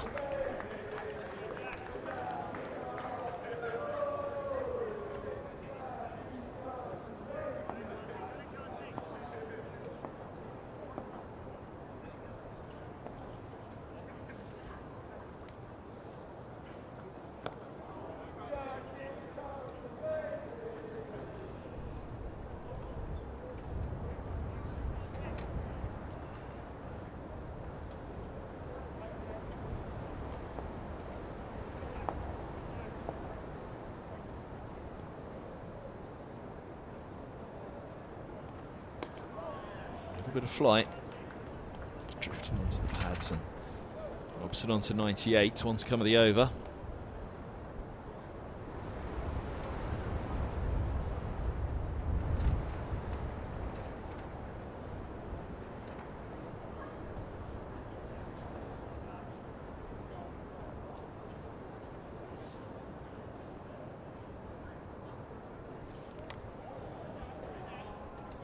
Reverse from Higgins, but this time straight to the fielder, all along the floor.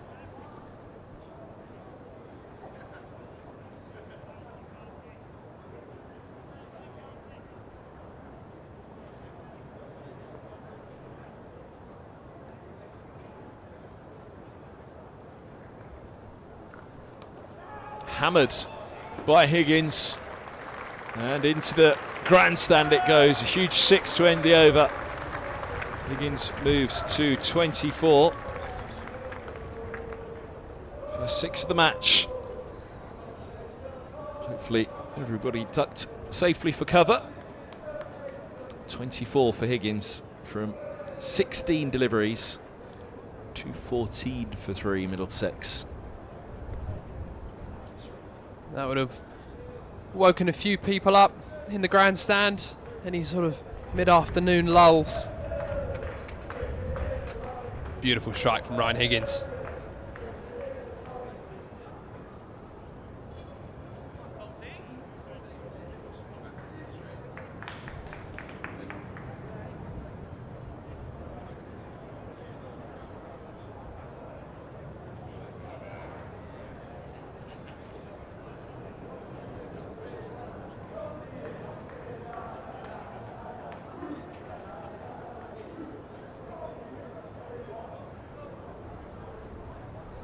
First look of the day at James Cole's 3 overs yesterday for 14 runs, left armour from the pavilion end. Robson 2 away from that century.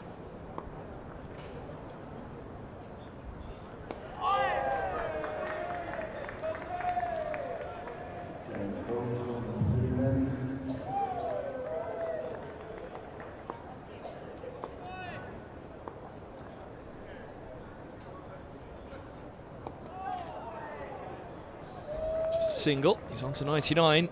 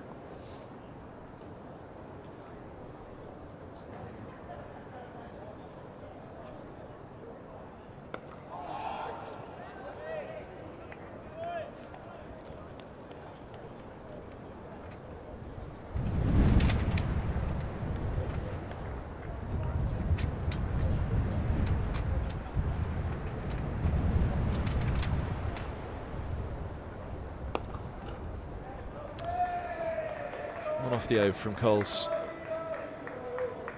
2:15 for 3. And Robson will have strike on 99. We've got 46 overs to bowl today, so 14 more until tea. That's what's been threatening us for a while. There's one hanging over immediately at the top of the screen. The other stuff we've been looking at coming around in the distance for a while. It's disappeared to the north, though, over the top of the grandstand. Behind it.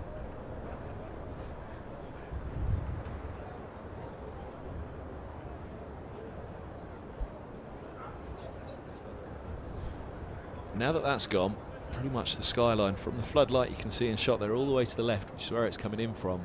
It all looks pretty clear. Looks like we're in business for the rest of the day. Certainly the next couple of hours anyway.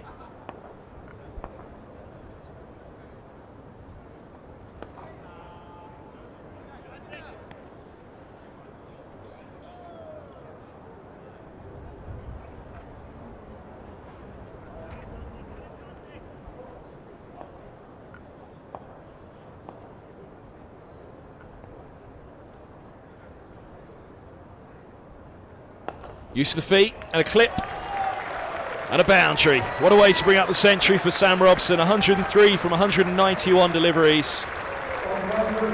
14 fours. He raises the bat to the pavilion, to the grandstand. And a magnificent innings from the former England opener.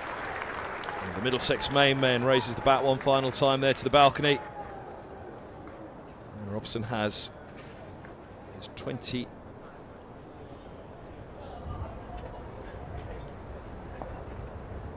34th first-class century.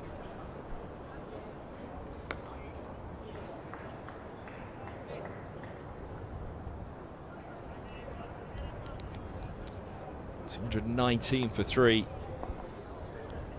Job not even half done yet for Robson and Middlesex. There he goes again. Oh yes, no. A block made at mid-wickets.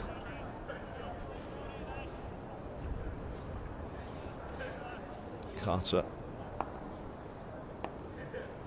mid-wicket on as a sub.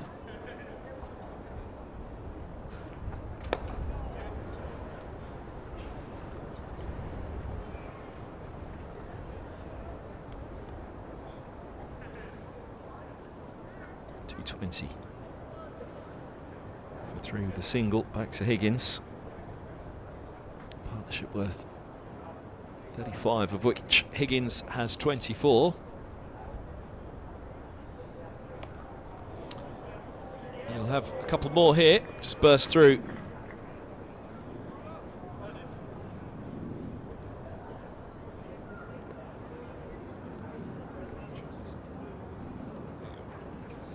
But Robson on to 104. Here's how he got there. Nice little clip. We've seen a few of them off the off spinner. Fine work from Robson. He knows he's got a wee bit more to do for Middlesex, but they do have a start. They have a foundation. They have a fair old talisman at the top of the innings. Yeah, an innings of real class from Sam Robson. And his team really, really needed him. He stepped up the century to go along with that 162 that he hit here at Lords against Leicestershire a few rounds ago. But he'll have eyes on doubling this one.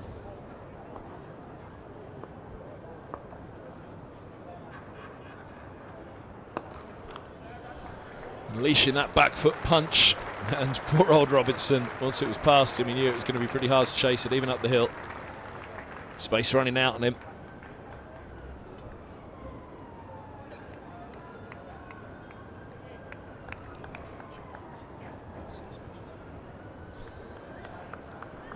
Robson now has scored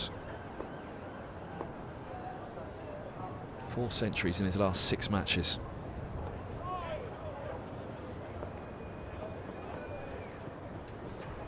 More moves into 110. He scored an unbeaten 107 here against Warwickshire last September, then an unbeaten 105 at Trent Bridge. Middlesex were relegated in that match with Nottinghamshire. In the 3 matches this year, 43 scored against Glamorgan, 162 against Leicestershire, and 28 and 31 last week at Glamorgan.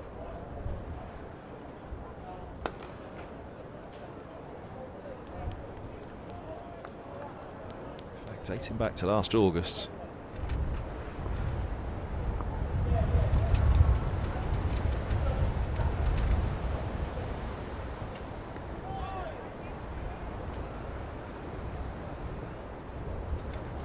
Matches.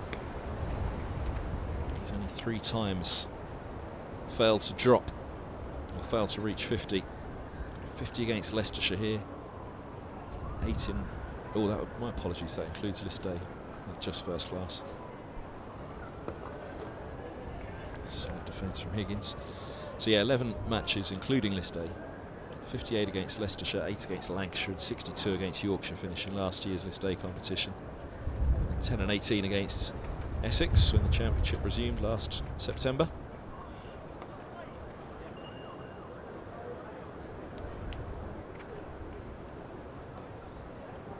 Single into the over, 230 for 3.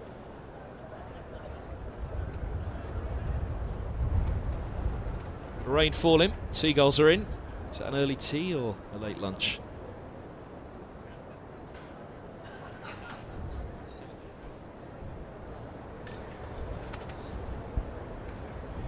Got 86 against Lancashire, 107 against Warwickshire, 105 against Notts, 43 against Glamorgan, 162 against Leicestershire, 28 and 31 at Glamorgan, and now another century here. It's been an incredible run of form for Sam Robson across the end of last season and the start of this. There go the umbrellas, that rain falling. Not too heavily just yet though, there are mostly blue skies up above. I think it's just the tail of that grey cloud over the back of the grandstand that we picked up a few moments ago for you, but other than that, it's almost a sea of blue above us. Or a pond of blue, should we say. Change in bowling here at the nursery end. See a little bit of Tom Haynes into the attack. 26 first-class wickets for Tom Haynes.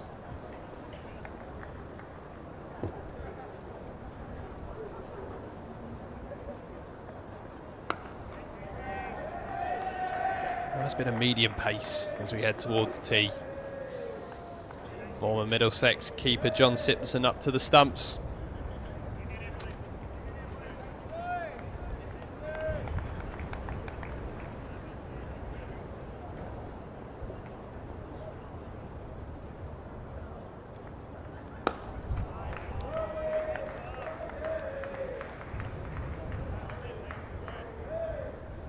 He does have one wicket so far this season, Tom Haynes.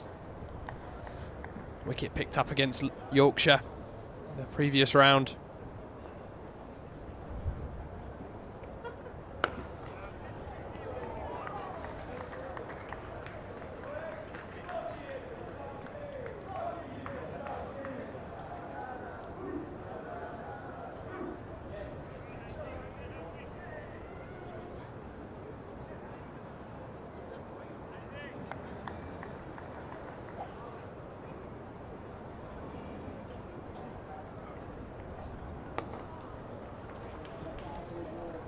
Two set back, just a single for Higgins. So out again. 11 overs after this until tea. Middlesex can get in 3 down at tea then. Again, it's something that at the start of the day they definitely have taken. Wicketless in the morning session. Holden and Plooy falling this afternoon at tea, 3 down, just 2 down in the day. Middlesex absolutely would have chewed your hand off for that.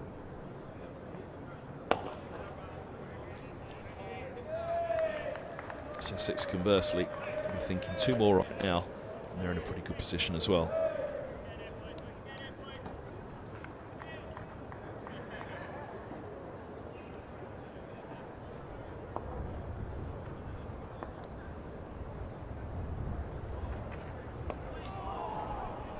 Leading edge from Robson all along the floor. He didn't go hard at it, but can still result in the downfall of a batter. It's closing the face too early, looking to the onside, looking to steer the single. End of the over, 231 for 3. Shadow of the north turret looms onto the field of play, but at least that means we've got sunshine at the moment and hopefully plenty more of it to come.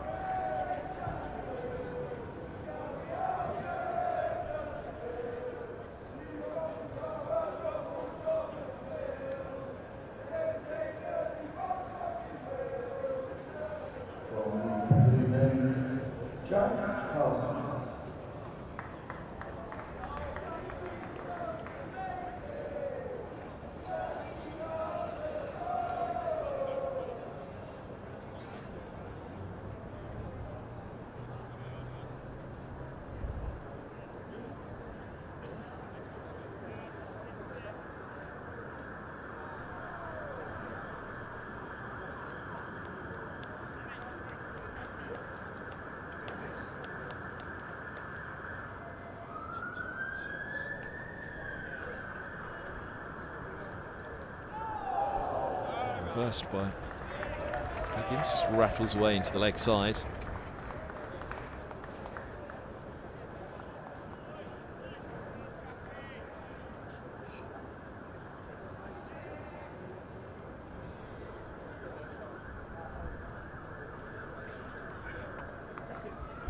This time he does get it away with the reverse.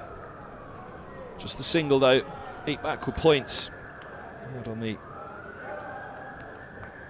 offside, protecting the short boundary.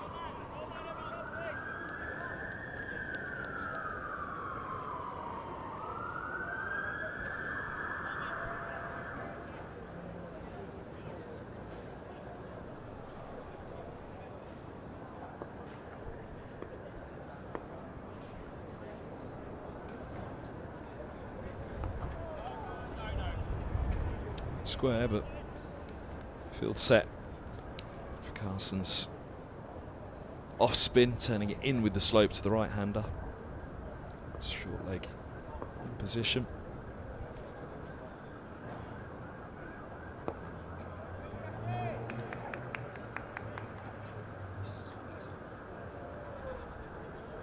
Mid wicket not far away, either if something's clipped in the air, backward square. Deep square is also patrolling the boundary on the onside, just out of shot. Use of the feet. And immaculate timing again from Robson. That brings up the 50 partnership for the 4th wicket. 51 put on between these two now, of which Higgins has 29 and Robson 22. Just 62 balls.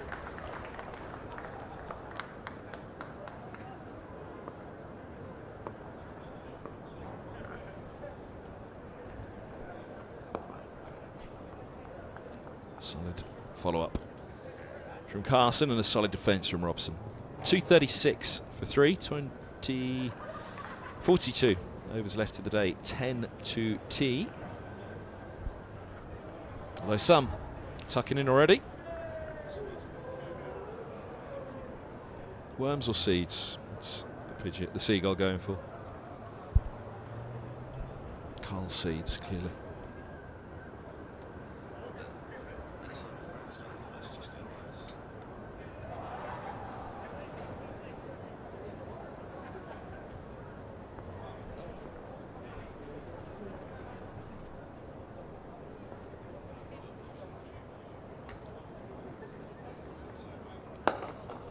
Bumped back by Higgins.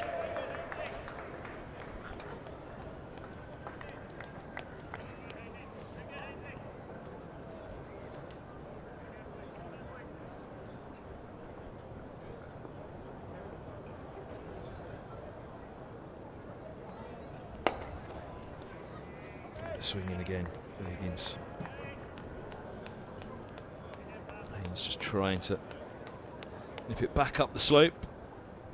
Almost Higgins-like in terms of the movement through the air. Obviously Higgins gets it through at a fair lick quicker. Anything that holds its line and slips down that slope brings the slip into play. Not this time, solid forward defence.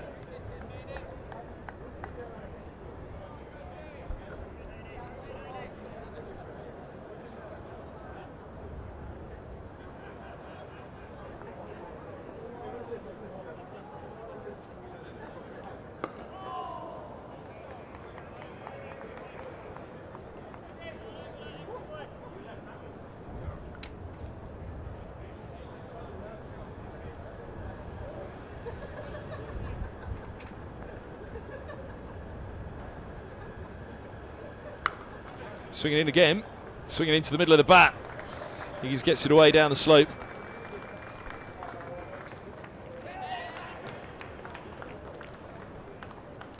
Retrieved by Carson.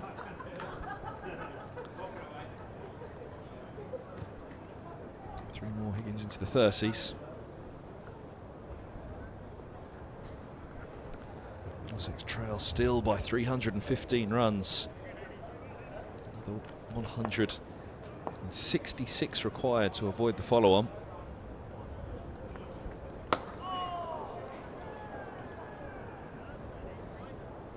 End of the over. 239 for 3. Seagulls and pigeons still grazing on the outfields. All the hard work, throwing the seeds around for the ground staff all year, just to see the birds out there nipping away at them. Who's got the strongest arm out there?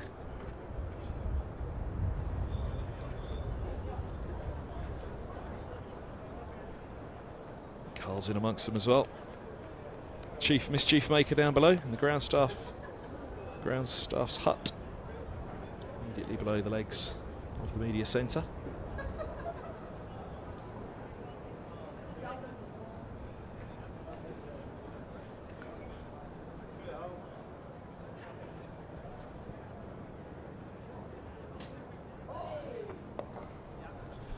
Reversing again, Fernandez and Higgins.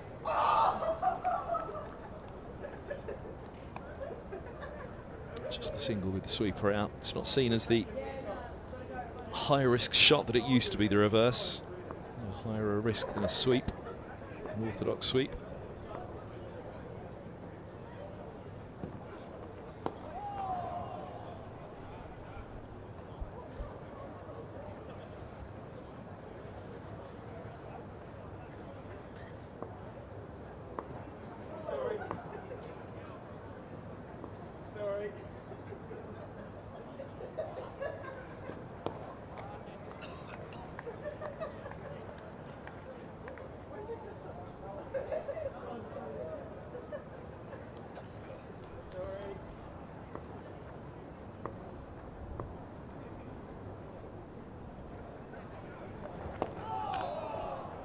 A little flatter from Carson.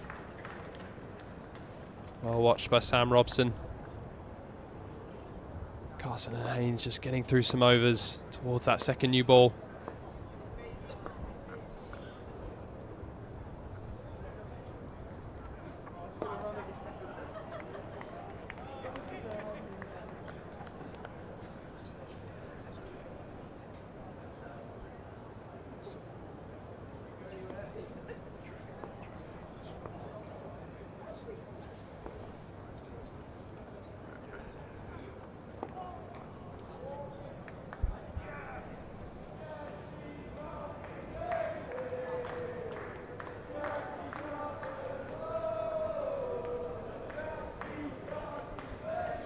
.240 for 3.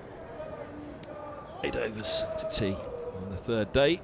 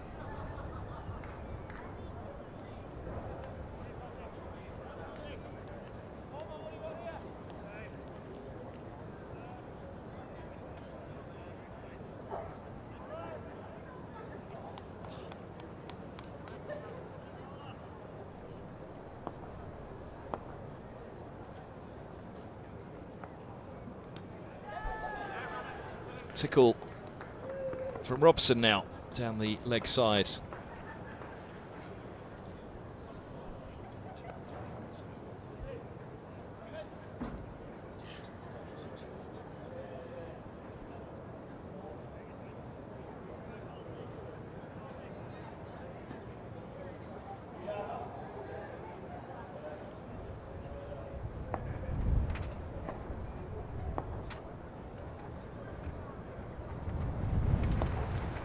Just offering a different threat, but at the moment, Higgins and Robson happily nudging along.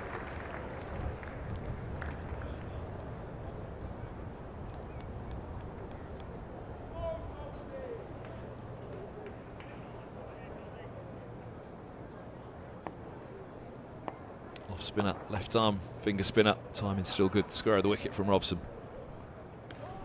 That is beat though from Coles. Lovely bit of flight, just drew him into it.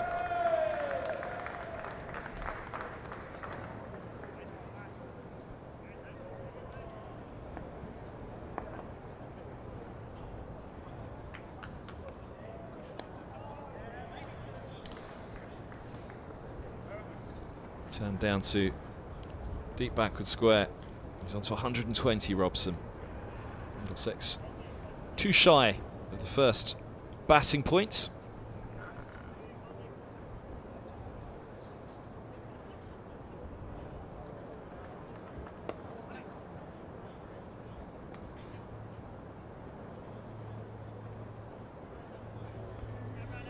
Nine from the over.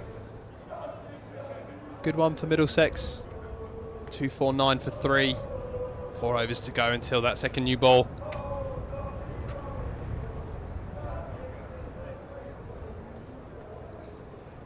Ryan Higgins moving along. Just under a runner ball, 35 from 37 deliveries. Sam Robson ticking along. He's moved on to 120.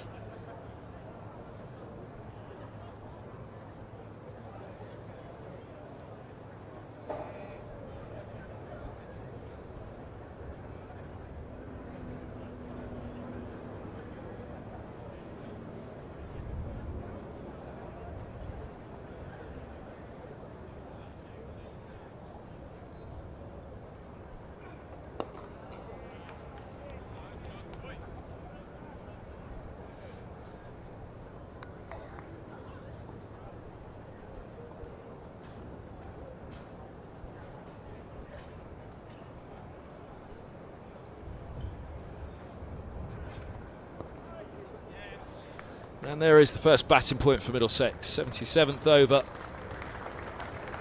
So we've got another 33 bonus points in play. Trying to get up to 350 in that time. Take 3 bonus batting points out of the game, which will be 4 in total for the match. Currently, Sussex are on 4. Can they find another 3 in that time for a second bowling point?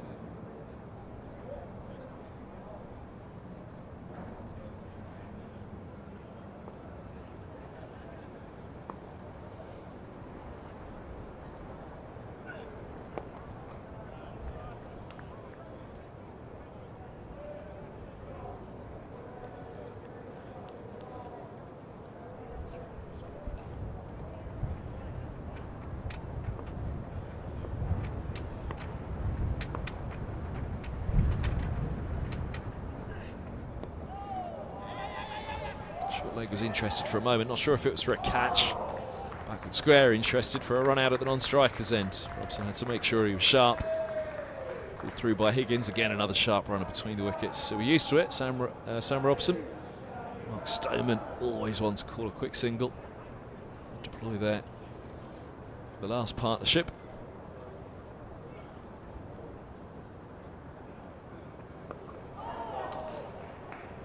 Just the single again for Higgins, happy to keep reversing.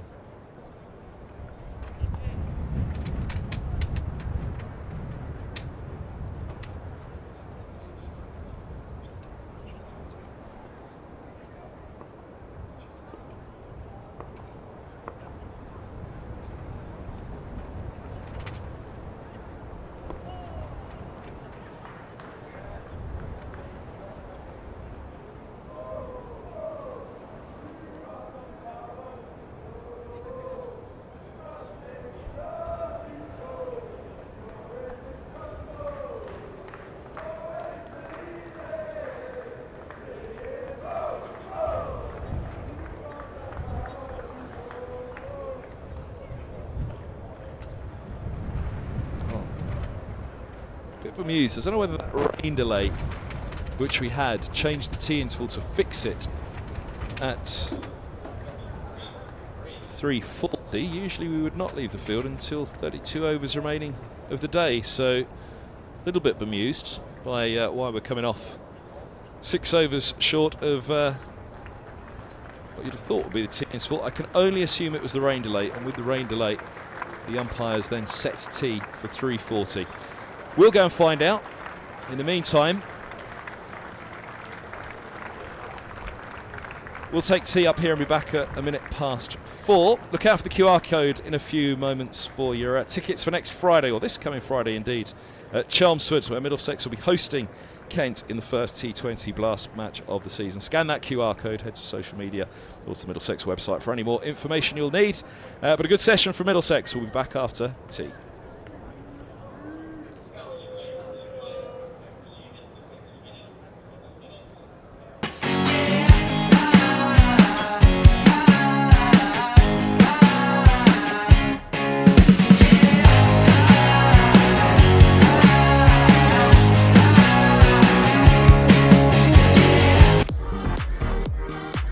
Eskenazi, outstanding. And bowls him! He has! What a catch! Incredible moment, absolutely incredible moment. That was as good a piece of fielding as you will see on any ground in the world. Nice from Holden, really nice. 6 runs, beautiful. Wow, what a shot that is from Cracknell.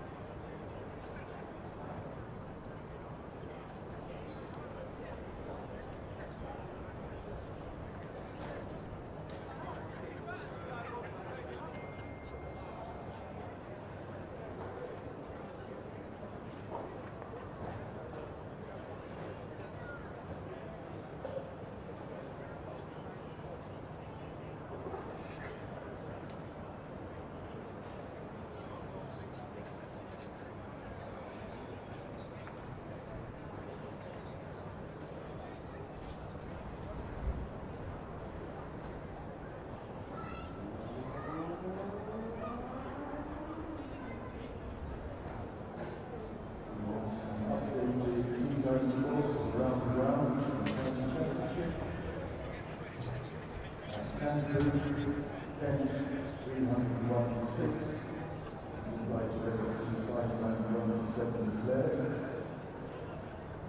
been rain at Worcester, Nottinghamshire, 234 for 3.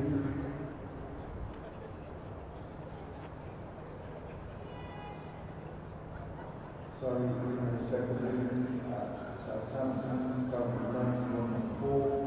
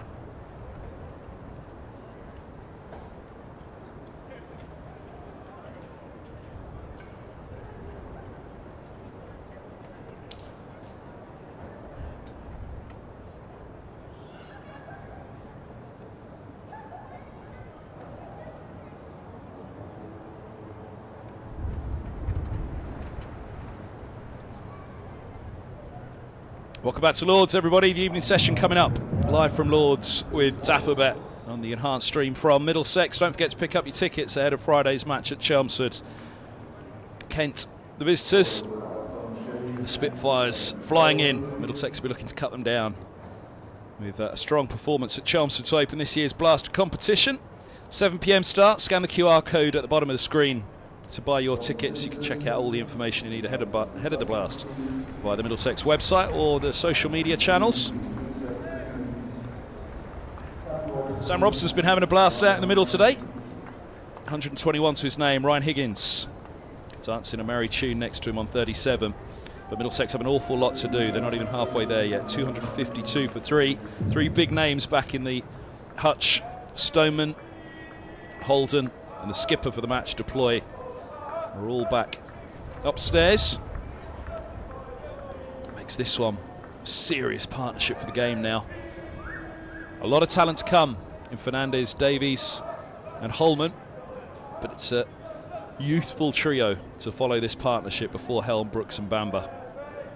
So Robson's 121, Higgins 37. They really need to push this on. Tea taken a little early because of that rain shower mid-afternoon. They set tea then for 3:40. So a long evening session, 38 overs to come. Crucially, second new ball is 3 overs away. So a bit of spin to get through. Then it'll be over to Robinson and Seals and Co. I'm Kevin Hand, Dom Ford's alongside me in the commentary box this evening. Ryan Higgins is on strike. The umpires are checking all is well. Higgins is in the, or Simpson is in the ear of Higgins. Higgins will hope to be a thorn in the side of Sussex. Coles gets us underway. Where has that gone? To backward point. Quite sure anybody really knew where. It was the back of the bat, was it, from Higgins?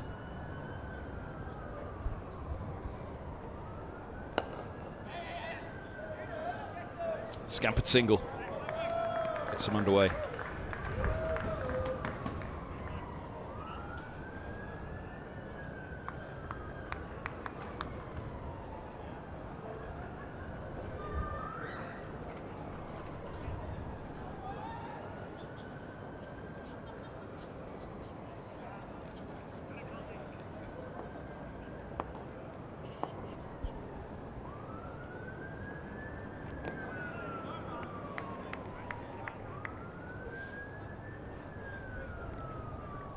Wickets hard to come by in this game so far, but a couple of important ones for Sussex. Those wickets of Holden and Leas Plooy.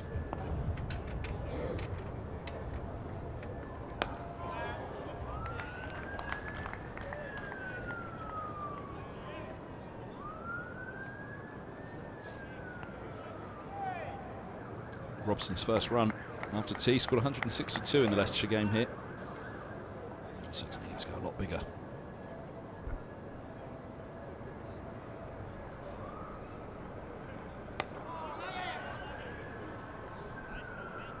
Single more. Sussex going at 3.2, so they picked up that rate. It was hovering below 2 for the majority of the innings. They're now up with where Sussex were throughout their innings. Always somewhere around 3.2, 3.3.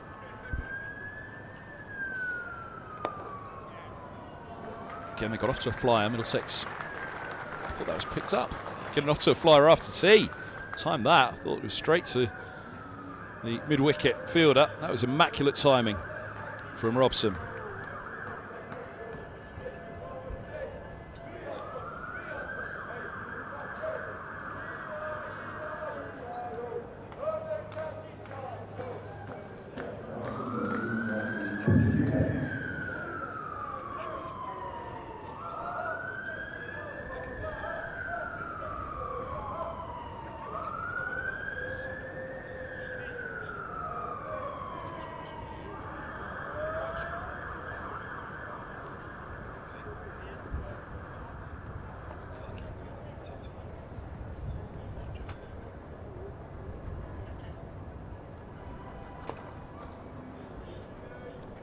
Jack Carson continuing from the pavilion end.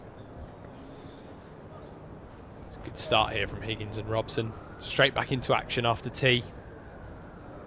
Rotating the strike nicely.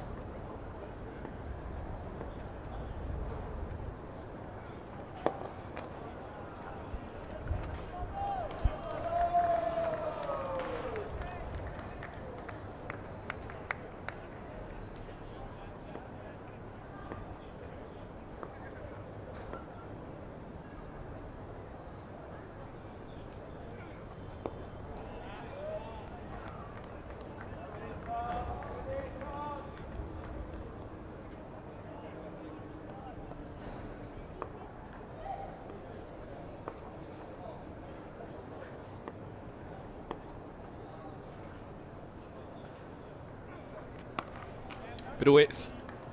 Robson gets it away. And that is an outstanding piece of fielding.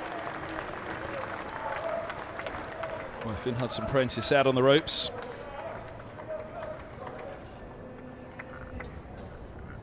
Just the single. So Higgins on to 40.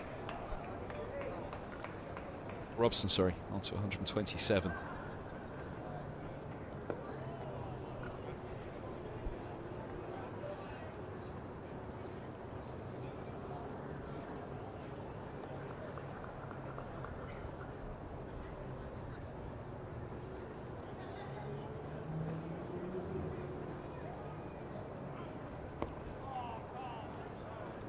Double 20 over, 2 off it.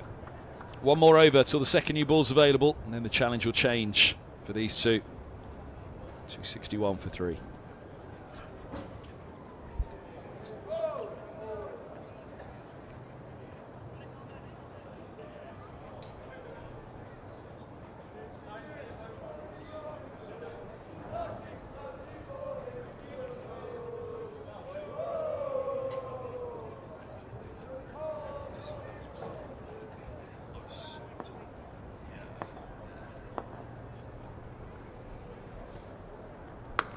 Punched away. Sweeper's back. Holden to 1. Pajara again in the deep.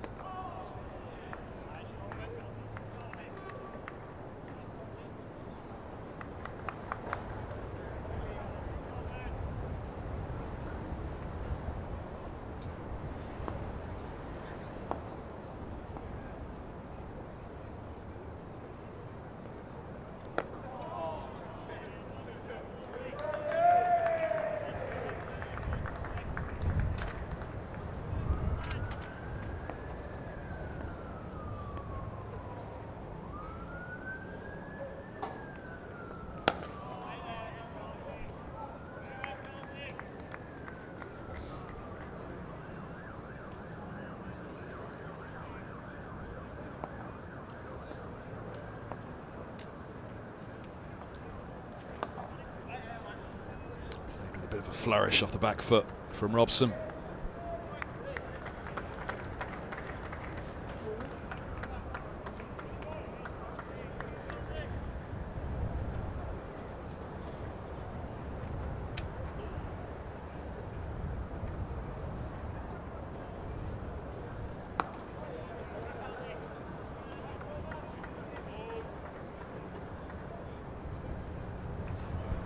.264 for 3. So the second new ball is available, and the umpire signals it, holding it up to the scorer's box. There it is. Our new cherry. No surprise, Ollie Robinson has the ball in hand. He whipped off his jumper there very quickly, Ollie Robinson, keen to get back into the action after tea. He's bowled very well so far, 20 overs. 7 maidens, 1 wicket for 43 runs. Keeping that economy below 2.5. This will be a difficult test with the new cherry for Robson and Higgins.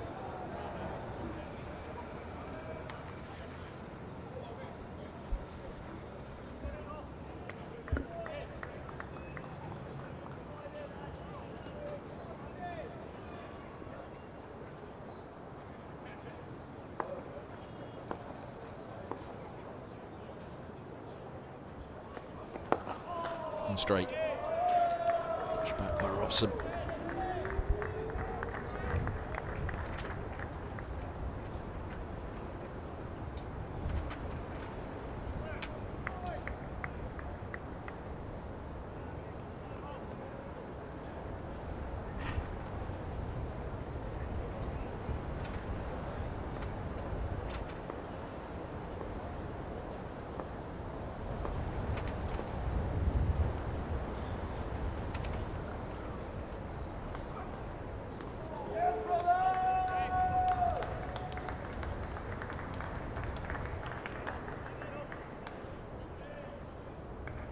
Long day in the dirt for the bowlers today.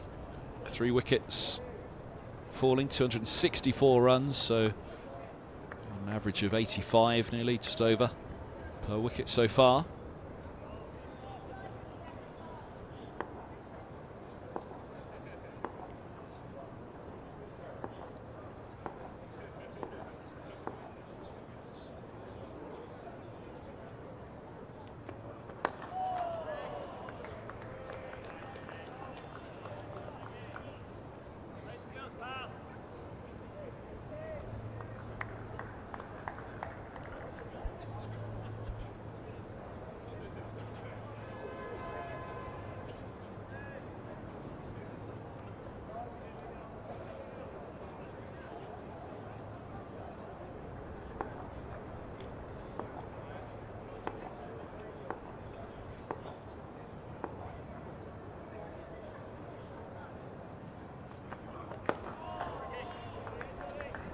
Still another 141 runs to avoid the follow-on. That'll be Middlesex's main target. A good session here can get them a long way towards that figure.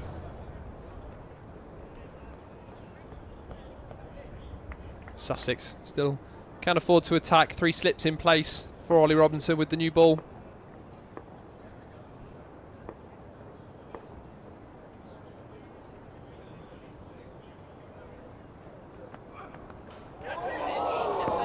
Put down, punch of the grounds. Clark at second slip. He's taken 2 catches in this innings. He's had one thump onto his wrists. Did this one carry? Yes, it did. Oh, that's a bad put down. That's why there's the slap of the ground. He might have just remembered as he hit the ground there that that was the hand he hurt earlier. 2 catches, 1 shell, and a big bruise on his hand as well.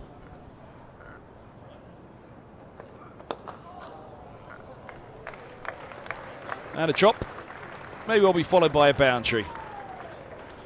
Not by the batter who was dropped, but it's cricket nonetheless. A single for Robson and 4 for Higgins to end the over. He moves to 45. Here is the clip. Nicely put away by Higgins, over pitched, full straight, probably a little bit of frustration, searching for the wicket after the drop, Robinson.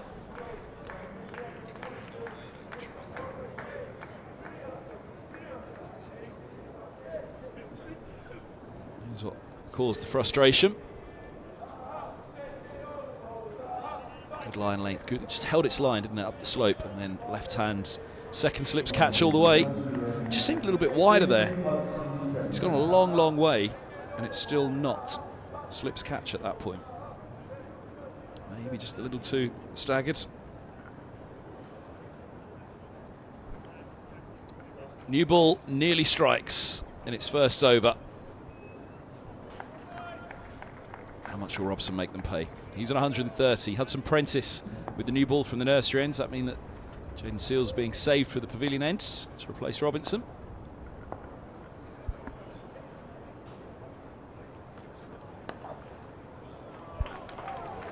There's the Sam Robson timing off the hip. Can't bowl there to him.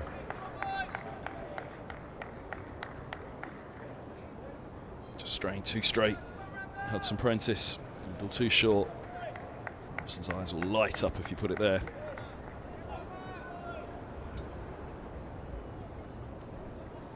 Back-to-back boundaries for Middlesex.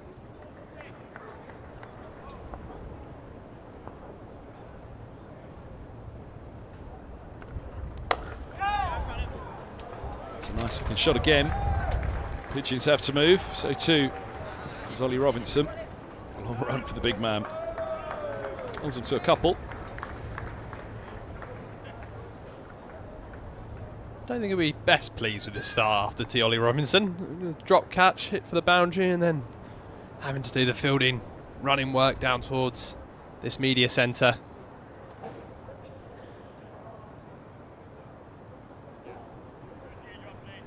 These two Middlesex batters looking to be positive after tea. That new hard ball can come off the bat a little quicker.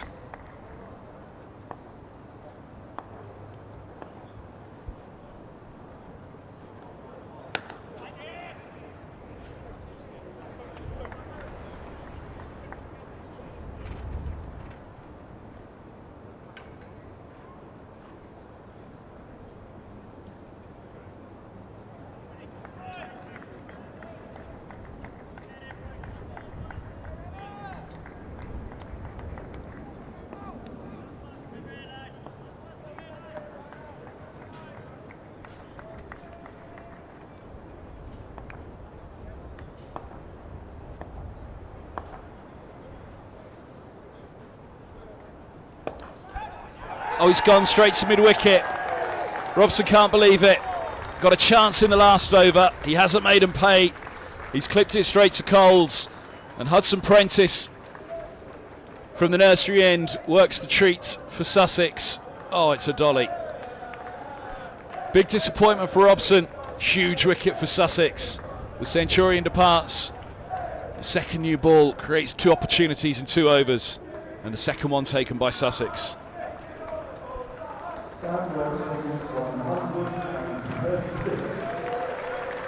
Well, there you go. No simpler than that.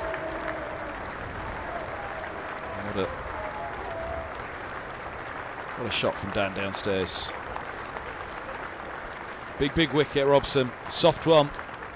New ball, should have been keeping that bat face open over the top of it, waiting on the ball a little bit more, but clipping. Back he goes. Up the steps. Disappointed he's not gone onto a big one for Middlesex. They needed him to. It's over to Higgins. And now the man who replaced Robson at the start of the season when he injured his thumb. Nathan Fernandez came in, took his chance in his very first innings in first-class cricket. The first time that a batter batting for Middlesex had done that, a century at Wantage Road. They could do with him finding a second century here. Still trailed by 100 to 279.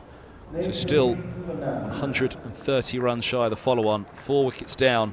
Second new ball in hand. It's effectively an opener's job now for Fernandez to walk out to. He had Stoneman with him earlier in the season when he replaced Robson. Now he's got Higgins, who's set on 45.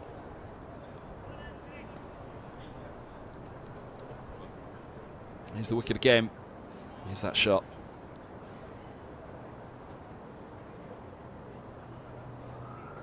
Real disappointment for Robson.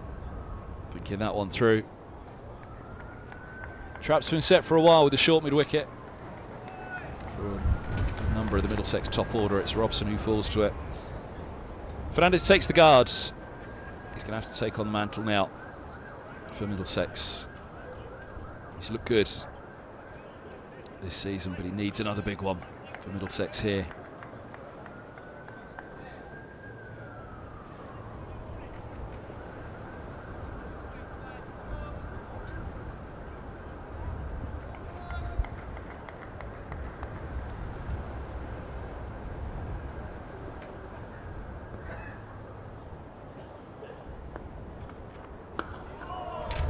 Spot, Hudson Prentice.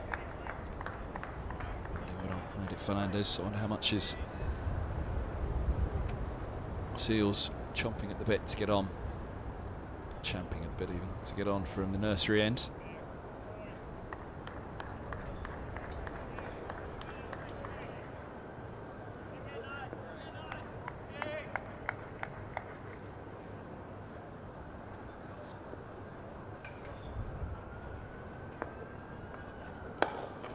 Right up there, pushed him it off. Fernandez survives the last 2 balls of the over.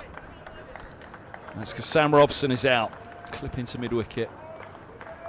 Coles with the catch. Hudson Prentice, the wicket taker. 1 for 22. He has off 9. 6 to start the over, but that big W in the middle has made everything feel an awful lot better for Sussex now. If they could add Higgins, then they'd really feel they could put their foot down in this match. Middlesex still not halfway there to the Sussex first innings total. Crucially now is that follow-on evening session of the third day. 279 they trail by, 130 more to avoid the follow-on. If this man gets his tail up in this spell, it could spell danger for Middlesex. Onus on Higgins now. He's got to dig in. He's got to get his way through this passage of play, the second new ball. Hang on in there. Brings some comfort to Fernandez at the other end by having the settled senior man opposite him. Again, Davies and Holden to come, so it's a lot of youth in the lower middle order for Middlesex.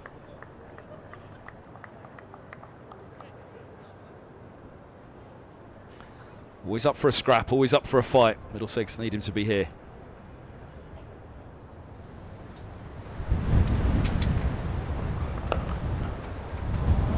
Stroked away, he's on to 49.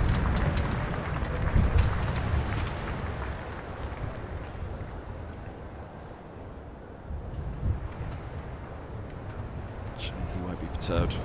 Fall of Robson.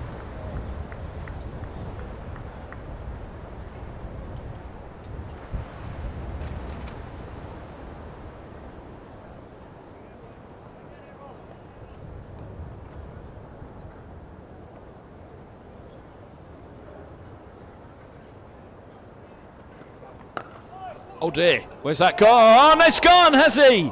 Has it dislodged the bail? No, it hasn't. How close was that? Well, Higgins is smiling, and so he should be. I think it has nudged the stumps. It hasn't dislodged the bail. Big moment in this match. Big smile from Higgins. Look at this, down, up. Now, where's it gone? Higgins doesn't know. He still doesn't know. That must have just bounced back off the stumps there, and Higgins, well, his innings has flashed before his eyes with that one. Let's have a look here. Oh my, look at that. We have to talk about a wicket followed by a boundary, or a drop followed by a boundary. That was more than a chance. And Higgins survives, picks up a couple with that, and he moves to his 50 from 53 deliveries. 6 fours, 1 6 for Higgins. But one heck of a hard in the mouth moment 2 deliveries ago. Can he make them pay? This second new ball is singing sweetly for Sussex at the moment. Pressure's on.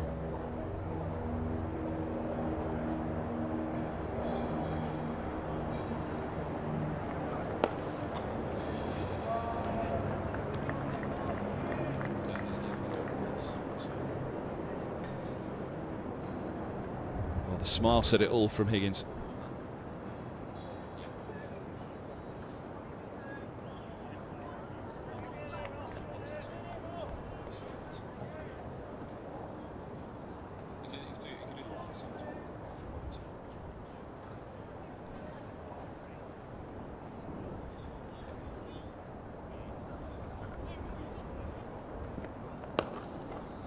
Driven hard, driven through the covers. Pujara's giving chase, but it's going to go. Higgins is on to 55, a strike rate of 100.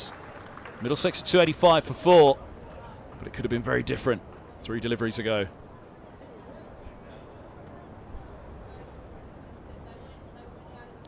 There's the cover drive to finish. 4.4 to finish the over. 2.4 even. But third ball of the over. Look at this. Watch Higgins' eyes. Where is it? Where is it? Where is it? Where is it? Uh-oh. He knows he can't touch that ball. It rolls up the stumps. And then it hits middle, and then it hits leg. The relief. That moment of alarm. What does he do? Can't hit it with the hand. Could have kicked it. All happened in a flash.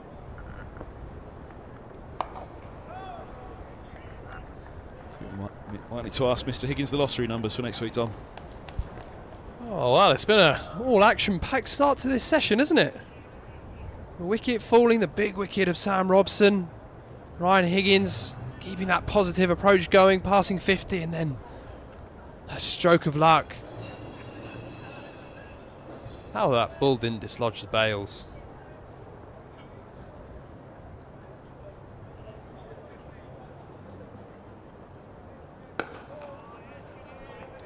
Sorry for Fernandez, what did he make of it all at the other end?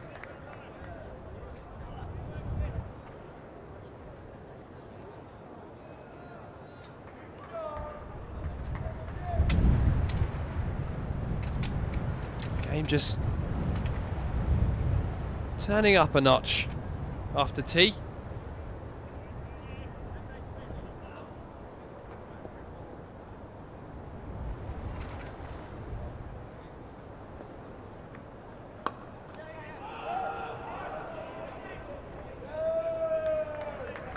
A little bit of hesitation out in the middle. Fernandez looking to get off the mark.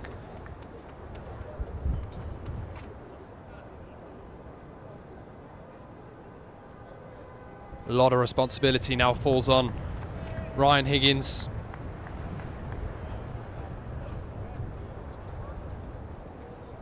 Experienced 29-year-old all-rounder.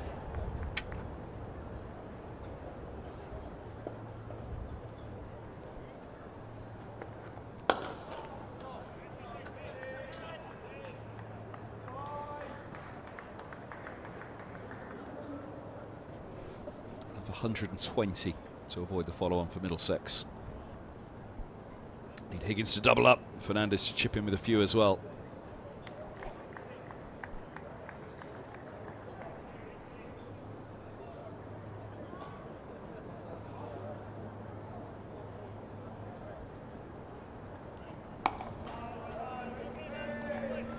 And with passing 50, Ryan Higgins also overtook his teammate Max Holden, is now fifth.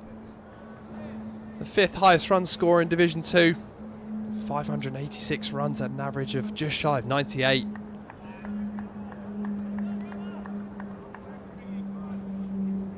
Second 50 to go with those 200s.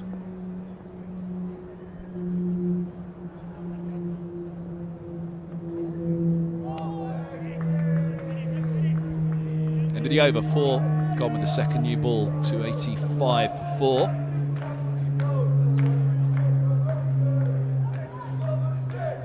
It's been quite the day here at Lords, even though there's only 4 wickets down. Sam Robson had that near run out earlier when he wasn't looking. He was looking at the other end. A big dive went in from from Max Holden. The throw was going to the other end where Robson had no idea. Back turn to the ball, didn't ground his bat. He'd have been gone by a long way if it had struck. Never mind the dive from Holden. Holden was the first to go though on the second day after the loss of Stoneman last night. 61 before he was caught by Clark, turning ball out of the rough outside off. And here's to Plooy, gone for 25. He scooped Seals to deep square.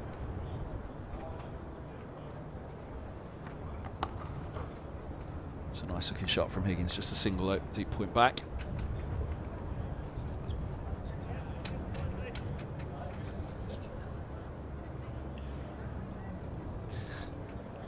Fernandez takes guards, will face Robinson for the first time. Real test this will be of the youngster. Just trying to think through the bowlers that he's faced this year. James Harris is the pick at Glamorgan. Leicestershire attack at Lords were pretty relentless, consistent, but didn't quite have the spearhead Gloucestershire had to Langer. Similarly, didn't quite have the bite with the ball. Northamptonshire, this will be arguably the toughest test that Fernandez will have faced yet.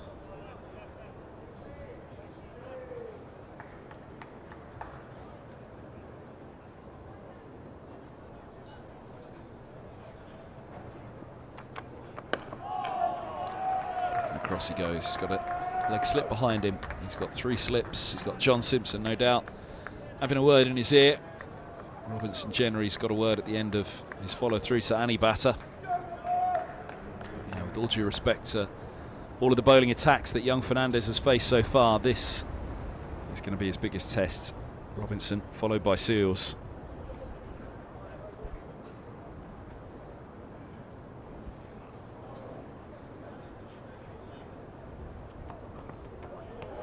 There's the bumper to push him back.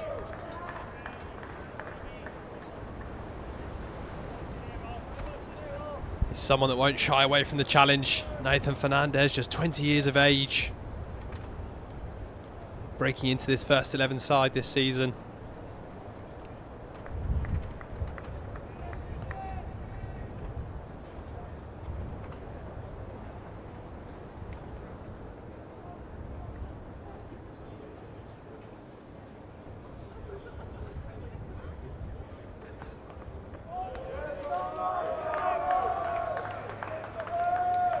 Another bumper from Ollie Robinson.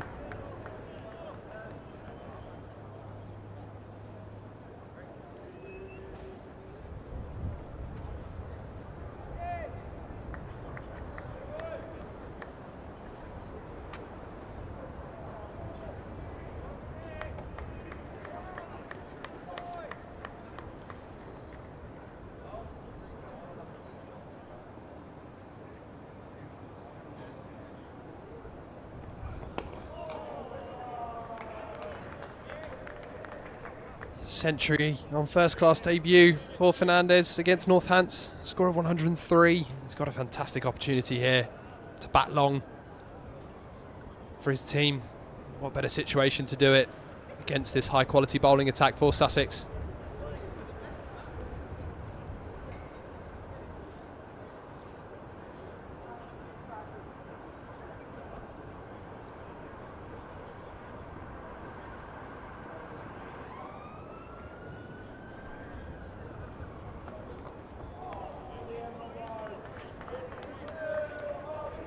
So it's 6 for 4, just a single off the over.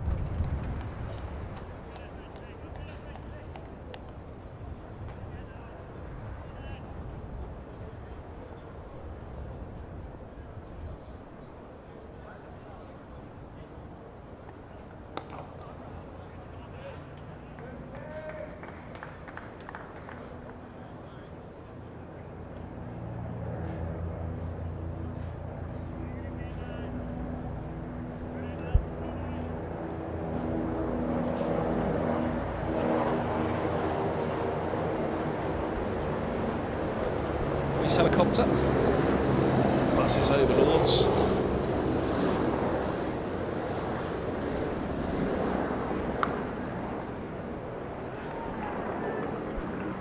Ryan Higgins fizzes one through the covers. Very nearly for 4. Oh! That's a fine piece of work down there. Oh, Danny Lamb made to work for it right in the corner, wasn't it? Almost have a corner flag in there. As he slid, scrambled, hopped back in, flicked it back in. I think Higgins is asking, but seemed fine to us. Run 3.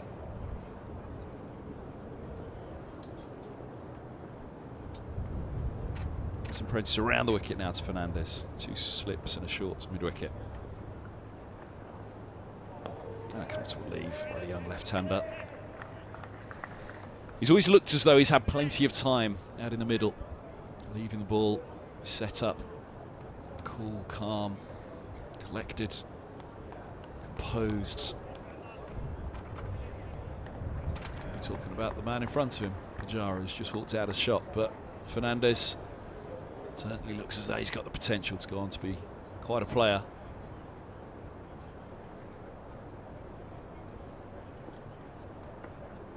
Oh, nearly played around that one.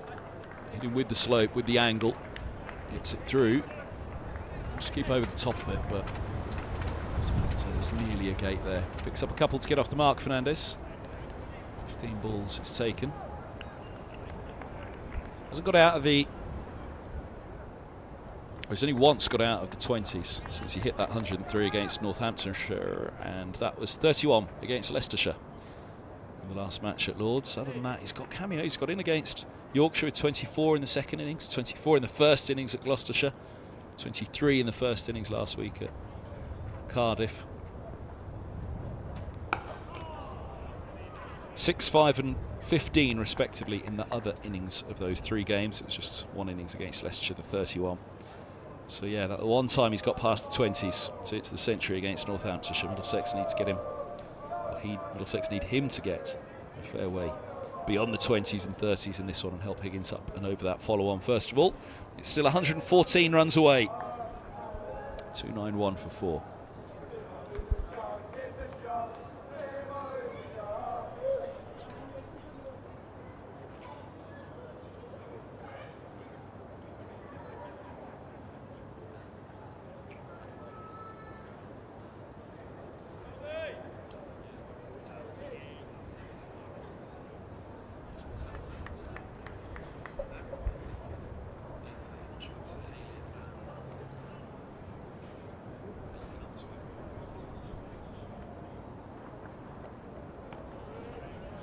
Starts the over. And Robson is left alone.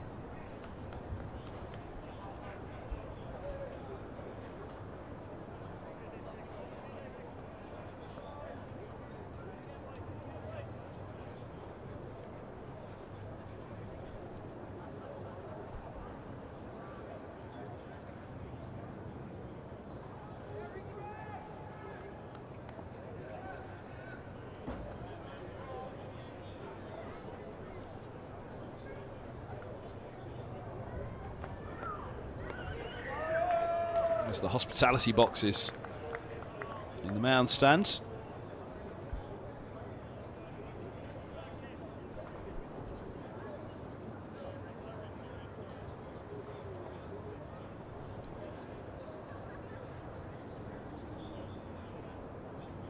Nice viewing spot up there.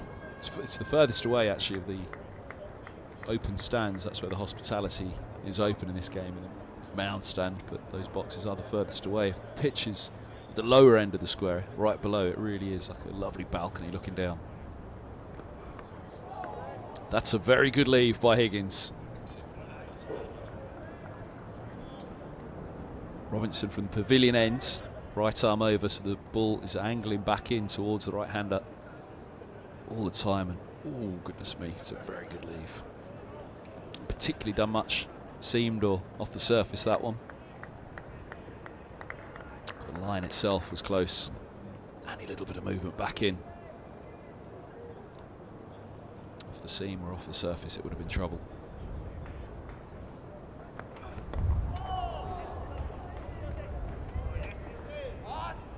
Side edge from Higgins. Takes Middlesex closer to the second batting point, 8 runs away. 2 more wickets for a second bowling point for Sussex, something Middlesex never managed, only managed to get 1 bowling point. More batting points go with it.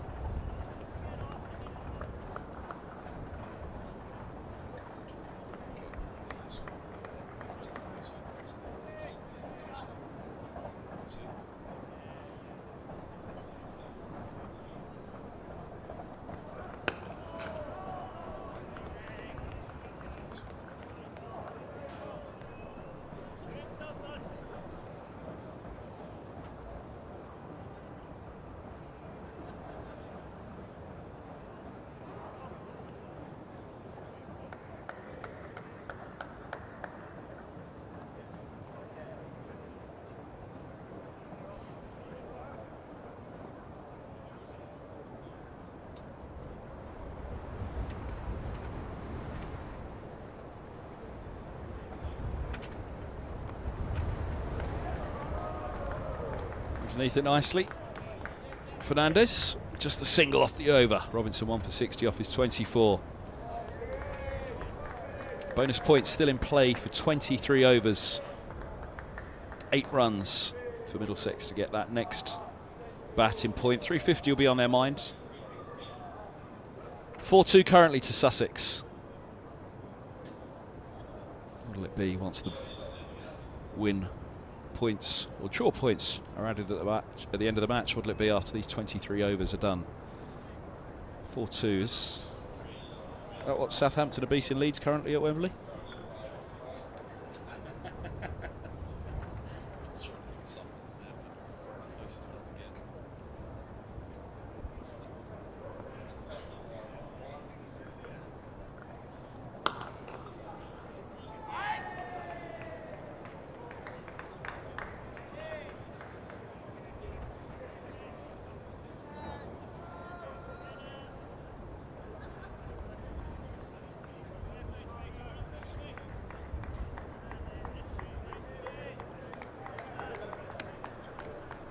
John Simpson up to the stumps for the bowling of Hudson Prentice, keeping Ryan Higgins in the crease.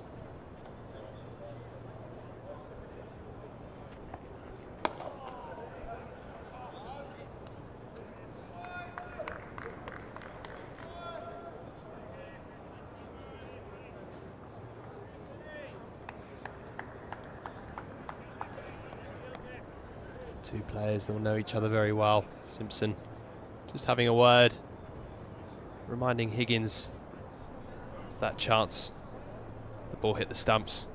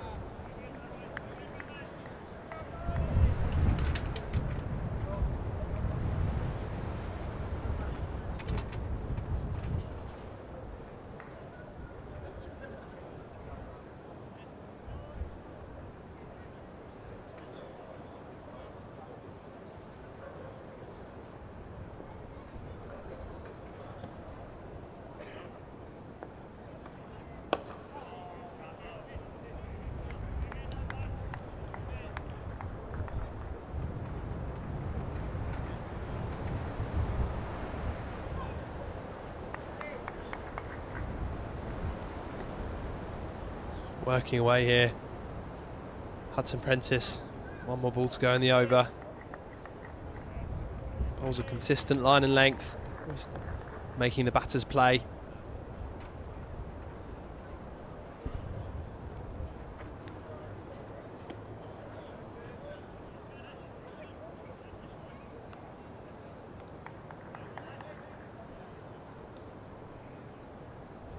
Seven overs remain.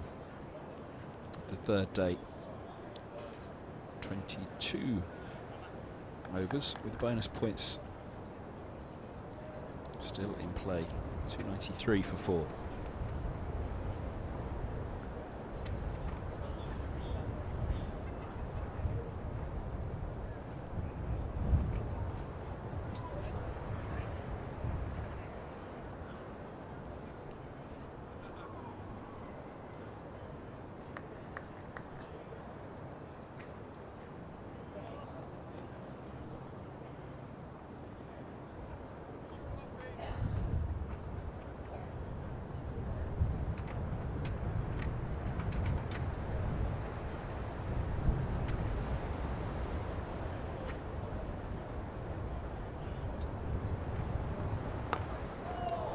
Use of the feet from Higgins, looking to counter, looking to be aggressive, positive as he always is. Not going to let Robinson bowl at him.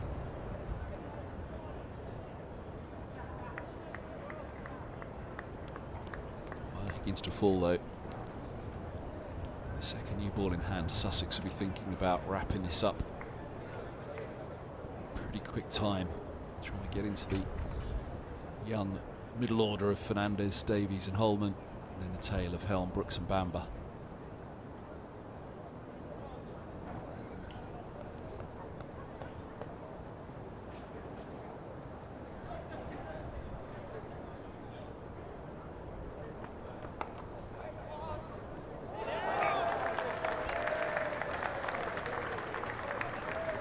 Good stop. Point. That's Apprentice getting around.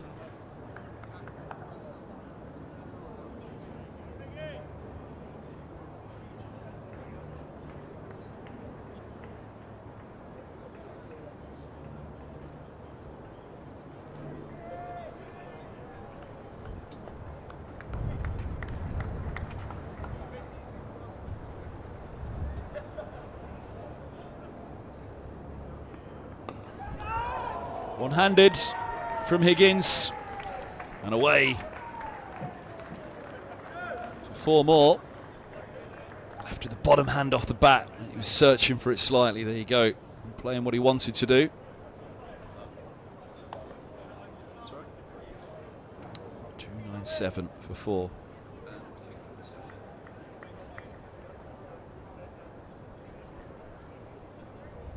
That's right.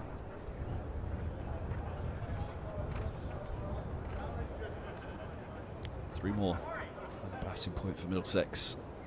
Again, biggest figures trail by 257. They need another 108 to avoid the follow-on. Super back at deep mid-wicket. It's a vast expanse to cover out there. They've come back for a very well scampered 2. Quick from Fernandez, so it's a skip out of the way of the ball as well at the non-striker's end. Middlesex close on the 300. That follow-on target down to below 100, 106 more.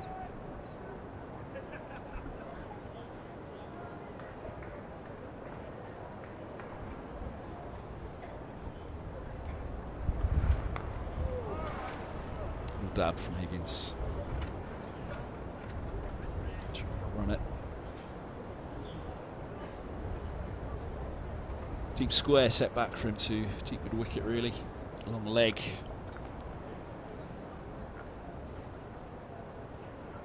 No deep third.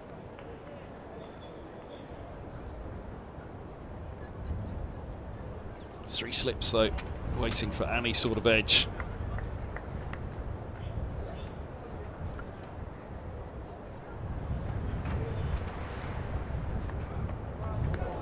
Through it goes.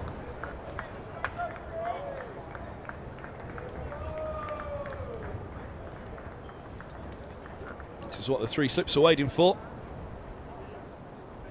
That goes off the surface. Through to the gloves of Simpson. Past the outside edge. Middlesex nearly past the 300. Need to get past 400 though. 106 more. Need to get past 400. Need to get to 405 to avoid the follow-on. It's a long, long way still.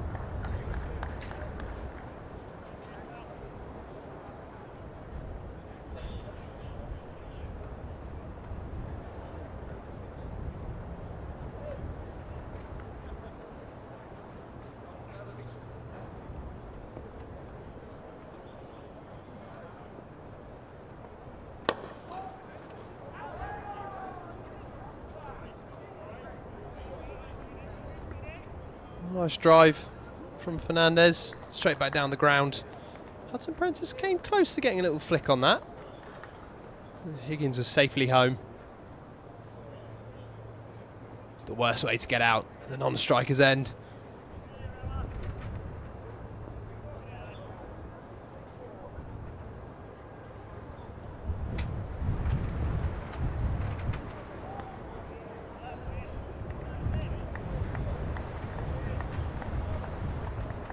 That or turn into watch your mate dive in at the other end when the ball's being thrown to your end. Close call for Sam Robson earlier today.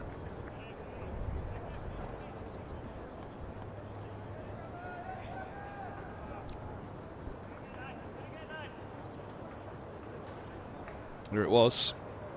Sam Robson turns to look. There's the dive.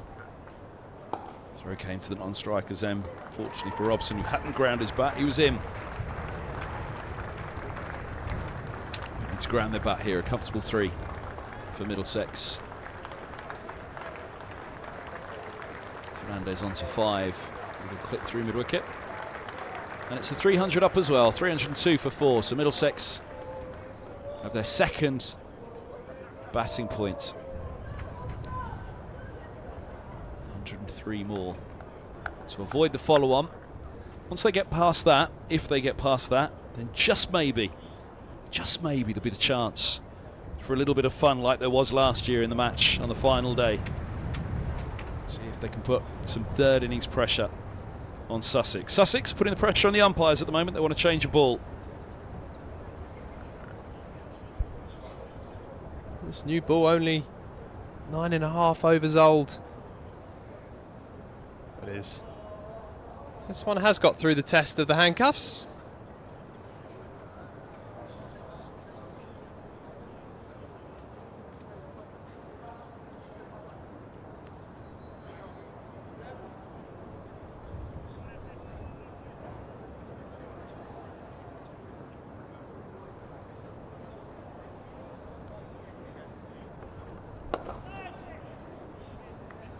That's the clip that accounted for Robson. Lamb was the catcher. He's just stopping runs on this occasion.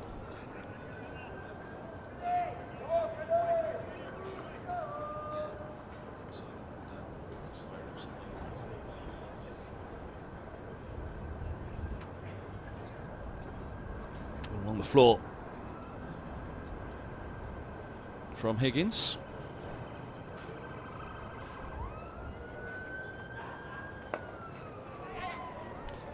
Very quick single for Higgins. Yeah, it's been a clear plan from John Simpson, bringing those fielders in close. We've seen it throughout the day. Not a lot of pace in this surface. Sussex bowlers just looking for one that might just get stuck in the pitch. Just pop a chance to those fielders, as we saw with Sam Robson.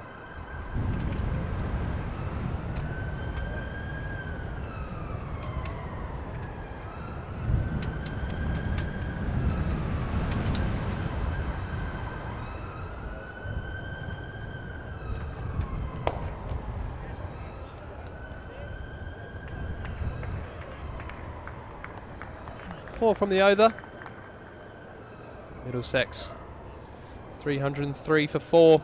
90 overs gone.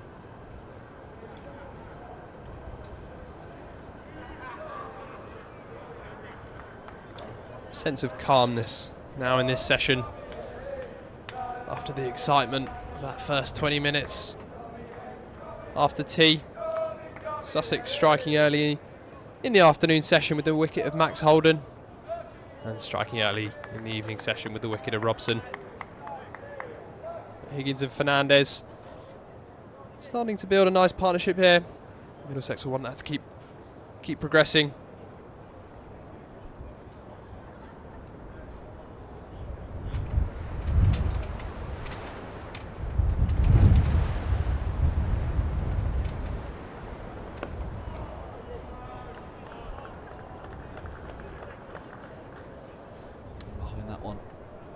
Higgins.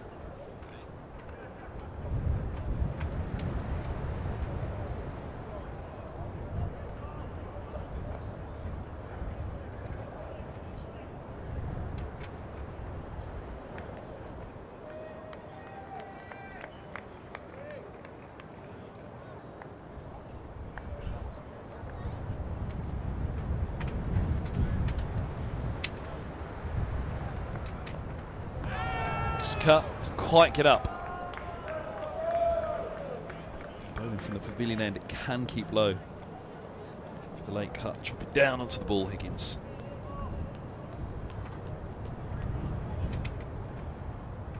Oh, stand up tall and punch it.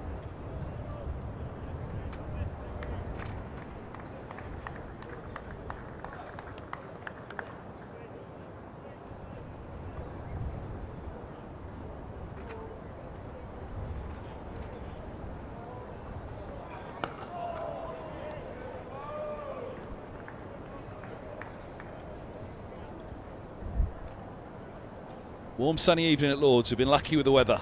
We've only lost 6 overs in this match so far. It was on day 1. To hope that there's nothing more lost tomorrow. Although, should Middlesex get past that follow-on, it will be third innings pressure on Sussex as it was 2 years ago here. Right now they'll be hoping no time is lost and they bowl Middlesex out for fewer than 100.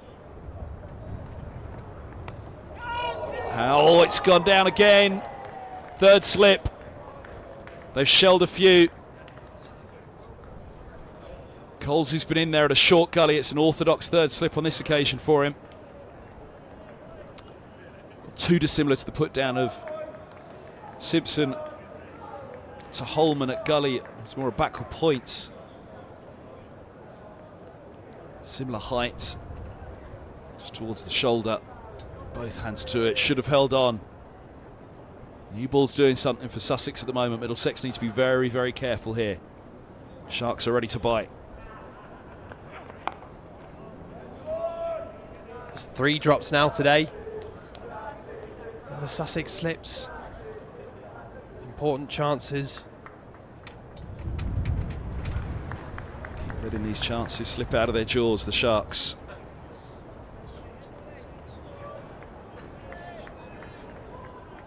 .303 for 4. This could have been a very different day.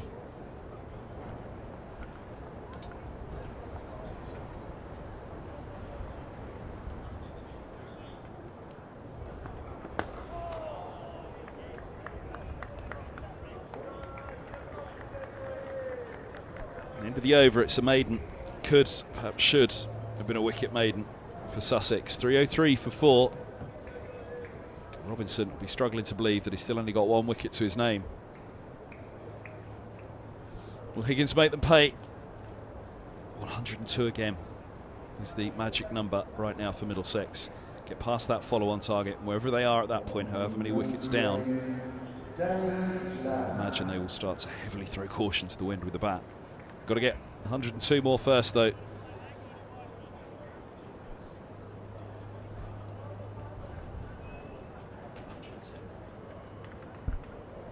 $19 more overs with bonus points in play, but I think Middlesex will be thinking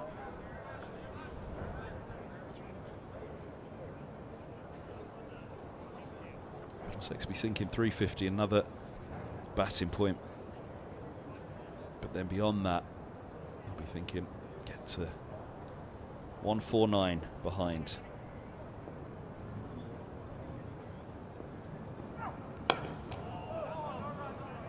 Sussex just need to hold 1 or 2 of these chances. Higgins could have been bowled, should have been caught. Robson was nearly run out earlier today. Despite the 4 wickets they've grabbed in this innings, 3 today, it's been a nearly day for Sussex. I know this could have been very different. They could have been batting by now, really, with the chances they've created. Width, and Fernandez goes with it. It's his first boundary of the innings as he moves to 9. Felt like it was toe into the bat almost, that one. He was stretching for it, Fernandez. Certainly right at the bottom of the bat. Short boundary, up the hill, flew away. Doing him a little bit of a disservice. Really was stretching for it.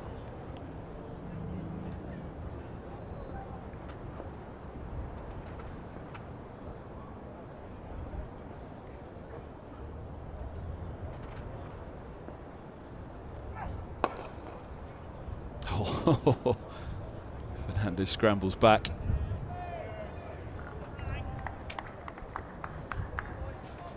Bowled a good session, good little spell just before the lunch interval to Danny Lamb, to Max Holden, finding the outside edge. Bowls a heavy ball, Danny Lamb. There's good pace about him.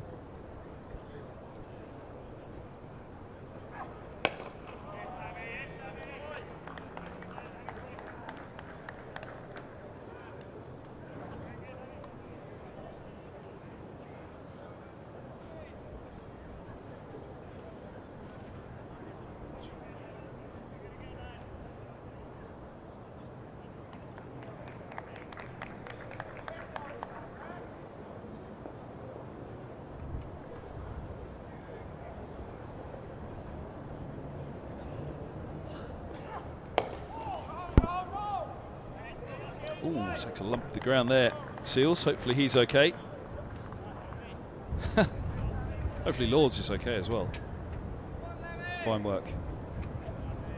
He's been watching Carl and Co. How they go about it. Must be a golfer, replacing those divots. Respecting the ground staff's work.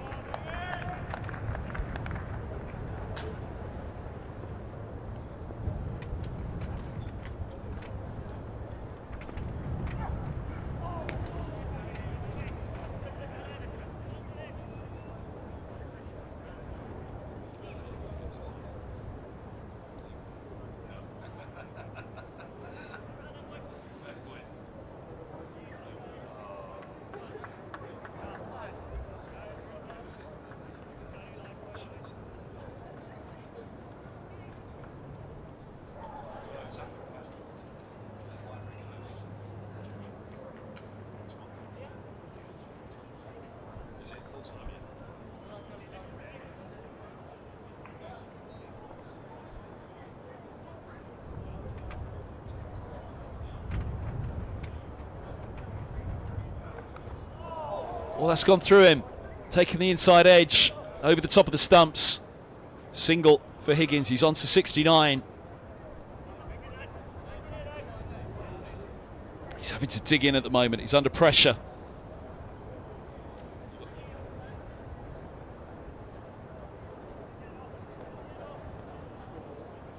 Oof, quite over the top of middle. It's past leg.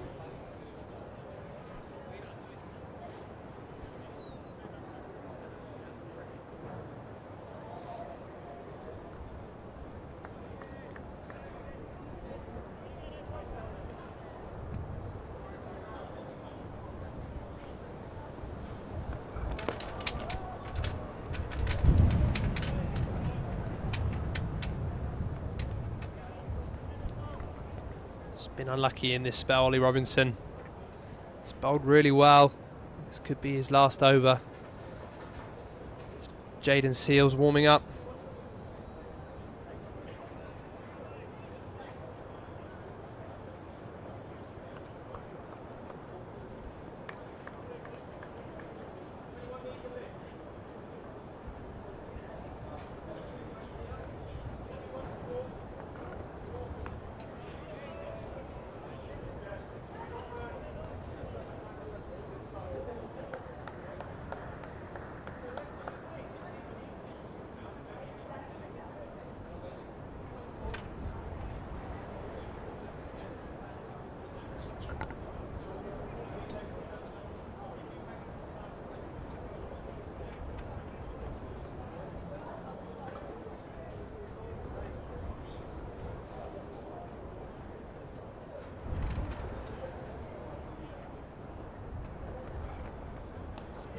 Good pace, good bounce, good line of attack.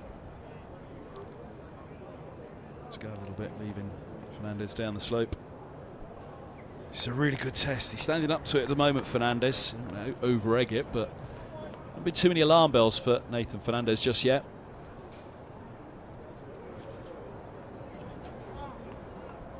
Seems to have a lot of time at the crease. Patient, poised setup. Gentle little tap, and there he is. He's ready to go.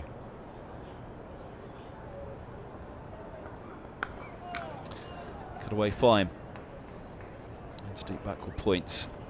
Seals does the fielding.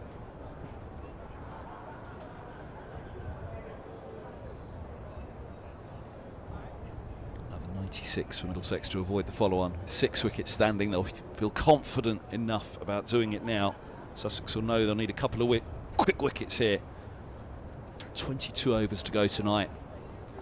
Stumps tonight will have a relative idea who will have a sniff tomorrow. It's going to go sharply one of two ways. The draw is going to be heavily the favourite.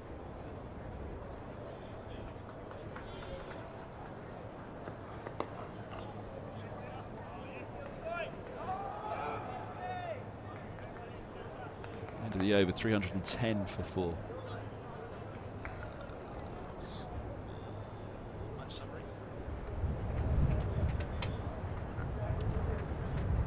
Were Sussex to pick up 6 quick wickets now, and Middlesex missed the follow-on, and they're following on. Then it's a day to save the game, basically.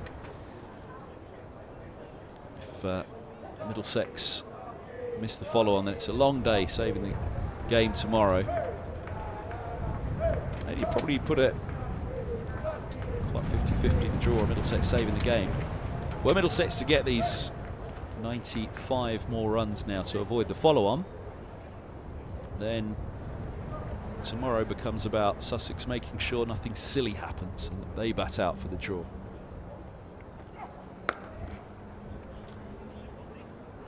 Nicely done by Higgins to rotate the strike, keep that scoreboard ticking. 3 and over tonight, 66 more. Again, they'll be 30 or so away from the follow-on. So they take the morning tomorrow, have a thrash with whatever wickets they've got left, get close to Sussex's first innings total, perhaps even just beyond it.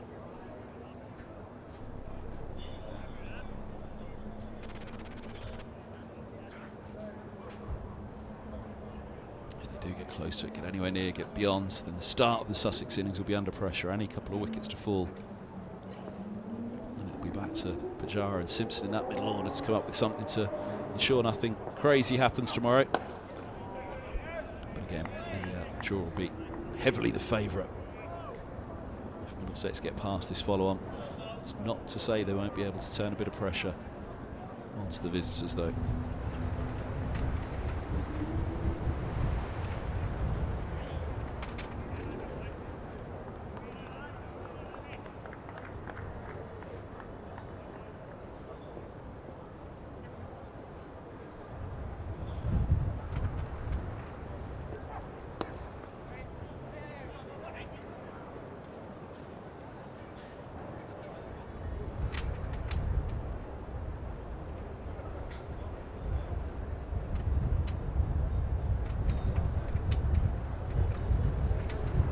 Sky's still pretty clear. You can see it's a bit darker over in the distance. That's as much because of the light blue skies up above as it's not probably as biblical in reality as it looks on the screen there. It's a long way in the north, and it will drift a long way to the north of us here at Lord's. It's the blue skies and the fluffy light stuff to the left. That's all that'll trouble us for the rest of the day.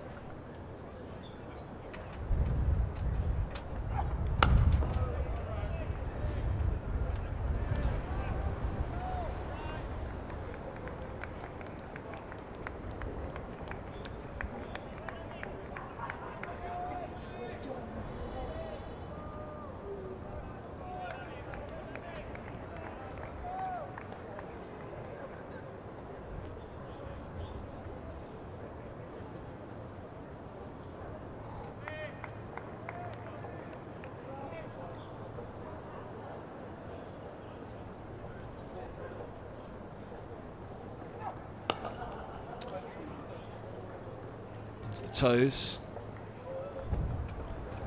making the single. 3.3 remaining this run rate as it has done throughout. Really, the Higgins and Robson partnership to Plooy gave it a little bit of a boost with his cameo of 25. Up over the threes. Middlesex could never get the Sussex run rate down below 3.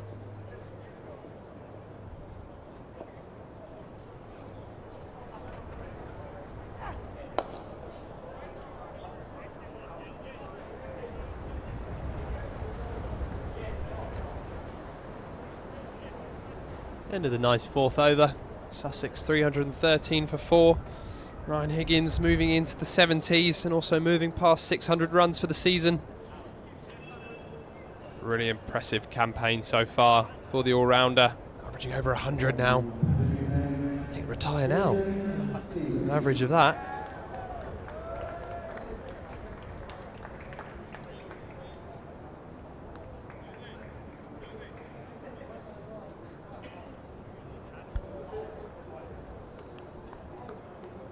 Ollie Robinson's done at the pavilion end, 1 for 69 from his 27 overs. It's over. It's Jaden Seals, 1 for 57 from 17. A couple of maidens in there. The West Indian quick. Trinidad and Tobago.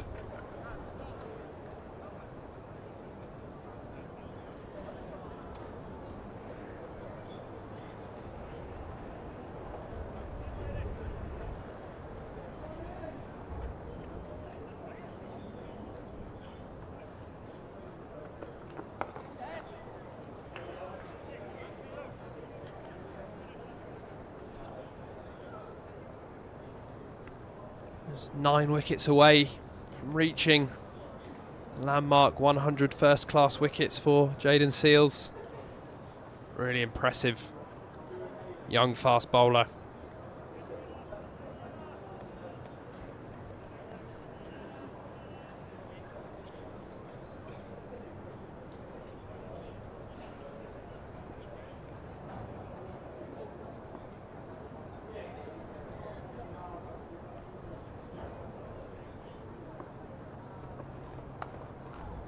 Run away. Did a single by Fernandez, didn't go at it hard, just a little dab.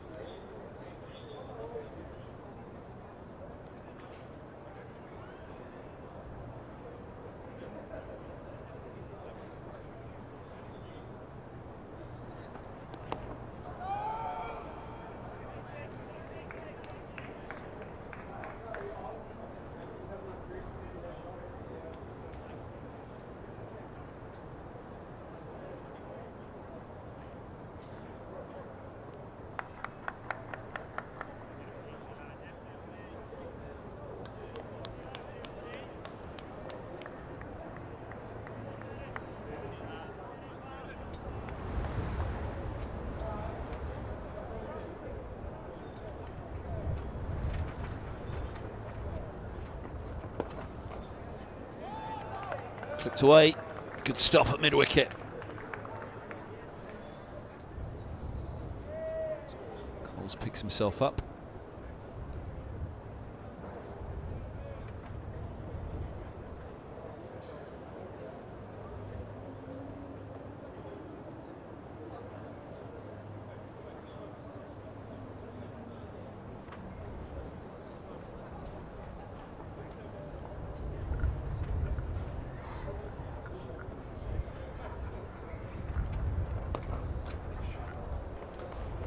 Scattering the pigeons.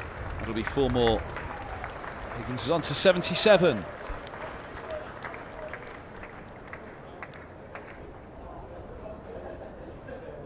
Straight down the hill. Time over, it's always the danger.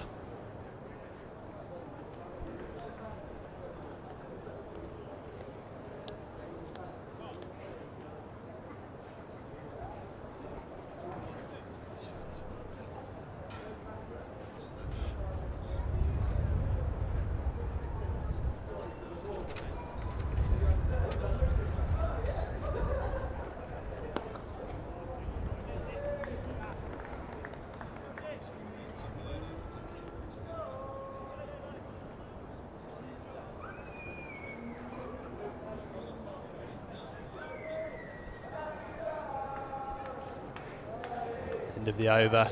Jayden Seales' return. 6 from it. Is that Ryan Higgins' boundary? At the Middlesex pink, head of the blast. Definitely a sunbrella, that one.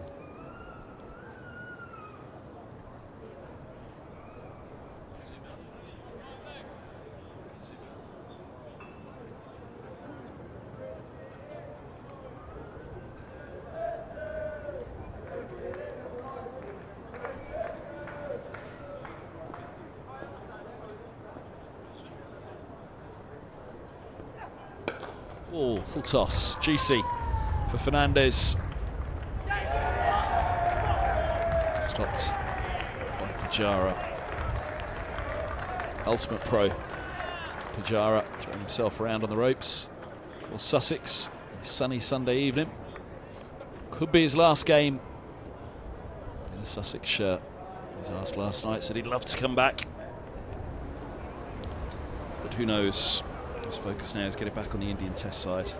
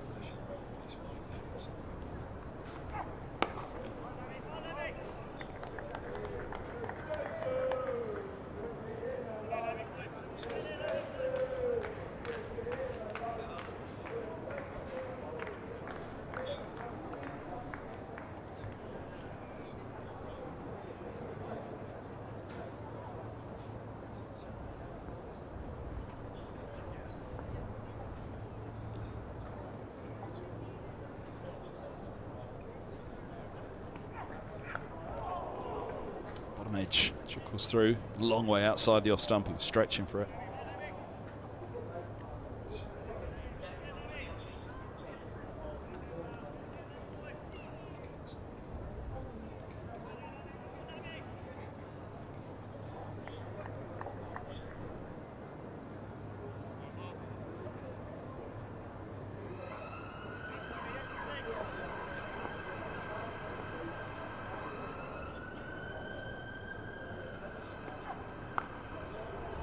Chopping down again, Higgins. This one a little bit safer. It was wide outside off. He's enjoying his day. No wonder he's smiling. A huge slice of luck earlier when the ball hit the stumps. This one, oh well, it wasn't far. Goodness me, it wasn't far at all. Lightning doesn't strike twice. Very nearly did.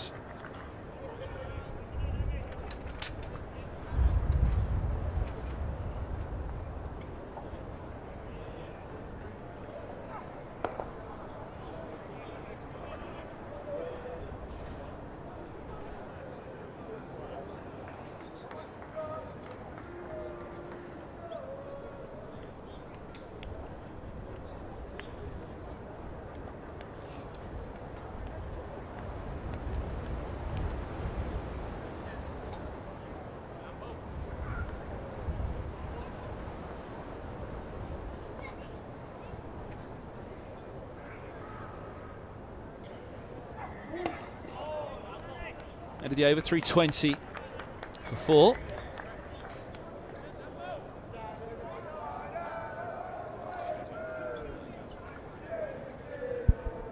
As you mentioned there, Kev, possibly Pujara's last game in a Sussex shirt for now.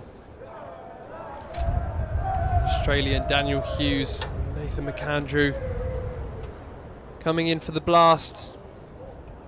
June and July. And then another Indian, Jadev and Agcat, coming in for the final 5 county championship matches towards the end of the season.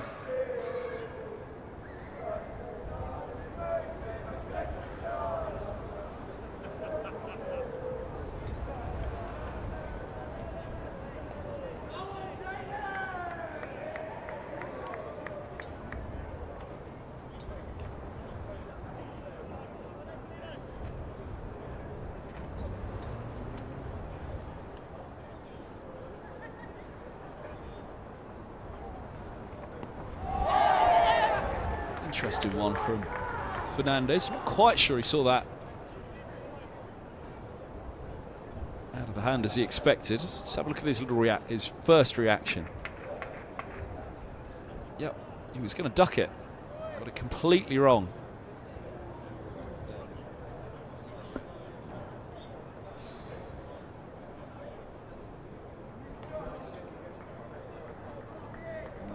Yeah, same one after the.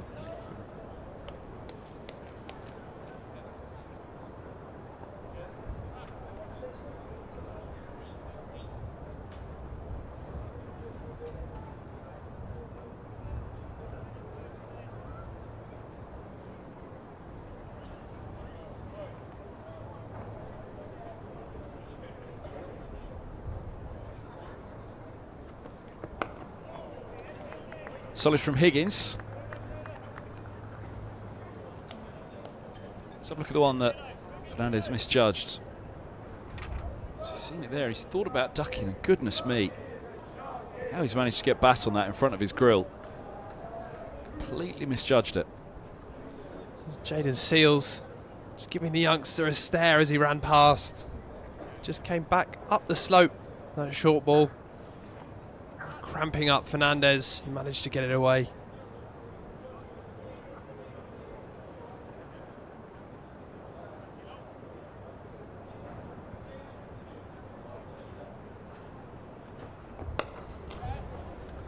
Nice from Higgins, stands up tall again. Pujara with the chase again, Pujara with the tumble.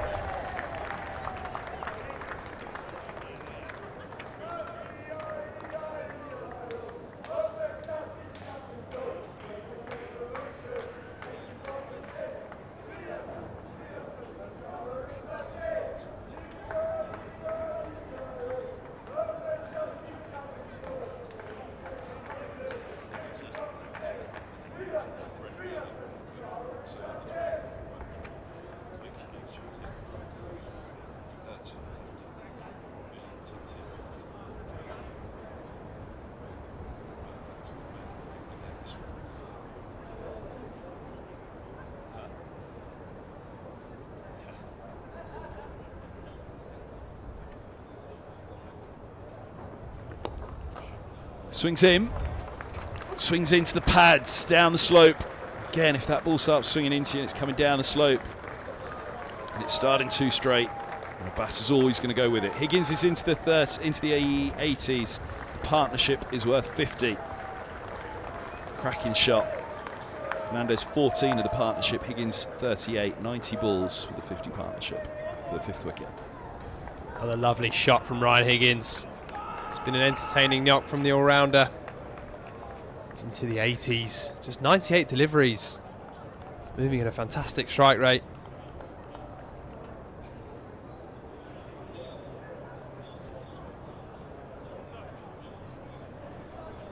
And Nathan Fernandez doing the job required, sticking around with Ryan Higgins. 14 from 41 deliveries, getting stuck in, rotating the strike, providing a good partner for Ryan Higgins.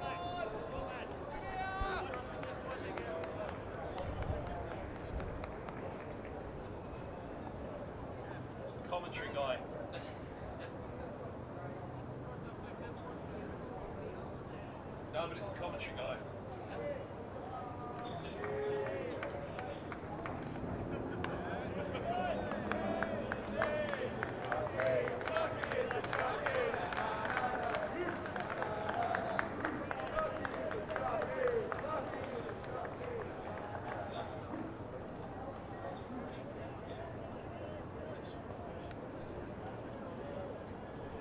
Bacon and eggs this morning in the baguette, we thought. Not quite sure it was bacon and eggs, was it? But the bacon and eggs fully on display in the top tier of the pavilion. Bacon and eggs on a Sunday evening.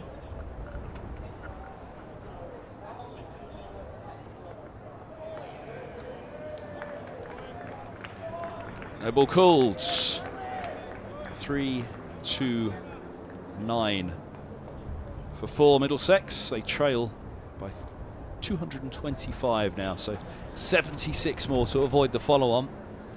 You would surely back them to do it from here, in which case it's all about the third innings wobble. Is there one or isn't there? If there is, we could have a little bit of fun. We might even have a result in this game. If we don't, then it's batting out for the draw tomorrow.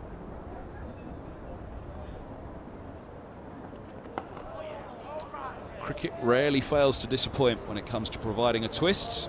Whether it'll be Middlesex falling just shy of the follow-on, or it'll be Middlesex clattering their way along in the morning, trying to put some pressure on the final day with Sussex with bat in hand, we shall see. For the time being, 97 overs, that is some shot.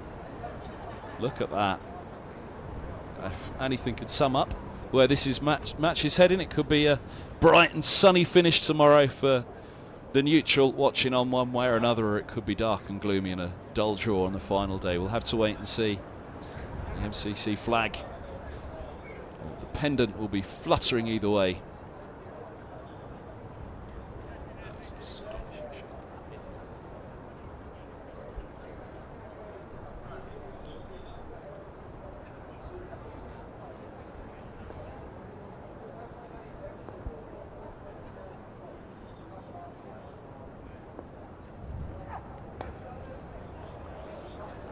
Delicate. Just turned around the corner. Another boundary for Fernandez. Middlesex 3-3-3 for 4. Just always seems to have a little bit of time. It's just nothing about it. Effortless glance.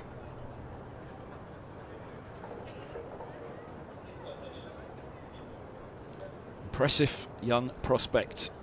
Nathan Fernandez, 20 years of age.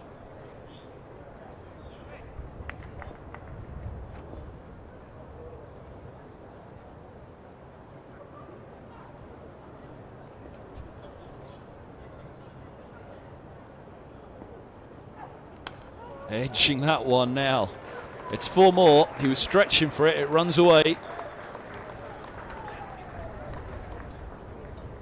Quite sure he meant it to go just that fine, Fernandez. He'd had a good look just before Lamb ran in. You could see it was wristy, he was open in the face, but it wasn't intended to be quite that fine, I don't think. But he'd had a good look at the field just before Lamb bowled there, Fernandez.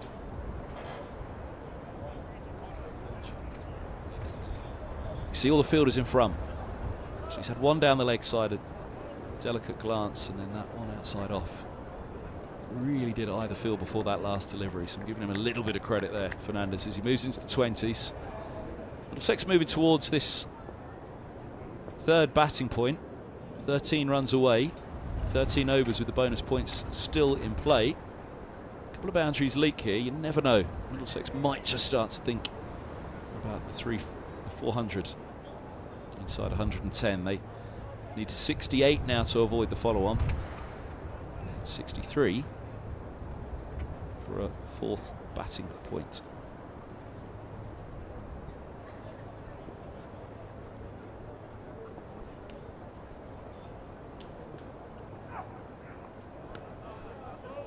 Get away with that one, but only just. If we were allowed to mention football, which we're not today because of our producer at the back of the box, he'd have said that was right in the top corner of the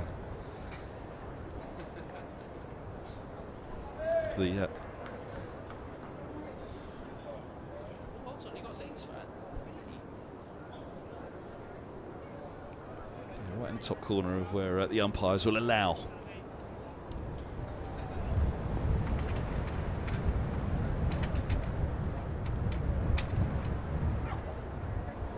Slow ball bouncer.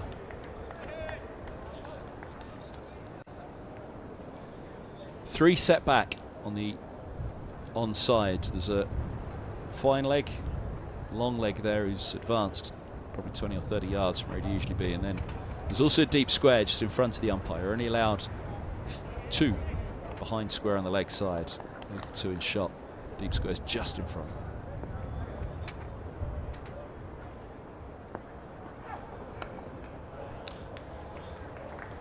There's another little dab to the vacant deep third. Pick up a couple, 3-3-9 for 7. Nicely. 4, sorry. No worries, Kev. Nicely played there from Fernandez, just manipulating the field, knowing where the gaps were.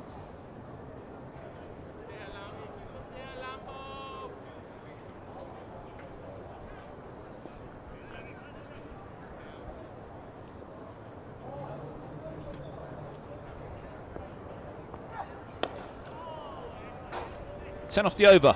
Let's just push Middlesex along. A run rate climbing towards 3.5 now. 17 remain today. 3-3-9 for 4.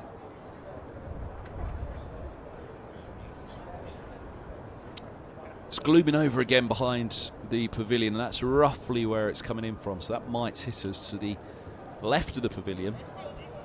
It's clear blue skies nearly. Just a puff here and there, but to the right side of the pavilion, it's pretty biblical. The lights might just come into play again. The umpire's having a chat at the moment, actually, as you'll see in the background there. It might be about turning on the lights. Rather advise against it, though. Game's starting to get to the point in this country whereby you think you're better leaving the lights off and you get to stay out there longer before the artificial light overtakes the natural. Here's Seals playing into the blast for Sussex, and it kicks in.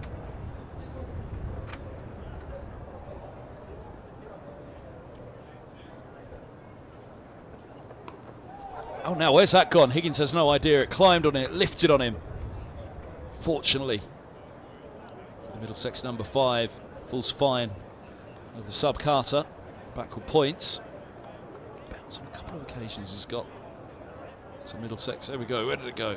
Oh, he swatted it again afterwards. And his second swing at it with his right hand. Get off. Get away.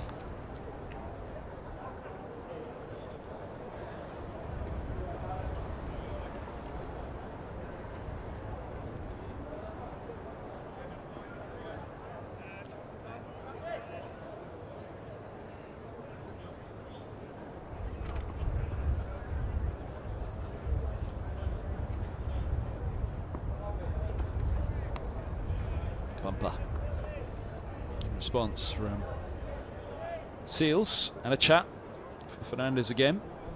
Signalled one for the over from the umpire. He's judged that one well, and he ducked into one a couple of overs back. Fernandez. hurted all of the Sussex attack. Let's test him with the short stuff.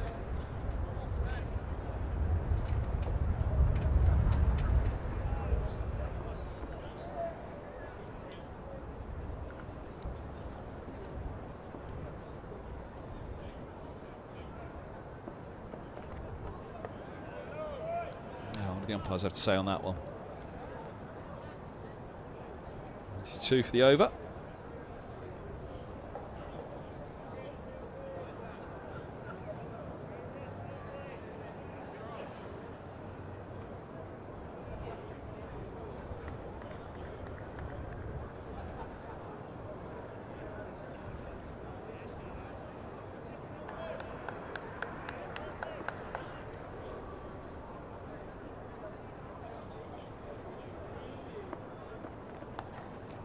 Leg side. Fernandez happily will milk the single.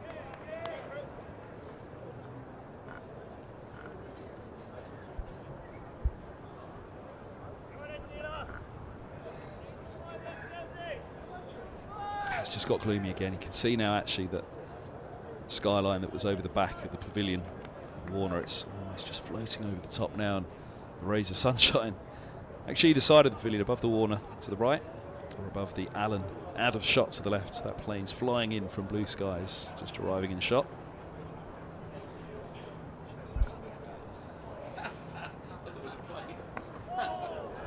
It's fizzed up again on Higgins. Was that hurt Higgins? He's waved up to the pavilion. I thought that was a plane just above the Allen stand there. It looks like it might just be a bit of dirt on the MCC Media Centre. Or is it a helicopter? Oh, it is. Hovering away. Like Middlesex's chances of turning this match on the final day. Oh dear. Ouch. That's hurting him. Giving it a shake. He's looking up at the skies. The floodlights are on. The ball too late, perhaps, for Higgins. Still an hour to go tonight. This game can't really afford to lose any time, you'd have thought, and Middlesex surely back their chances to get another 64 runs and avoid the follow-on. And then at that point, heading to the final day, there's not going to be 20 wickets falling tomorrow. It means there's really only one side that can lose the game. What pressure does that put on John Simpson's visiting Sussex? Probably just be a draw. There's the blue skies disappearing over the back of the grandstand to the north, over the top of the Compton stand.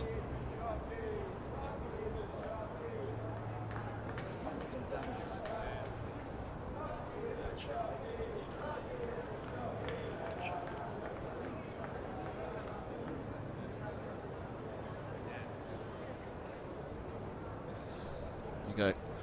Bright blue skies behind Old Father Time. It's a much brighter picture over there, but unfortunately I think that's probably gone for the day now.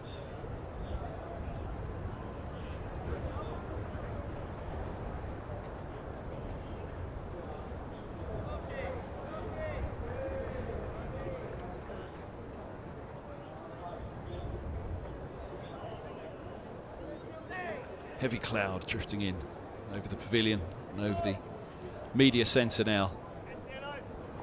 Floodlights fully taking effect. Here goes Seals, two shadows stretching out across in front of him. Higgins tested again on the back foot. Painkiller taken, no doubt. Some spray.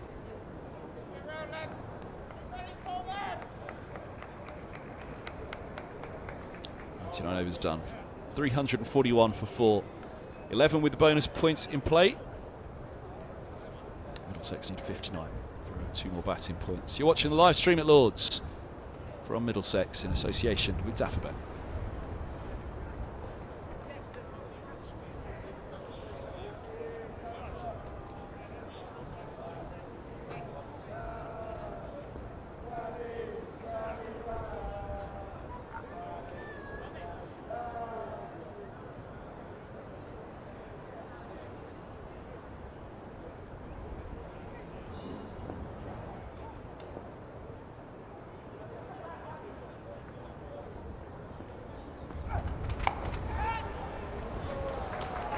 Well, that was done with a swagger. Middlesex are 5 away from a third batting point. Climbed into that. Off the ground. Cut hard. It's a real swagger and flourish that goes with the calm and composure that Fernandez so often shows.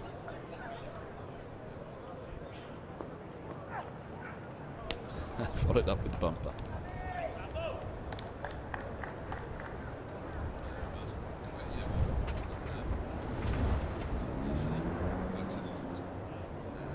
Ground staff hovering around their cover.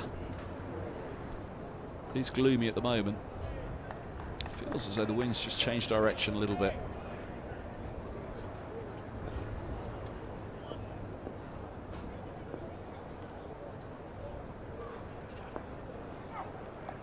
Oh, now they've had that leg side field set for a while.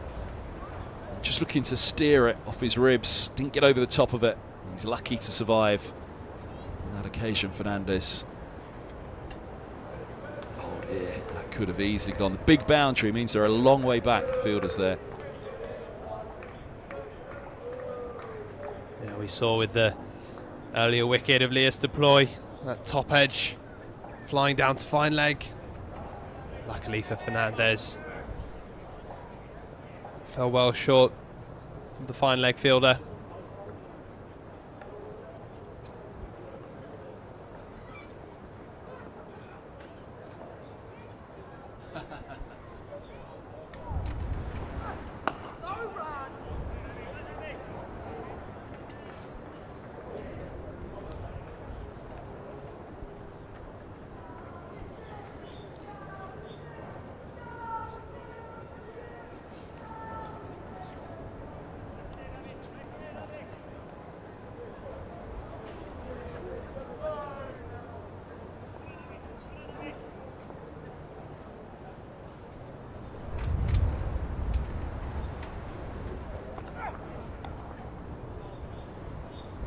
Slower ball from Danny Lamb.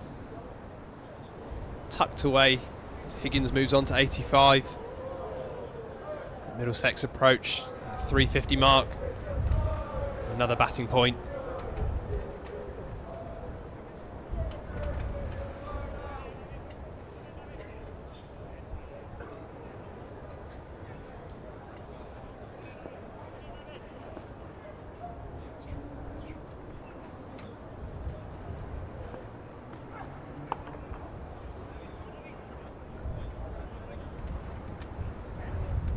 End of the over, 100 overs bowled in the innings. 347 for 4, 10 with the bonus points in play. Do Middlesex go at 5 and over, get that bonus point. They need 58 to avoid the follow-on.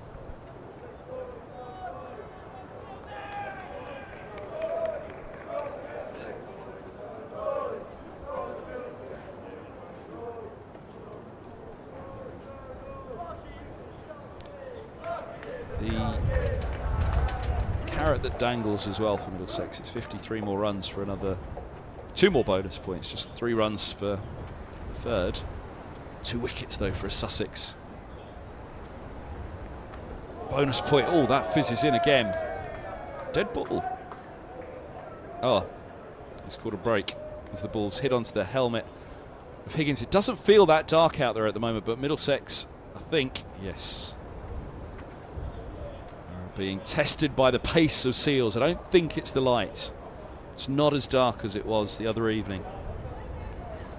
We'll probably have a check, but first of all, the check is for Higgins. He seems okay, he's smiling, but they have to have a look.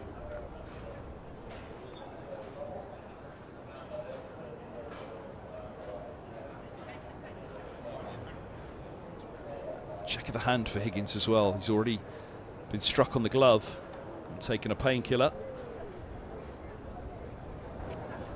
Yeah, this is a testing spell. Ryan Higgins with a smile on his face, getting through. Jayden Seales has been working him over, hit him on the hand. Things really have to be going very, very badly for Ryan Higgins not to be smiling. Blow on the finger, Struck on the grill. 58 shy of the follow-on. 554 for 9 declared Sussex. He's still smiling, Higgins. None of us would be smiling if the umpires take him off. The light meter reading will be taken, and that has been set for the match. A couple of points just gloomed over again a little bit at the moment. Here we go.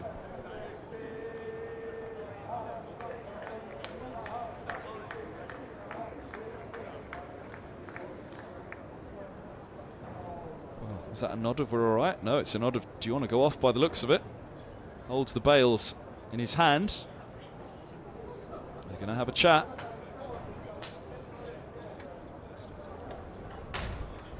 The wind has just changed a little bit, the direction. The dark sky that was sat over the right side of the pavilion there, it's now slipping across to the south. And the wind is blowing in the brighter skies from over the back of the Warner and the grandstands. From a cricket lover's point of view, they can't get here quickly enough.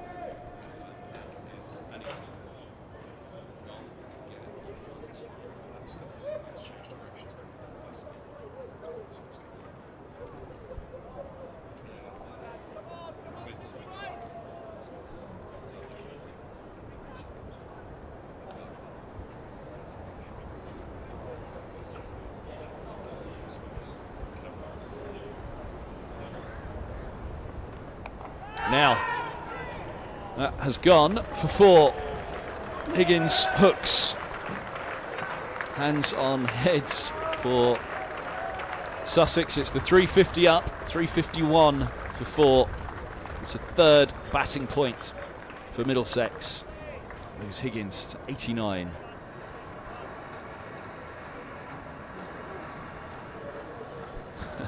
Robinson's enjoying his day. Even with the drops that have been off his bowling. I think we're going to be okay for these 14.4. Usually when the light meter comes out, you think this isn't going to get any better, but some particularly grey skies just departing over the back of the Allen. Ouch. Ouch. Higgins is in the wars. Ducks into that one. It's a really great battle we've got going on here towards the end of this day. Impressive, hostile Jaden Seals up against the set Ryan Higgins, who loves a challenge. Struck again on the body. Higgins won't back down. 89 now. Not afraid to take on the short ball.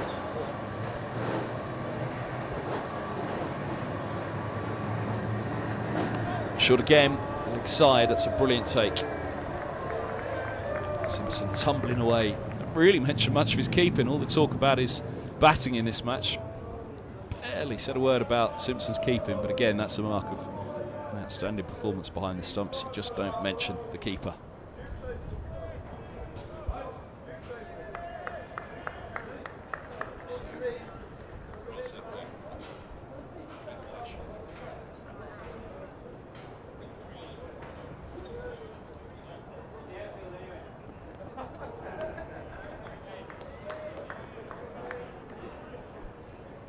Over signal for Seals, 1 for 78 from 21.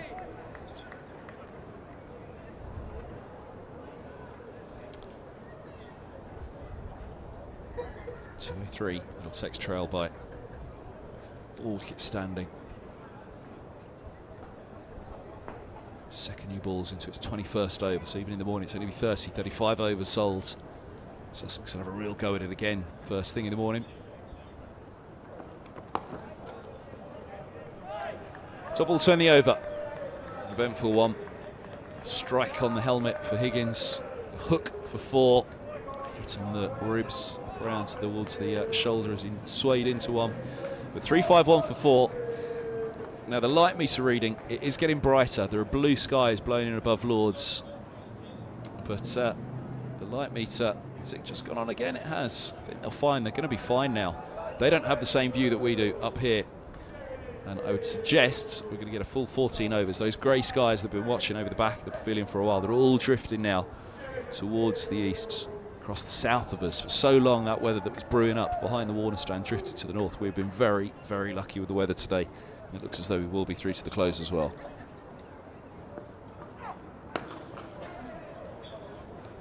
Push straight, mid-off, get a single.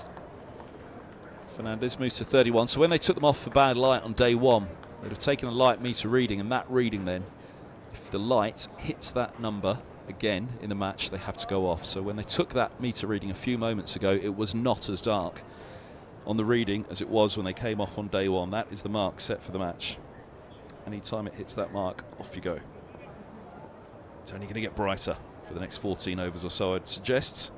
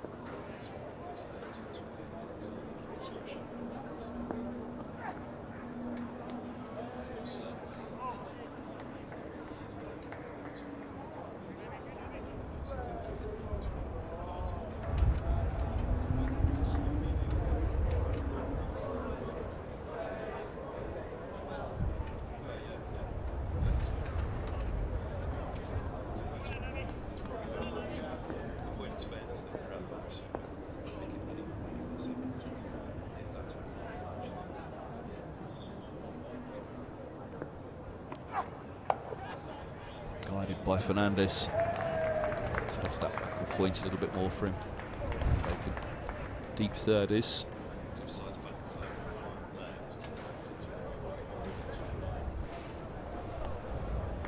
Sun's threatening to break through here. Just found some lighter cloud. They can turn off the lights. All that dark stuff's gone. We've been very, very fortunate. We're going to get the full 96 today.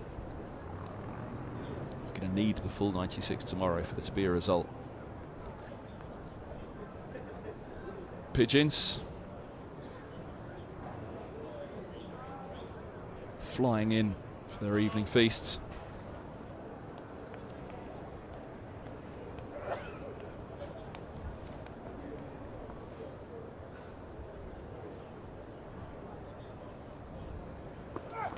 Higgins uses his feet. He's on 90. Similarly for Higgins, he's not going to know, like the umpires, like we have this wonderful panoramic view over the top of the media centre, over the top of the pavilion, looking out to the south.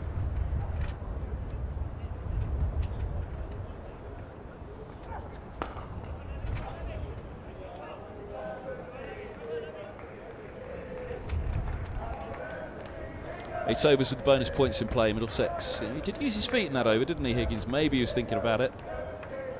They need 46 runs for the next batting point. They need 49 runs to avoid the follow-on. 5 wickets standing.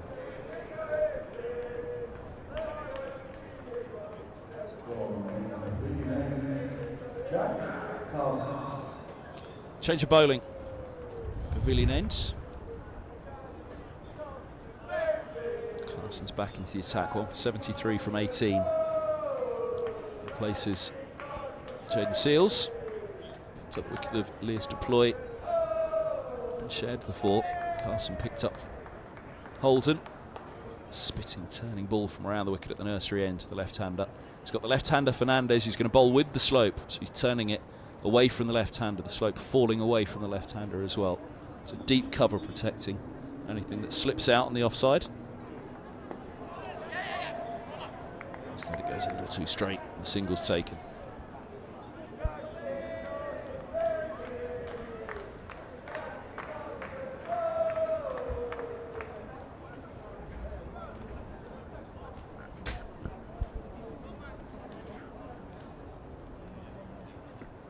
What does Ryan Higgins do here?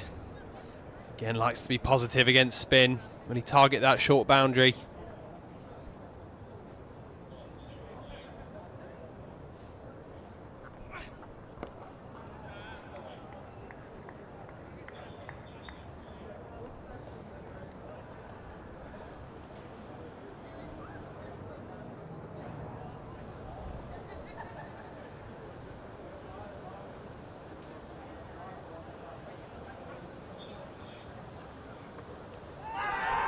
Now Higgins looking to reverse as he has to the spin all day. He's going to pick up 2 here. Umpire signals leg byes.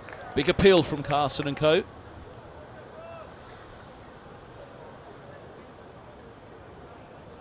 There's a reverse. Just clips that back pad on the way through.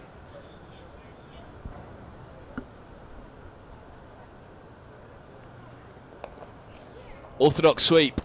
Bisects the field. Real power in that. Outstanding from Higgins. 361 for 4. Higgins moves to 94. Follow-on's not far away. Neither is that 4th bonus point. Top spot in the table is up for grabs in this game. The draw will keep Sussex top going into the break for the Blasts.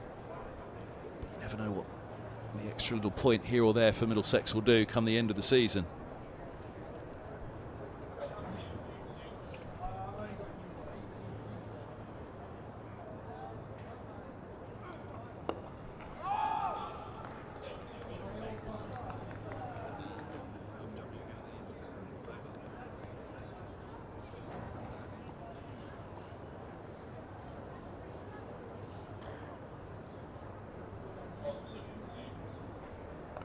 Another reverse. It's got the orthodox away for 4. Gets the reverse away for a single. 362 for 4. That's the end of the 103rd. Got 2 away for leg byes in that over as well. Big appeal from Carson. Let's have a look. Thumb over to Higgins. Pitch is just outside. Hits just outside, not out. Shot played. Hitting outside the line of off stump.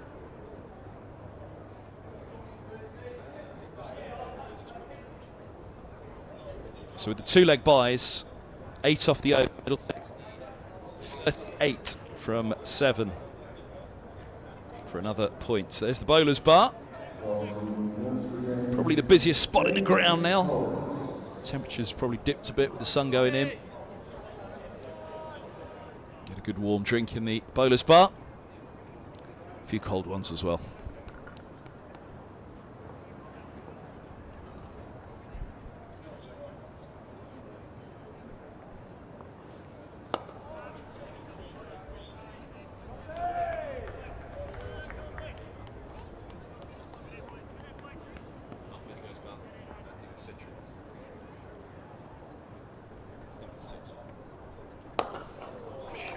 Down the grounds, moves to 99, Higgins. Lovely shot, Middlesex 366 for 4.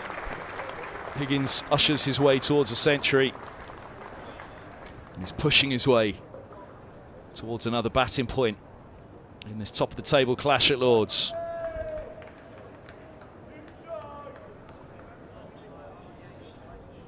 The charge is on here from Ryan Higgins. 1 away from a century.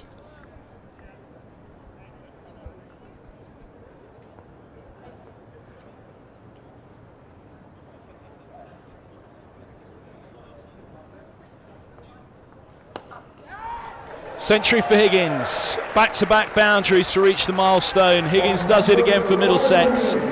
He's really pushing them through this difficult innings as it has been. A century from Robson at the top, but Higgins solidifying the centre of it. They trail by 184. The follow-on's not far away. Neither is a 4th batting point. Potentially a set-up here for a fabulous finish on the final day at Lord's as well. 103 from 123 deliveries. They were all on the balcony to appreciate it as well.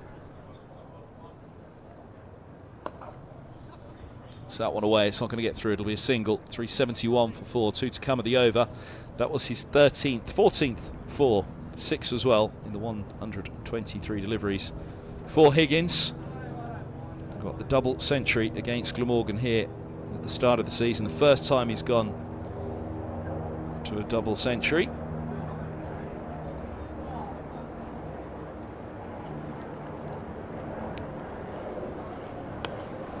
He's also chipped in with 155 at Gloucestershire against his old county down at Bristol. 75 unbeaten in the first innings at Glamorgan. He really helped to set that game up. End of the over. 9 off it. Higgins has a century, 104 from 124 deliveries now. This was how he did it. Wristily worked those 2 up on the onside. Try and get through for the 4 if you want. He certainly did. Mr. Reliable Ryan Higgins continues his wonderful form this season.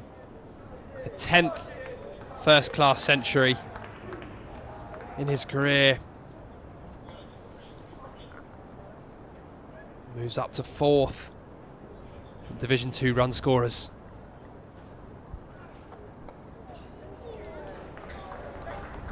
He's reversed that. Fine of the keeper. Pretty sure that he's got bad on that. Umpire, yep, signals runs. He's through it.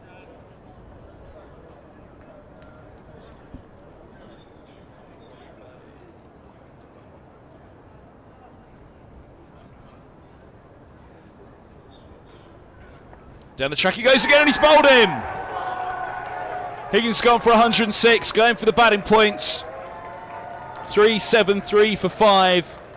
Fine knock from Higgins, hasn't quite got them to the 4th batting point. Hudson Prentice comes across, gives him a pat on the back. So too Fernandez, his teammate, as he heads off with a century to his name. It's not going to be a daddy ton today for Higgins, but it's a ton that should have secured Middlesex's position in the match. Looking to try and take on the off-break bowler. Turns in to beat the inside edge of the bat. Through it goes. Sussex won't have given up here when having removed the big man, Higgins. Still 32 runs to avoid the follow-on.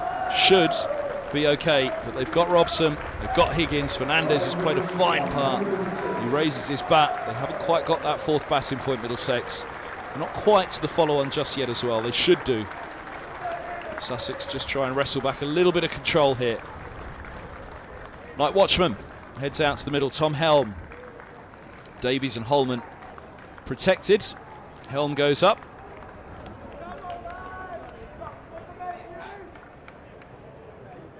.373 for 5. There are 10.4 overs to go tonight. It's a second new ball, 25 overs old. I wonder if they sent him out to have a thrash. It's going to go one way or the other here. He's sent out to block, or he is sent out, I think, with the smile that he's got on his face. He's been sent out with a mission here, and it might be to pinch hit Middlesex's way to a 4th batting point. We'll see. Could be completely the opposite, and he's sent out to block for 10 overs tonight. We'll see. Pretty quickly from Helm. And then they'll ask Davies and Holman tomorrow to come in and top this up. Bold move if he is being sent out to pinch hit.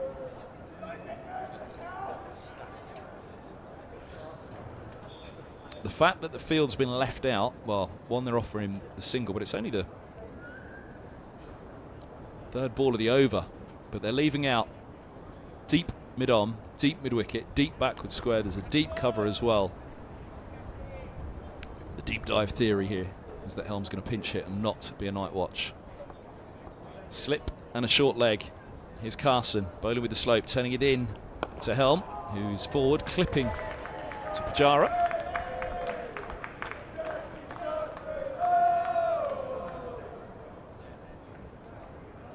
The winning runs last week at Cardiff in a tense finish by Helm. There you go. Oh, and he's gone, stumped. Sent into pinch hit. He stumped second ball, Helm. Shake of the heads. A little bit of a warm-up for the Blasters as well. Some long handle for Middlesex. Tactic attempted. We've got a wow at the bottom of the screen. Wicket dot wicket. 3-7-3 for 6. Oh, clever from Carson. He sent it wide. Helm can't get back. Second ball duck, not to be this week. Heroic effort at Cardiff last week in what in the end was starting to seem like a lost cause for a side that were on course for victory. This week he was asked to repeat the heroics. Will they go with Brooks as another pinch hitter at this stage? He can play the long handle too.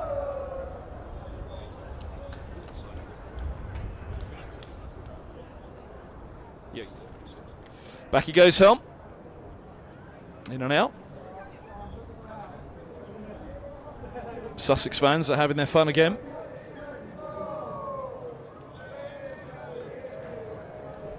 Jack Davies, no night watch, sent him. Go in and get Middlesex to the 400. It's been a really entertaining evening session, this. Runs and wickets, centuries. It was very well bowled by Jack Carson. Clever from the youngster. He's picked up his 3rd wicket of the innings now. 2 in the over. Brings left-hander Jack Davies to the crease.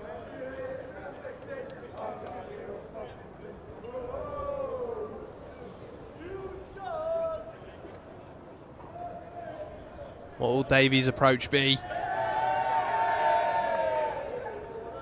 Will it be to shut up shop for the evening, or still push towards that extra batting point? 400 the target.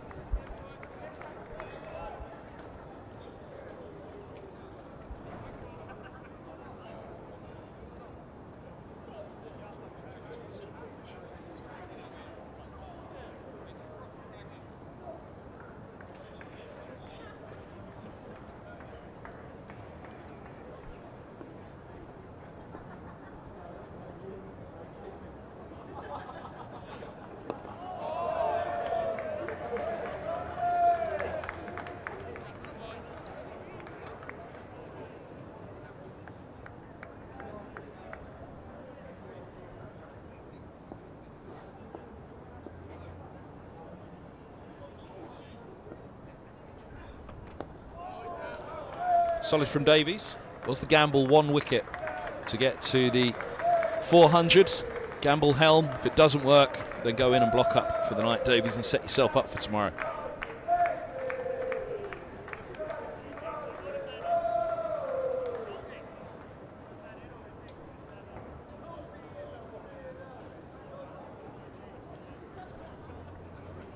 Jack Davies playing a vital role in that Middlesex win against Glamorgan. 22 not out. Building that partnership with Tom Helm to get Middlesex over the line.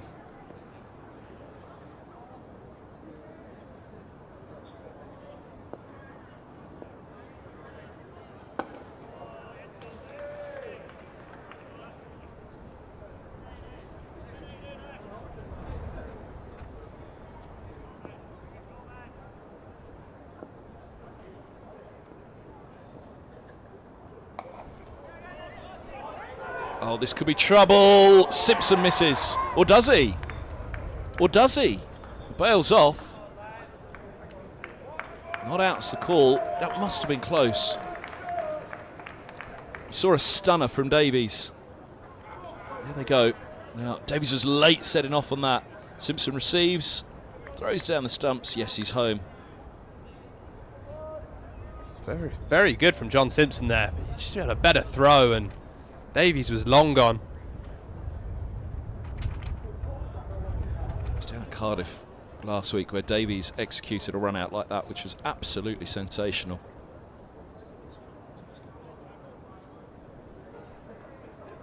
It was a long way wide of the stumps, managed to throw them down. It was an extraordinary piece of glovesmanship behind the stumps.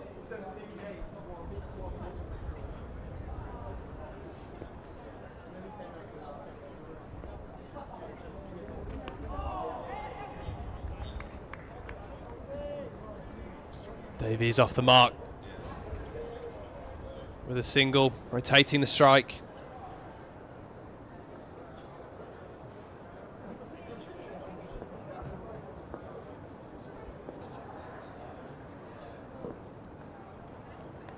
Oh, it's a lovely ball from Coles. He floats it past the outside edge. Fernandez playing for that ball to turn back in with the slope. Just slides on.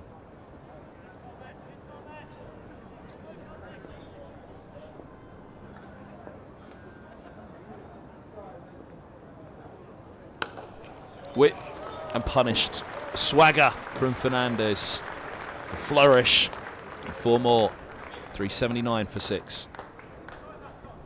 Oh, lovely shot from Fernandez. taking a risk, driving. Cole's pitching that ball in the rough, but Fernandez up to the task, as he has been in this inning so far.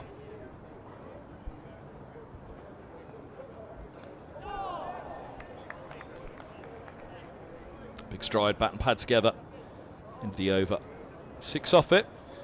379 for 6, so 4 overs, 21 runs. And of course, what we've missed in all of that is Sussex now have a second batting point. Wow. Another bowling point.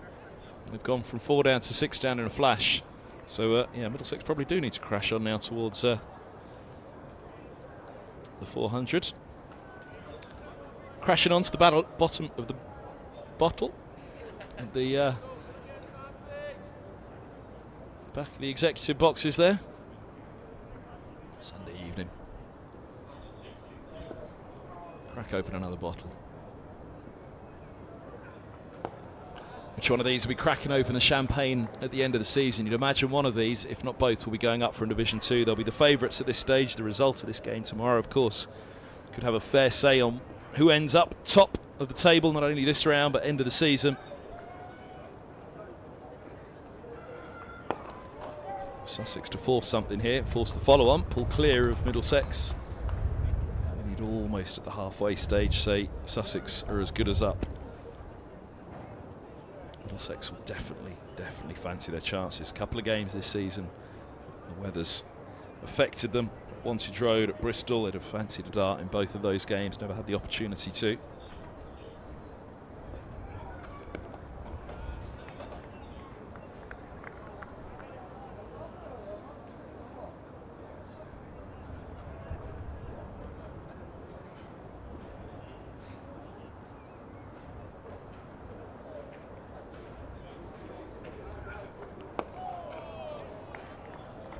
It's been a good spell from Carson. 3 wickets now. Starting to find a nice bit of turn from this surface.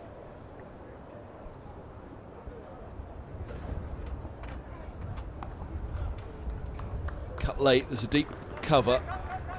Holden's 2. 3 off the over. Sun's shining at Lord's. 8.1 overs to go, 18 runs for another batting point.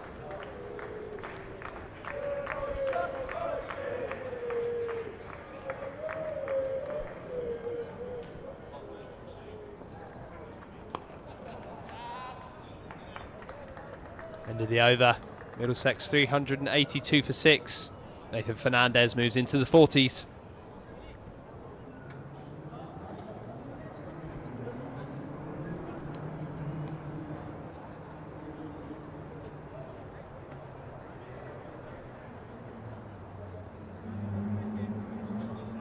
Three overs remaining. The bonus points in play. 18 runs for Middlesex. Pennant wrapped around the pole above the grandstand. Blue skies behind the grandstand as well this evening. That's where the majority of the weather's shifted from the south today.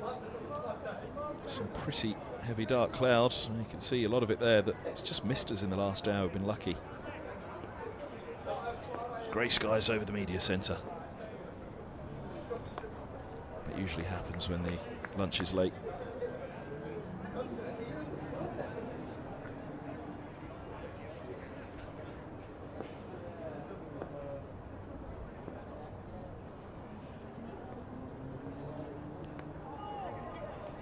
Dabs fine by Davies. They'll get a couple here.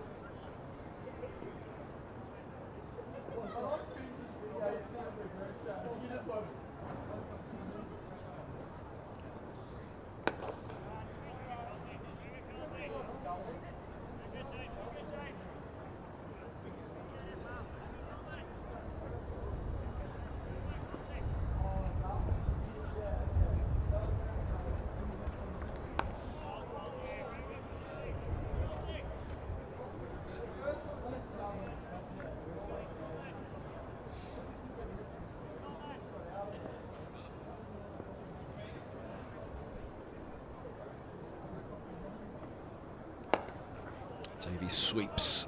Can get hold of it all into the ground. That one bobbles away to Lamb.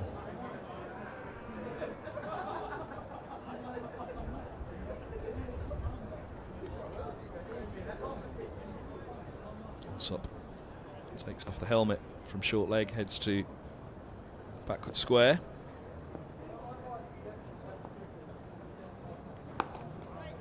Takes rocks back, turns into the onside. Just 2 of the over, 2 with the bonus points left in play. Davies not quite happy with something there. I'm not sure what something said. 384 for 6, so 16. These last 2 overs, if Middlesex are to achieve 404th batting point. Looks as though Davies, I don't know, something upset him there at the end of the over, or not upset him, but seems though it's a little word about something. Fernandez will have strike on 40. He's got a 50 on his mind. Middlesex will have 16 runs on their mind. Oh, a little bit of rain, late evening rain. Didn't see that coming in.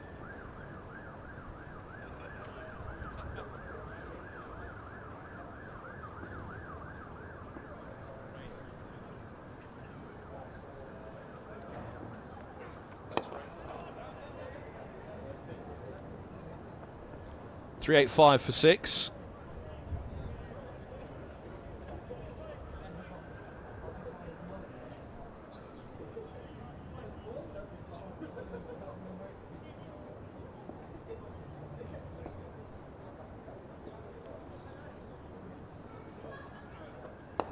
Flight on that, push back.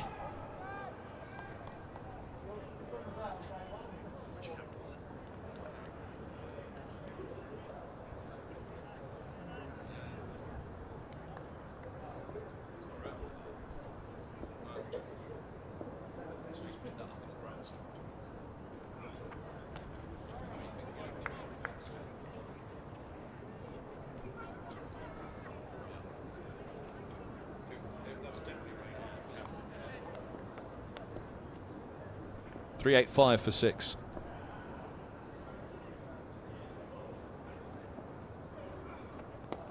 Nice bit of flight.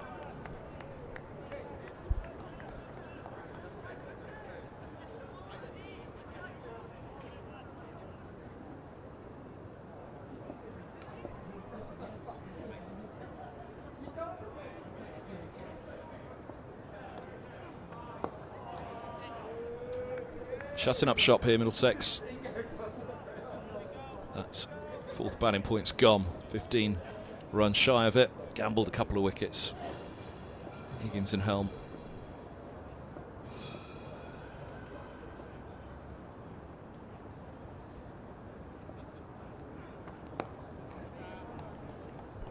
Six overs left of the 3rd day. Middlesex still trail by 169. 20 more to avoid the follow-on.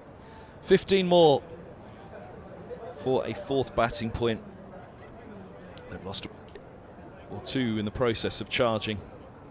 Higgins and Helm going to come up just short. It's given Sussex 5th bonus point in the match, though. 4 with the bat, 2 with the ball. Middlesex 4 bonus points at the moment.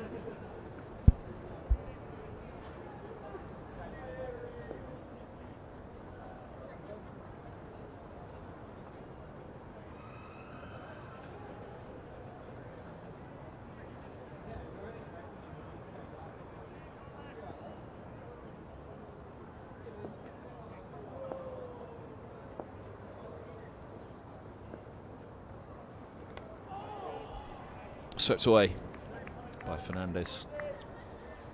386 for 6.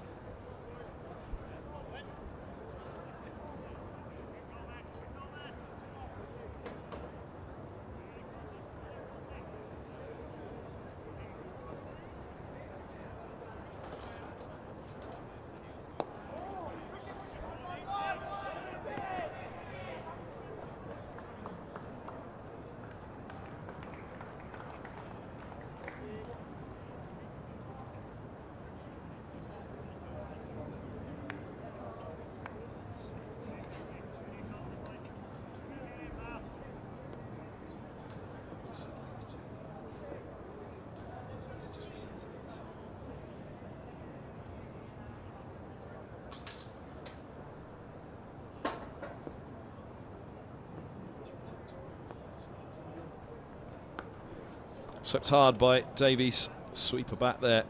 A deep backward square. Just a single. He's on 7.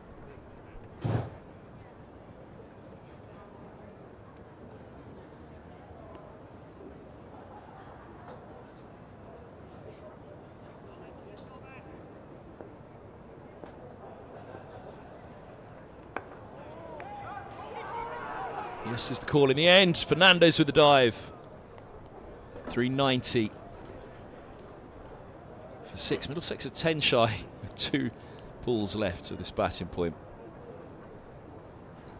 Davies was a 6 hitting machine at the Oval last year, ramping that 6 in the victory against Surrey. He's not at Lord's today.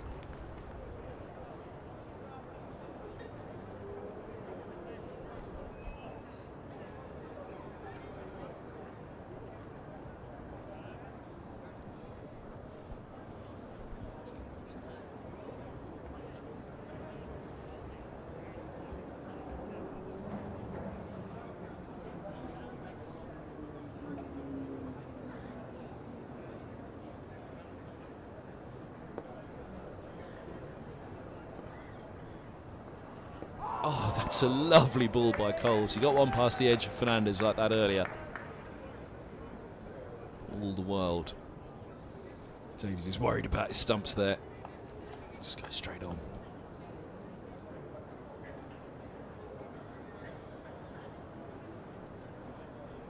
Just a little bit of drift as well. 390 for 6. The batting points, the bonus points, it's all done. Past that stage of the first innings, both first innings now, so it's 5-4 to Sussex at this stage on the bonus points.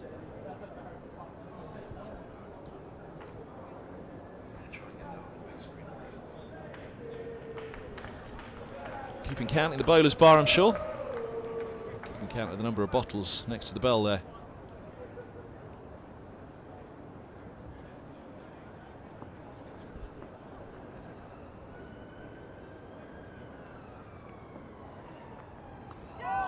Turn now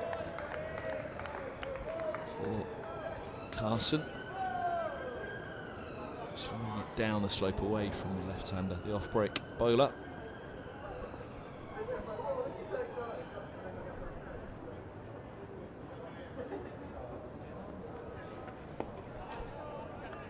Down from Fernandez again. 20 years of age, 24 years of age, Jack Davies. Luke Holman in next.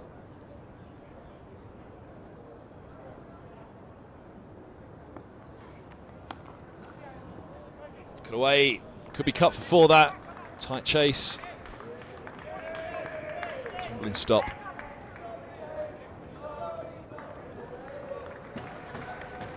Haynes stopping it, they've got 3. 393 for 6. Trail by 161. Yeah, Holman in next, 23 years of age, 24 in September. Just around the corner in Islington.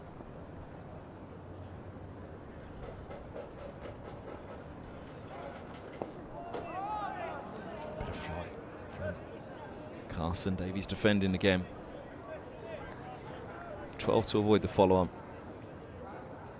4 wicket standing.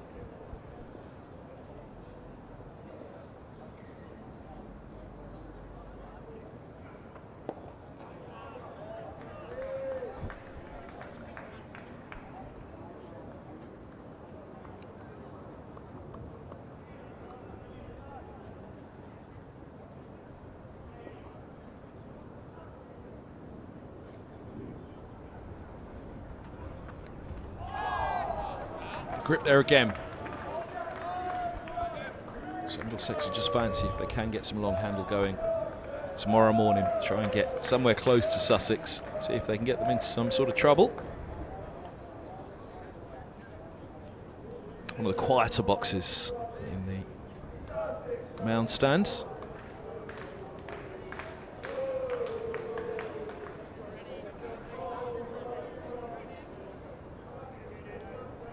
Discussing just how close Middlesex were to a 4th batting point.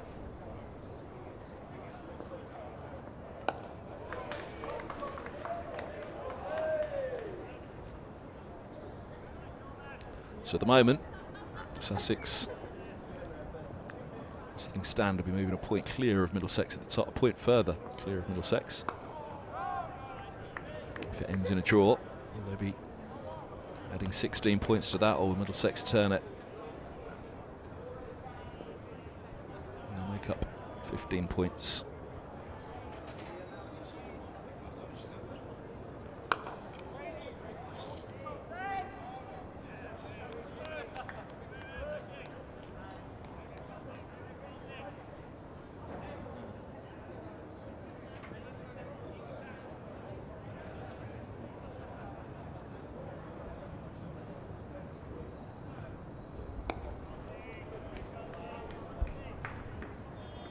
Yeah, we could be set up for an exciting final day tomorrow.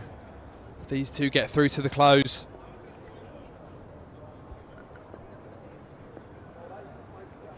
Oh, now gets him through. Hits the back leg. That's where the appeal was. Playing a line outside, playing a shot outside the line of off. Hits that back hip. Still hits him outside the line of off.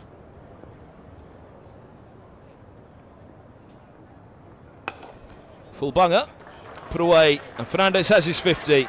81 deliveries, a century in his first innings for Middlesex, a 50 to go with it now as well. Raises his bat to the pavilion, excellent knock. It's really been classy this. He was heavily tested by the second new ball, by Robson, by Seals.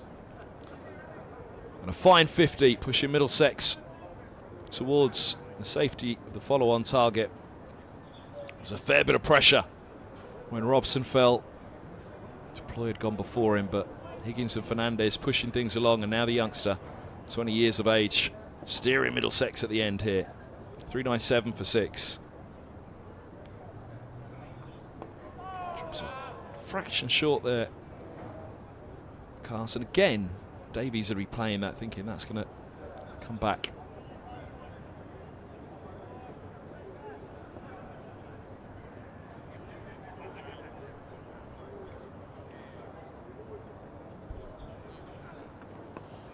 Behind again.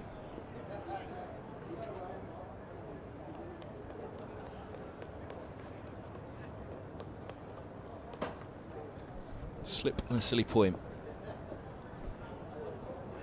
Crouching down, there's a couple back.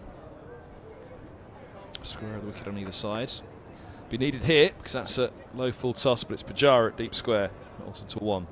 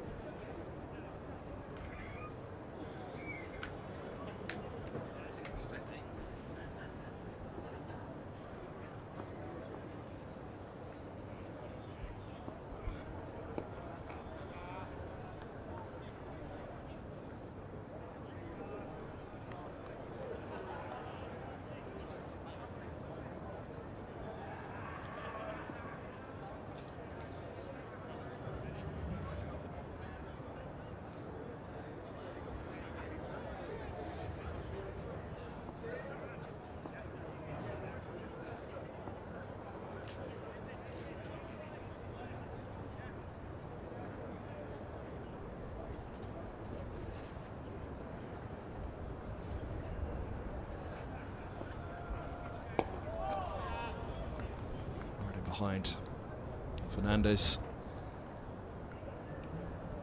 These two very capable of leading a charge tomorrow morning. That's the ploy that Middlesex go with.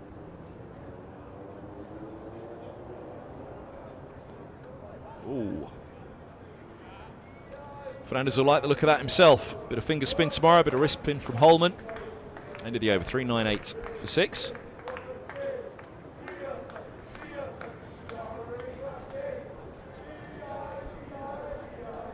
There's the rain again behind the Warner stands. Far enough away. We'll get through these 2 overs for sure. Sunshine to finish the day at Lord's. Let's hope for a sunny day tomorrow. We might be in for another of those stunning finishes county cricket so often serves up.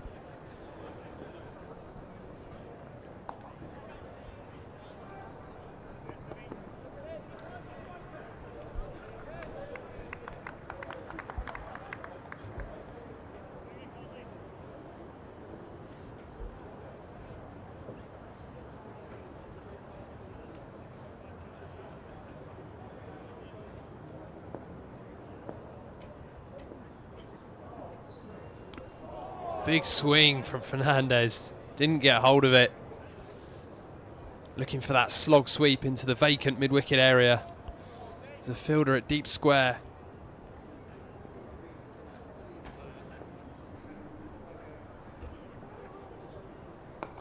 And safely in behind the next ball. Was a really impressive half-century from the 20-year-old. As we mentioned earlier, Kev, tested by Ollie Robinson and Jayden Seales. He got through that test.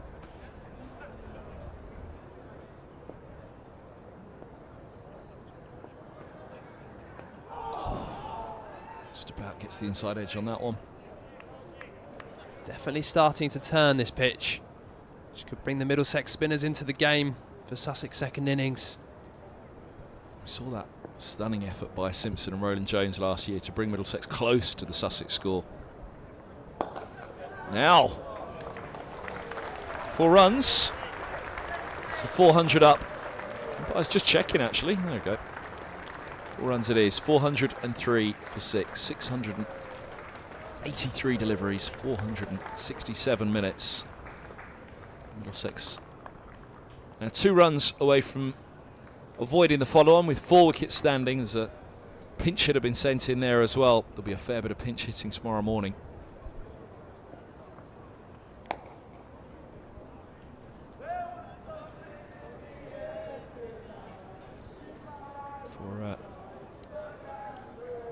For thrash in the morning.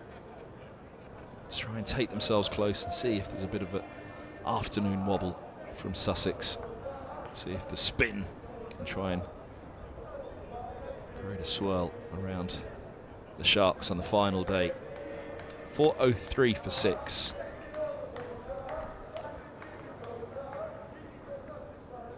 Supporters staying till the very end here, enjoying their day, enjoying their Sunday. Hopefully we have a few in tomorrow for Bank Holiday Monday, and it could be an exciting day 4.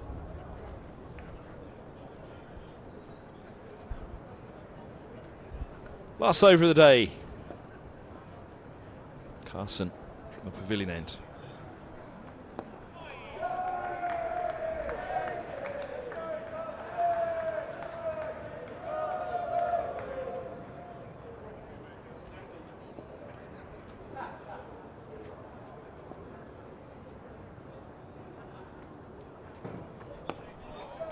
Nice from Davies again in behind.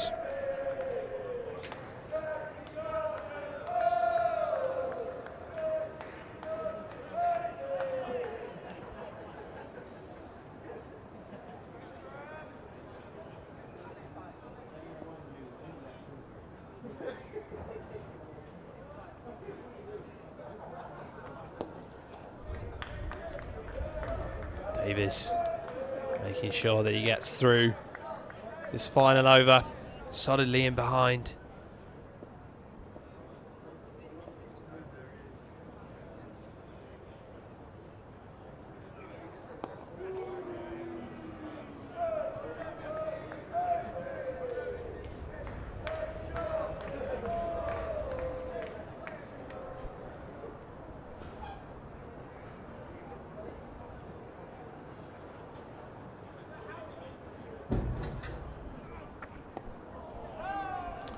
Nice spot from Carson again. 2 slips in there. I've seen that ball starting to rag a little for the spinners. It's a good surface here. Looks as though it's going to be a good final day, but somebody's going to have to try and grab the bull by the horns at the moment. That'll be Middlesex. And they walk off 6 down, trailing by 151, so 2 runs shy of avoiding the follow-on. As soon as they nudge past that in the morning, these final 4 wickets, you'd imagine, set about trying to take down that 150, see how close they can get to the Sussex score, and then just see if there's some sort of wobble that leaves a chase tomorrow night for Middlesex, if they can get close to parity in this first innings, or perhaps even slightly beyond with a good morning session. We'll see. We'll be back with the play first thing tomorrow morning with the day 3 highlights, the overnight interview. We'll be hearing from Sam Robson ahead of the final day. You can pick up that interview on the social channels tonight as well, on all the usual outlets from Middlesex. So thanks very much for your company today. from Tom Ford, myself, Kevin Hand and the rest. The stream team will be back in the morning when Middlesex will pick up on 403 from 6. We'll say good night to you with a word from our sponsors.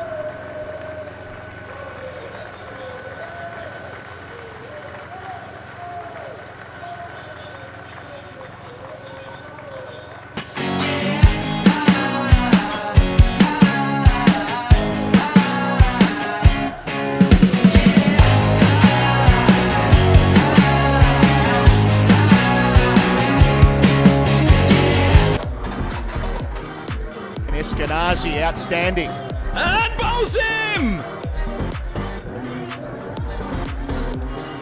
He hasn't, he has! What a catch! Incredible moment, absolutely incredible moment. That was as good a piece of fielding as you will see on any ground in the world.